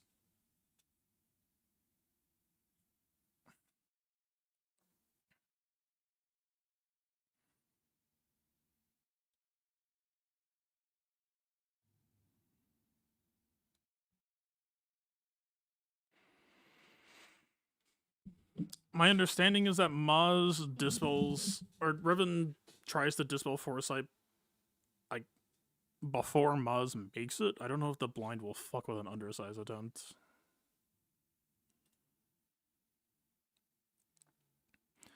What ingredients do we have for an undersize stew?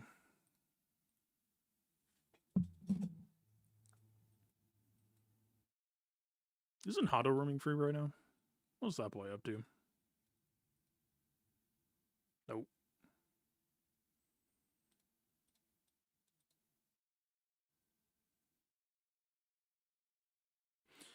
Not bleeding against Malik is kind of the #1 challenge here. It's that or undersizing against Stormtrooper Luke, which I don't think Maz will do.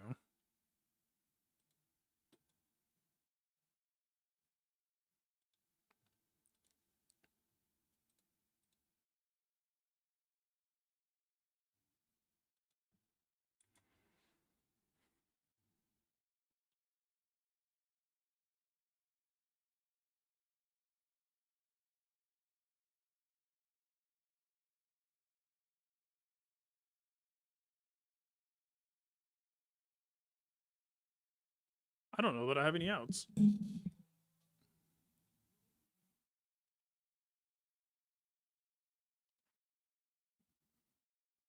Like, undersize Cody to get a 39. Sure.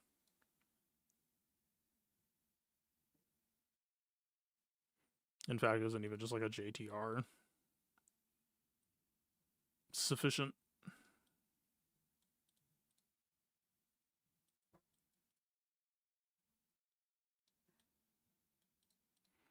Cody is faster by 5?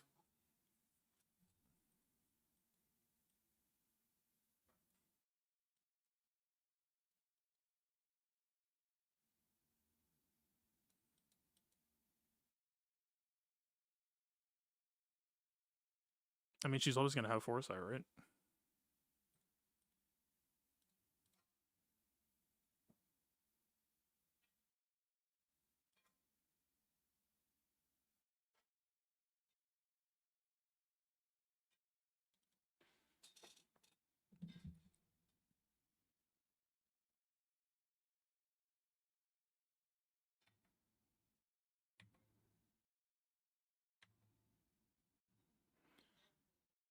Oh, it's not a 39. It is a 37. Nope, that's a... Well, I mean, it got the banners that I needed it to, but... The margins are tighter than I was hoping.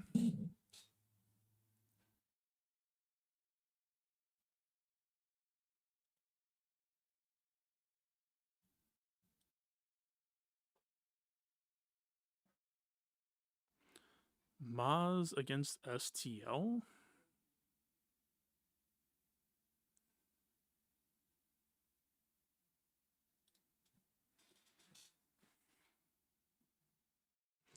I don't think so.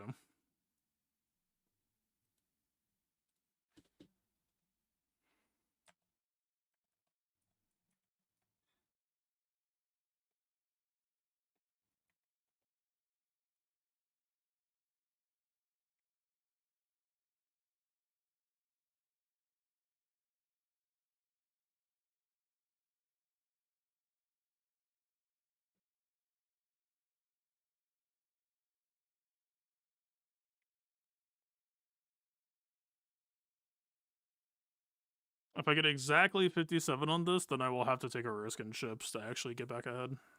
I assume that tiebreaker is not in my favor.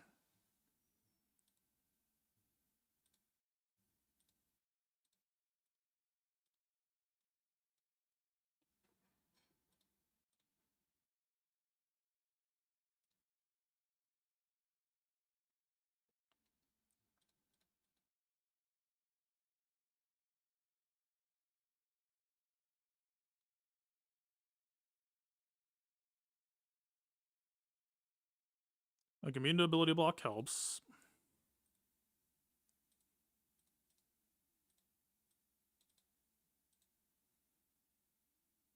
I do kind of want this defense to try to help protect banners.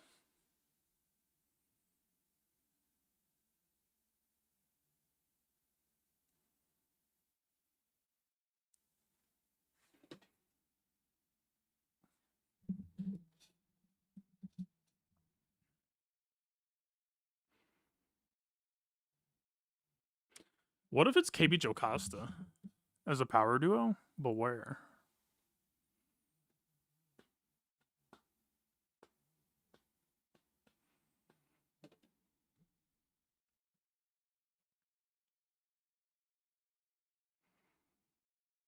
I don't know that they could work here.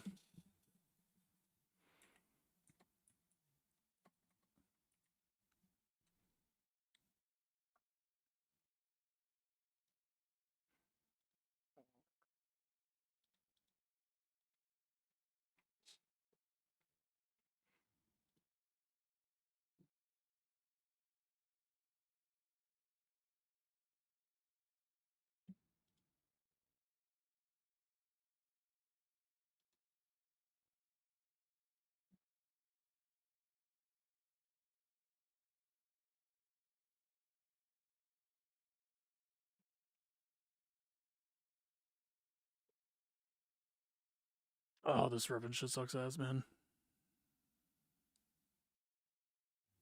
Like, KB Joe might be able to get out without Malik ruining the banners.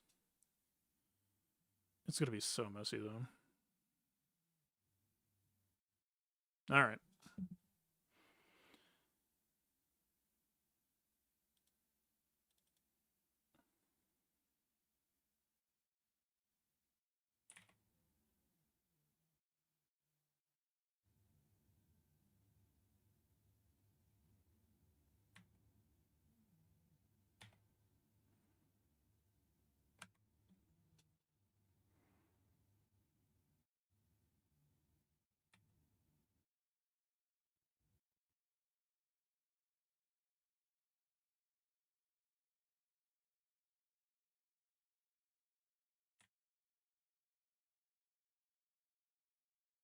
Bit of an awkward way I played that turn order, but it worked out.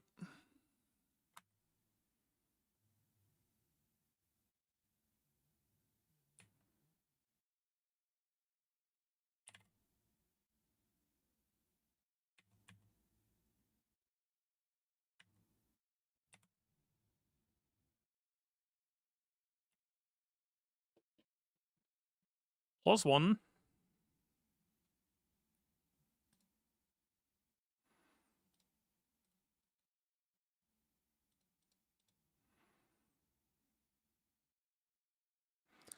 I mean, KB Joe, does Kelleran play any lip service in this respect? I don't think he does.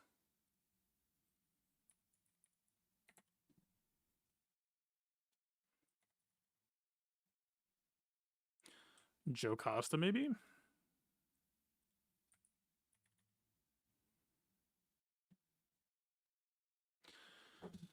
They do counterattack. They do counterattack hard. What about protection regen? KB Mass does it.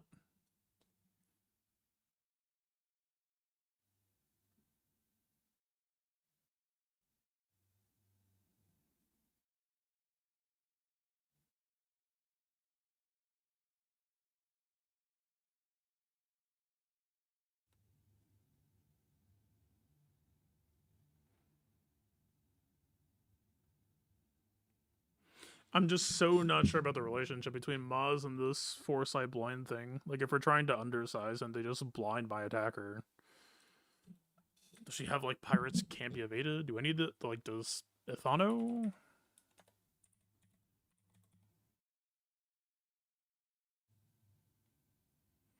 The fear can't be evaded, but the attack can. I mean, Malik's gonna fucking drain. It would have to be, like, a kicks.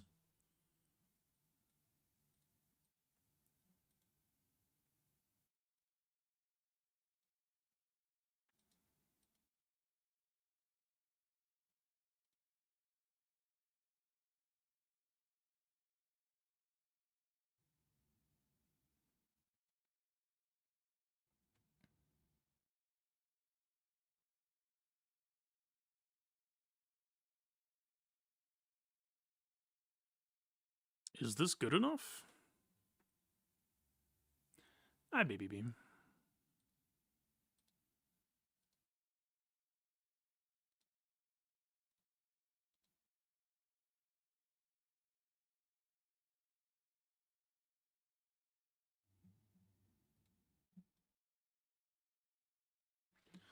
I just did a good at GG.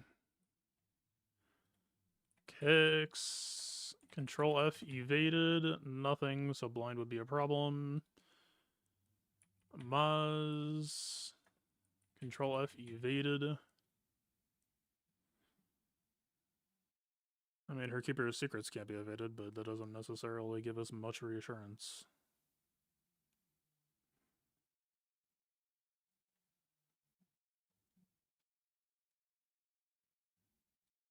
Deathmark, I don't think causes them to be guaranteed to be hit. I mean, the Mass Assist would help.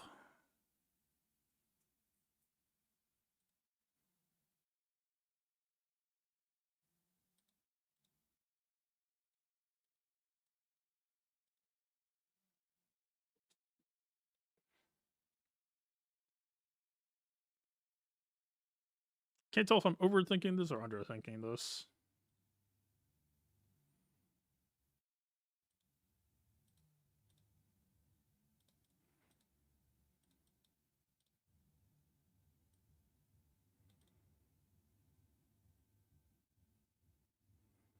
Not for nothing. I don't hate that. This is kind of counterproductive.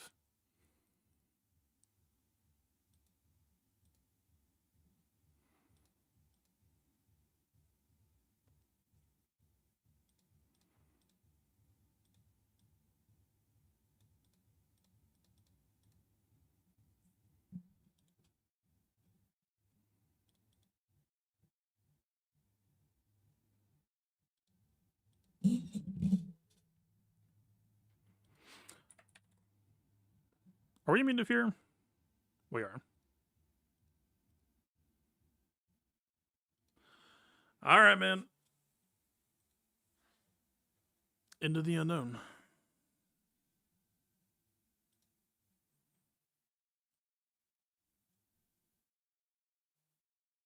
I hope my hard counter to you is harder than your counter to me.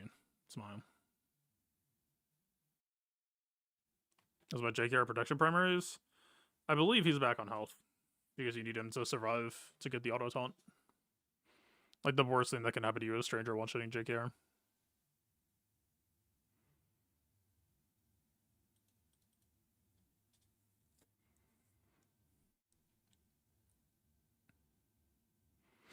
Don't know if the cooling increase can be evaded.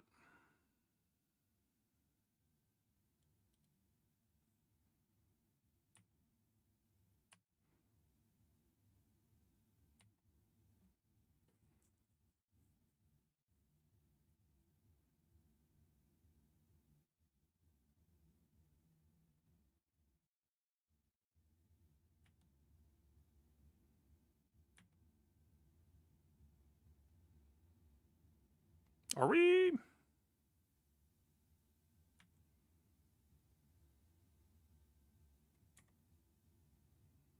I don't know if I knew that. Alright, how much do you do?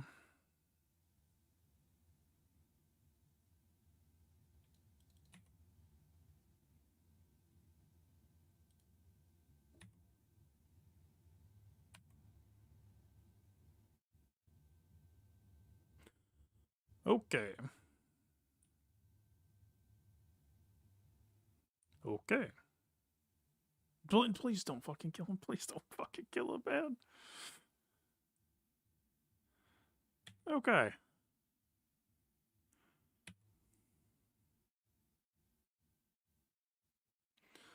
The hard counter countered hardly.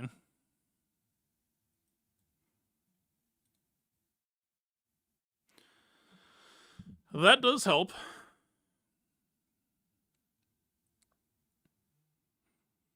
So we need 442. 442, 242. I raised fucking fried, man. 242 minus 19. 23? 223?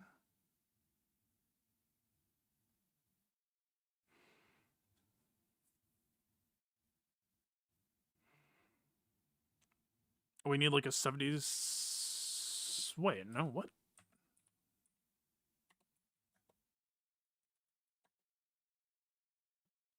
No, I'm way under. Wait, what? No, I'm way over. No, I'm being stupid. Okay, we need like a 74 average. We are relatively comfortably okay as long as we don't fuck it up.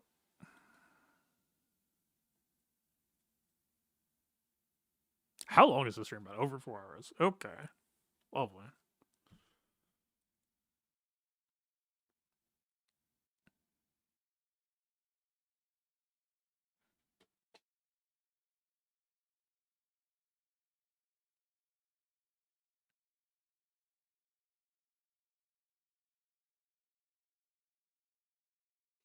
It's a Biggs Rebels. It's a Scythe Empire.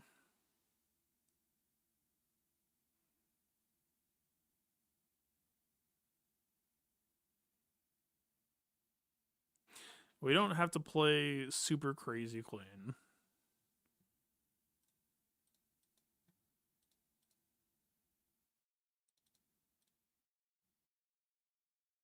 Let's start with this and see where it goes.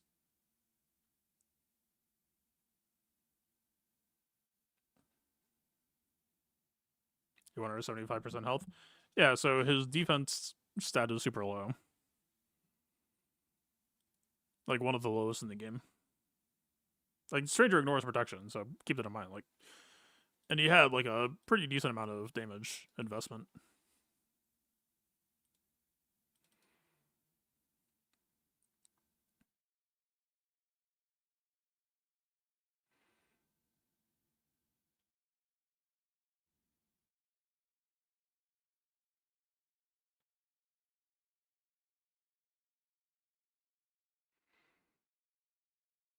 Biggs has foresight, but not Ravens? That's weird. I mean, it feels awful to open up on foresight on Biggs. I might just take this.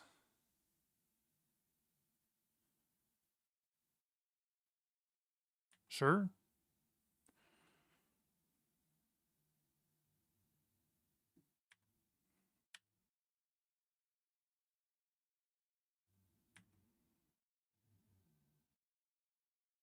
They can't ignore taunt now.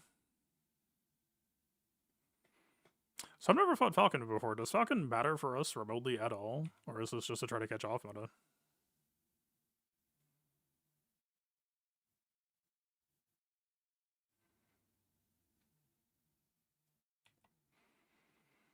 I don't feel terribly in danger.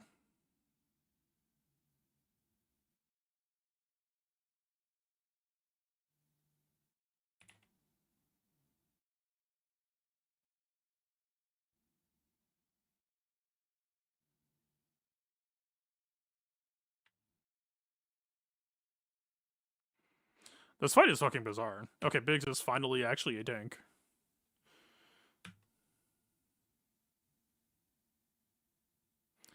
Instead of being under foresight and then under stealth.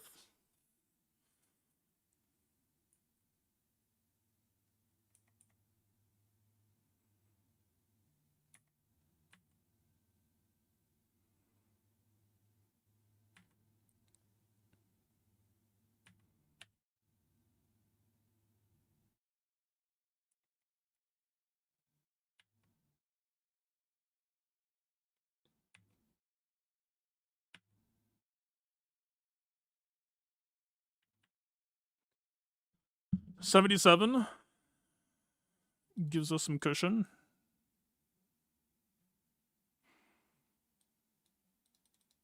Just confirm that I'm not calculating for tiebreaker. 1950. All right. 1586 plus 219. 145 over 2. Well, 73 is all we need.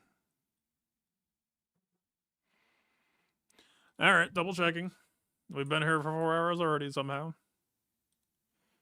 Can you imagine if I did the New Republicans and then walked into this GAC? I might have canceled this stream and just said, like, I gotta figure this out tonight and we will stream the battles tomorrow. Jesus, man.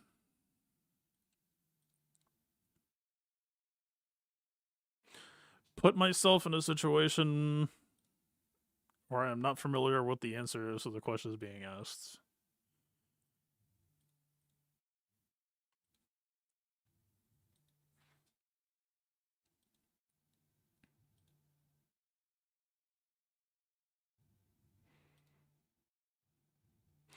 I have lost against Mace once.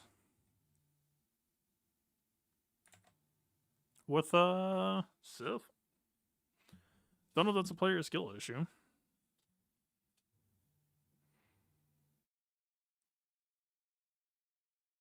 Oh, no, that was a timeout. Okay, I have not lost with Sith. Or no, not a timeout, but a end of round moment. This is Thrawn, which I feel like benefits me. Knock on wood.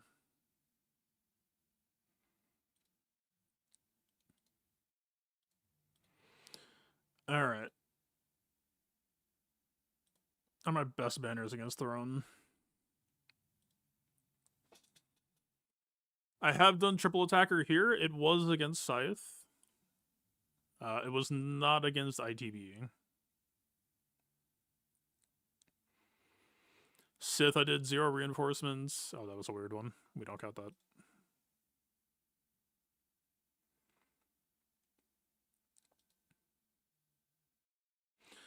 Definitely expecting the banners to get rough here.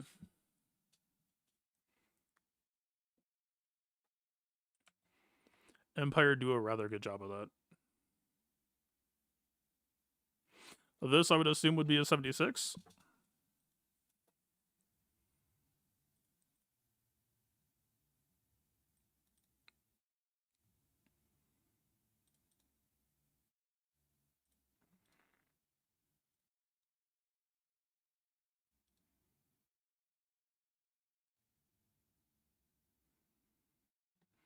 I assume it's 2 reinforcements. Yep.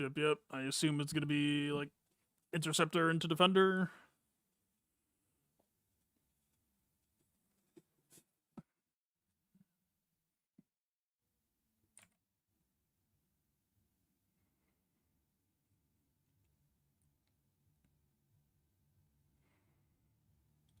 Is it ever smarter to go Hound's Tooth Opener here?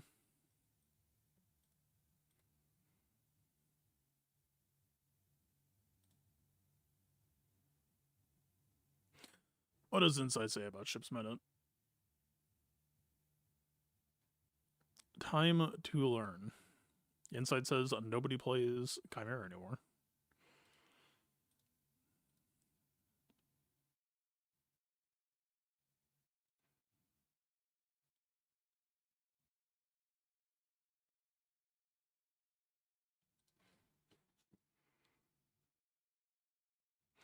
I mean, some people are pulling up the 76.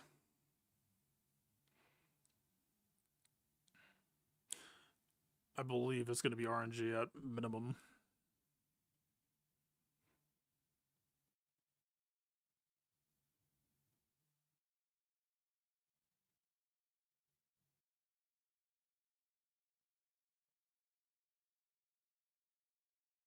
Like, the moment TIE Interceptor hits and does the AoE, that's already going to be pretty rough banner-wise.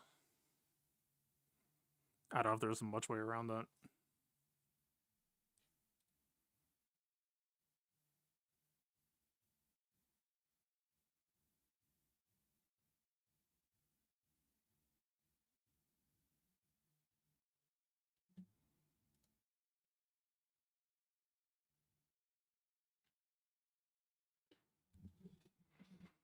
I think we're just going in on Scythe.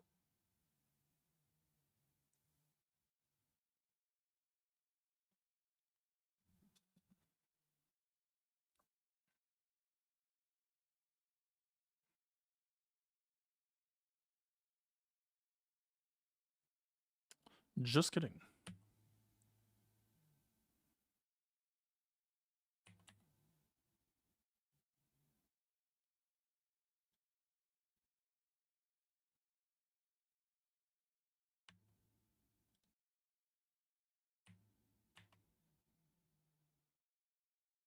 We didn't get the extra turn. Just fuck my shit up.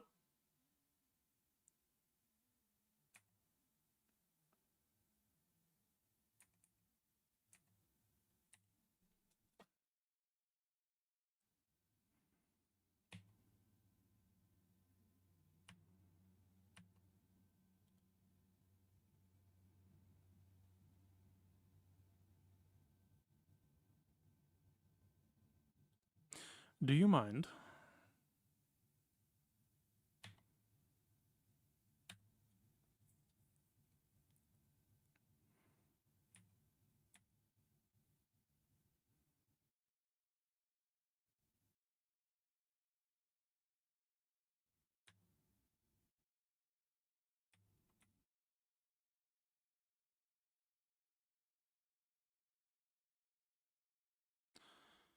The Defender.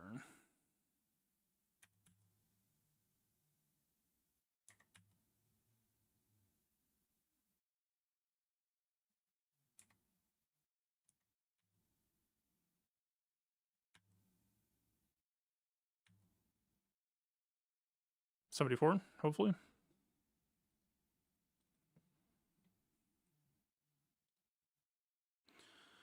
Alright, needed to win. We can probably bring Mark 6 even.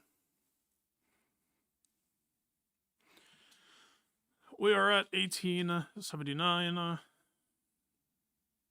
not?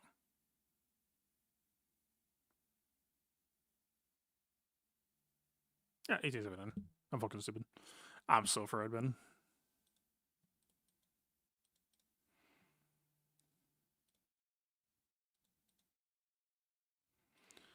I think this is allowed. Seal the deal.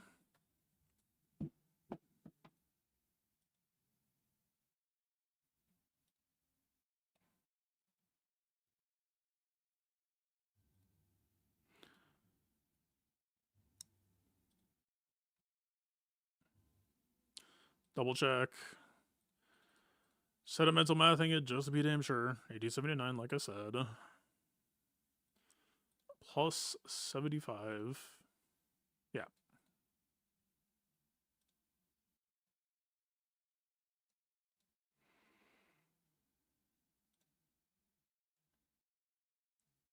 It's May, so we get the chance at refilling banners even more.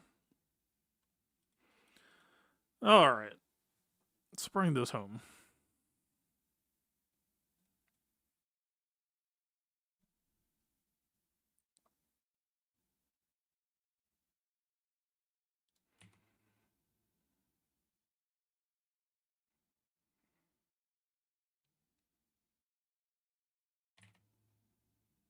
No, I did not mean to isolate 5s. I don't think it matters, but sloppy play.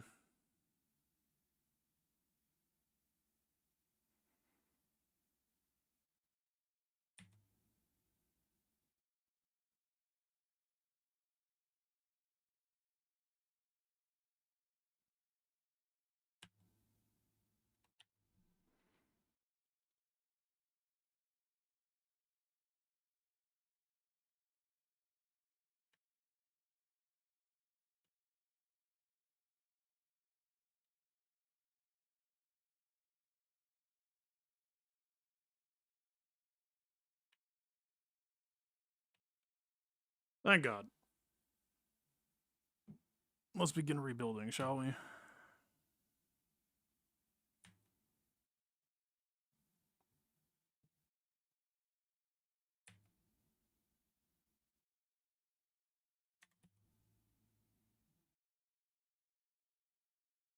God, I forgot about the RNG Y-Wing crit assists.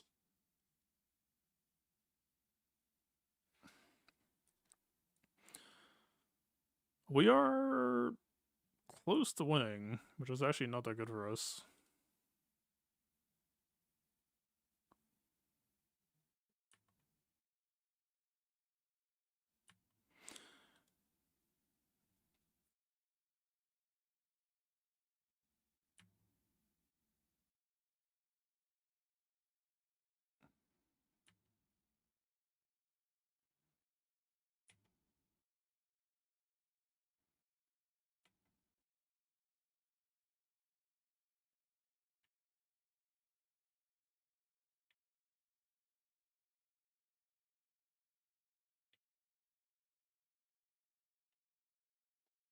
The bag worked.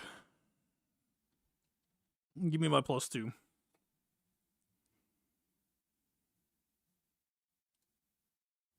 I guess he fell under. It's unfortunate. Still should be good enough.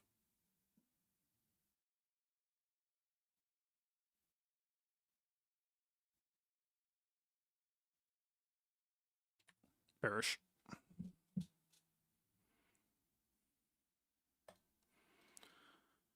Should be sufficient. Alright. Jesus Christ. This might have been the slowest round I've ever done. I mean, nah, some of my first time streaming was probably this slow. I am trying to avoid these. But, shit's kind of hard right now when you don't have that much on offense. That Maz was insane. That was interesting. Can't tell if that's more just Maz with Scoundrel Basic Reset is kind of crazy, or if that's more just a blind spot for me. If I posted it, I feel like most people would just overkill it quite comfortably. It just put pretty good pressure on what I had on offense.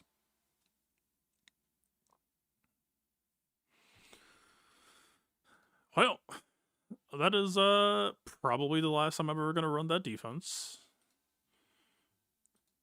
Like, I am annoyed at Grand Inquisitor, but Reba is still used. Like, I mean, Bounty Hunters did get the -30.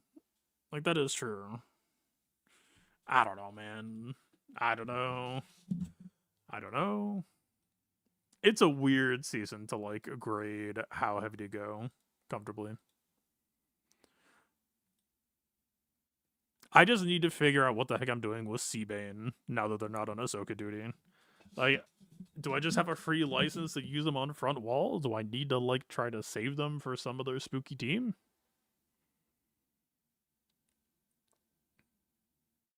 I'm not sure. And that's probably what caused the most issues today.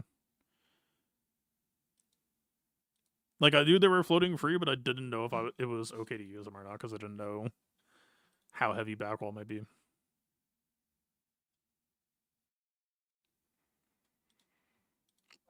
Cassian unfortunately just got sacrificed to the pyre that like BKM and a bunch of the squads did. Just fucking chewed apart by Maz. Tarkin, did we ever try that again? I mean, I could try Tarkin without me. No, it's the fucking 2 lock dots. I don't. That is such a non-starter. Bad Batch. I do wonder if Bad Batch could ever just 2-man, but I think the Wrecker passive is too useful to have, probably. Because like, if you don't bring Wrecker, then you won't have 2 people in stealth anyway. It's just the truth of Bad Batch and 3v3 sometimes, is you're just going to get put in spots where your Wrecker is not going to survive. Just a necessary sacrifice. But also, I think I maybe screwed up by sniping Vader. Like, I might have been able to just make more target practice and save my pause, or Wrecker, if I just didn't snipe Vader and made more stacks. I knew it was a possibility, I just didn't think it would actually be that big of a deal. But it did put me behind. I guess I'm used to 5v5 target practice gen, and then 3v3 it was like 6 target practice per crosshair turn. And Omega was usually stunned. Out of curiosity, like, how much potency did the EP have? Is Tenacity Omega a way to attack this matchup?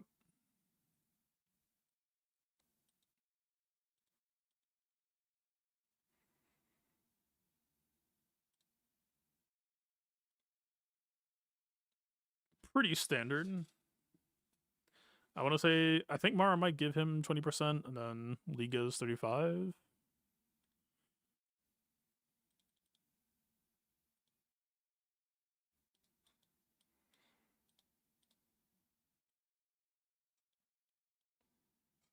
One to 3 base, I believe. No, she gets 50. Am I crazy? Wrecker gets 75. I thought she got more. Or maybe I'm just thinking of her high base.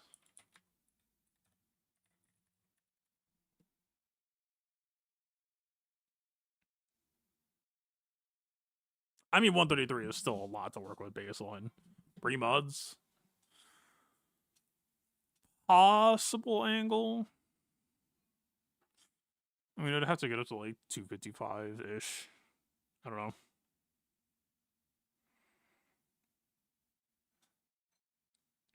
It's good to remember that Smoke Bomb is tenacity up, but also for the way that fight went, that would have just put Omega in stealth, and I don't know that that's much better.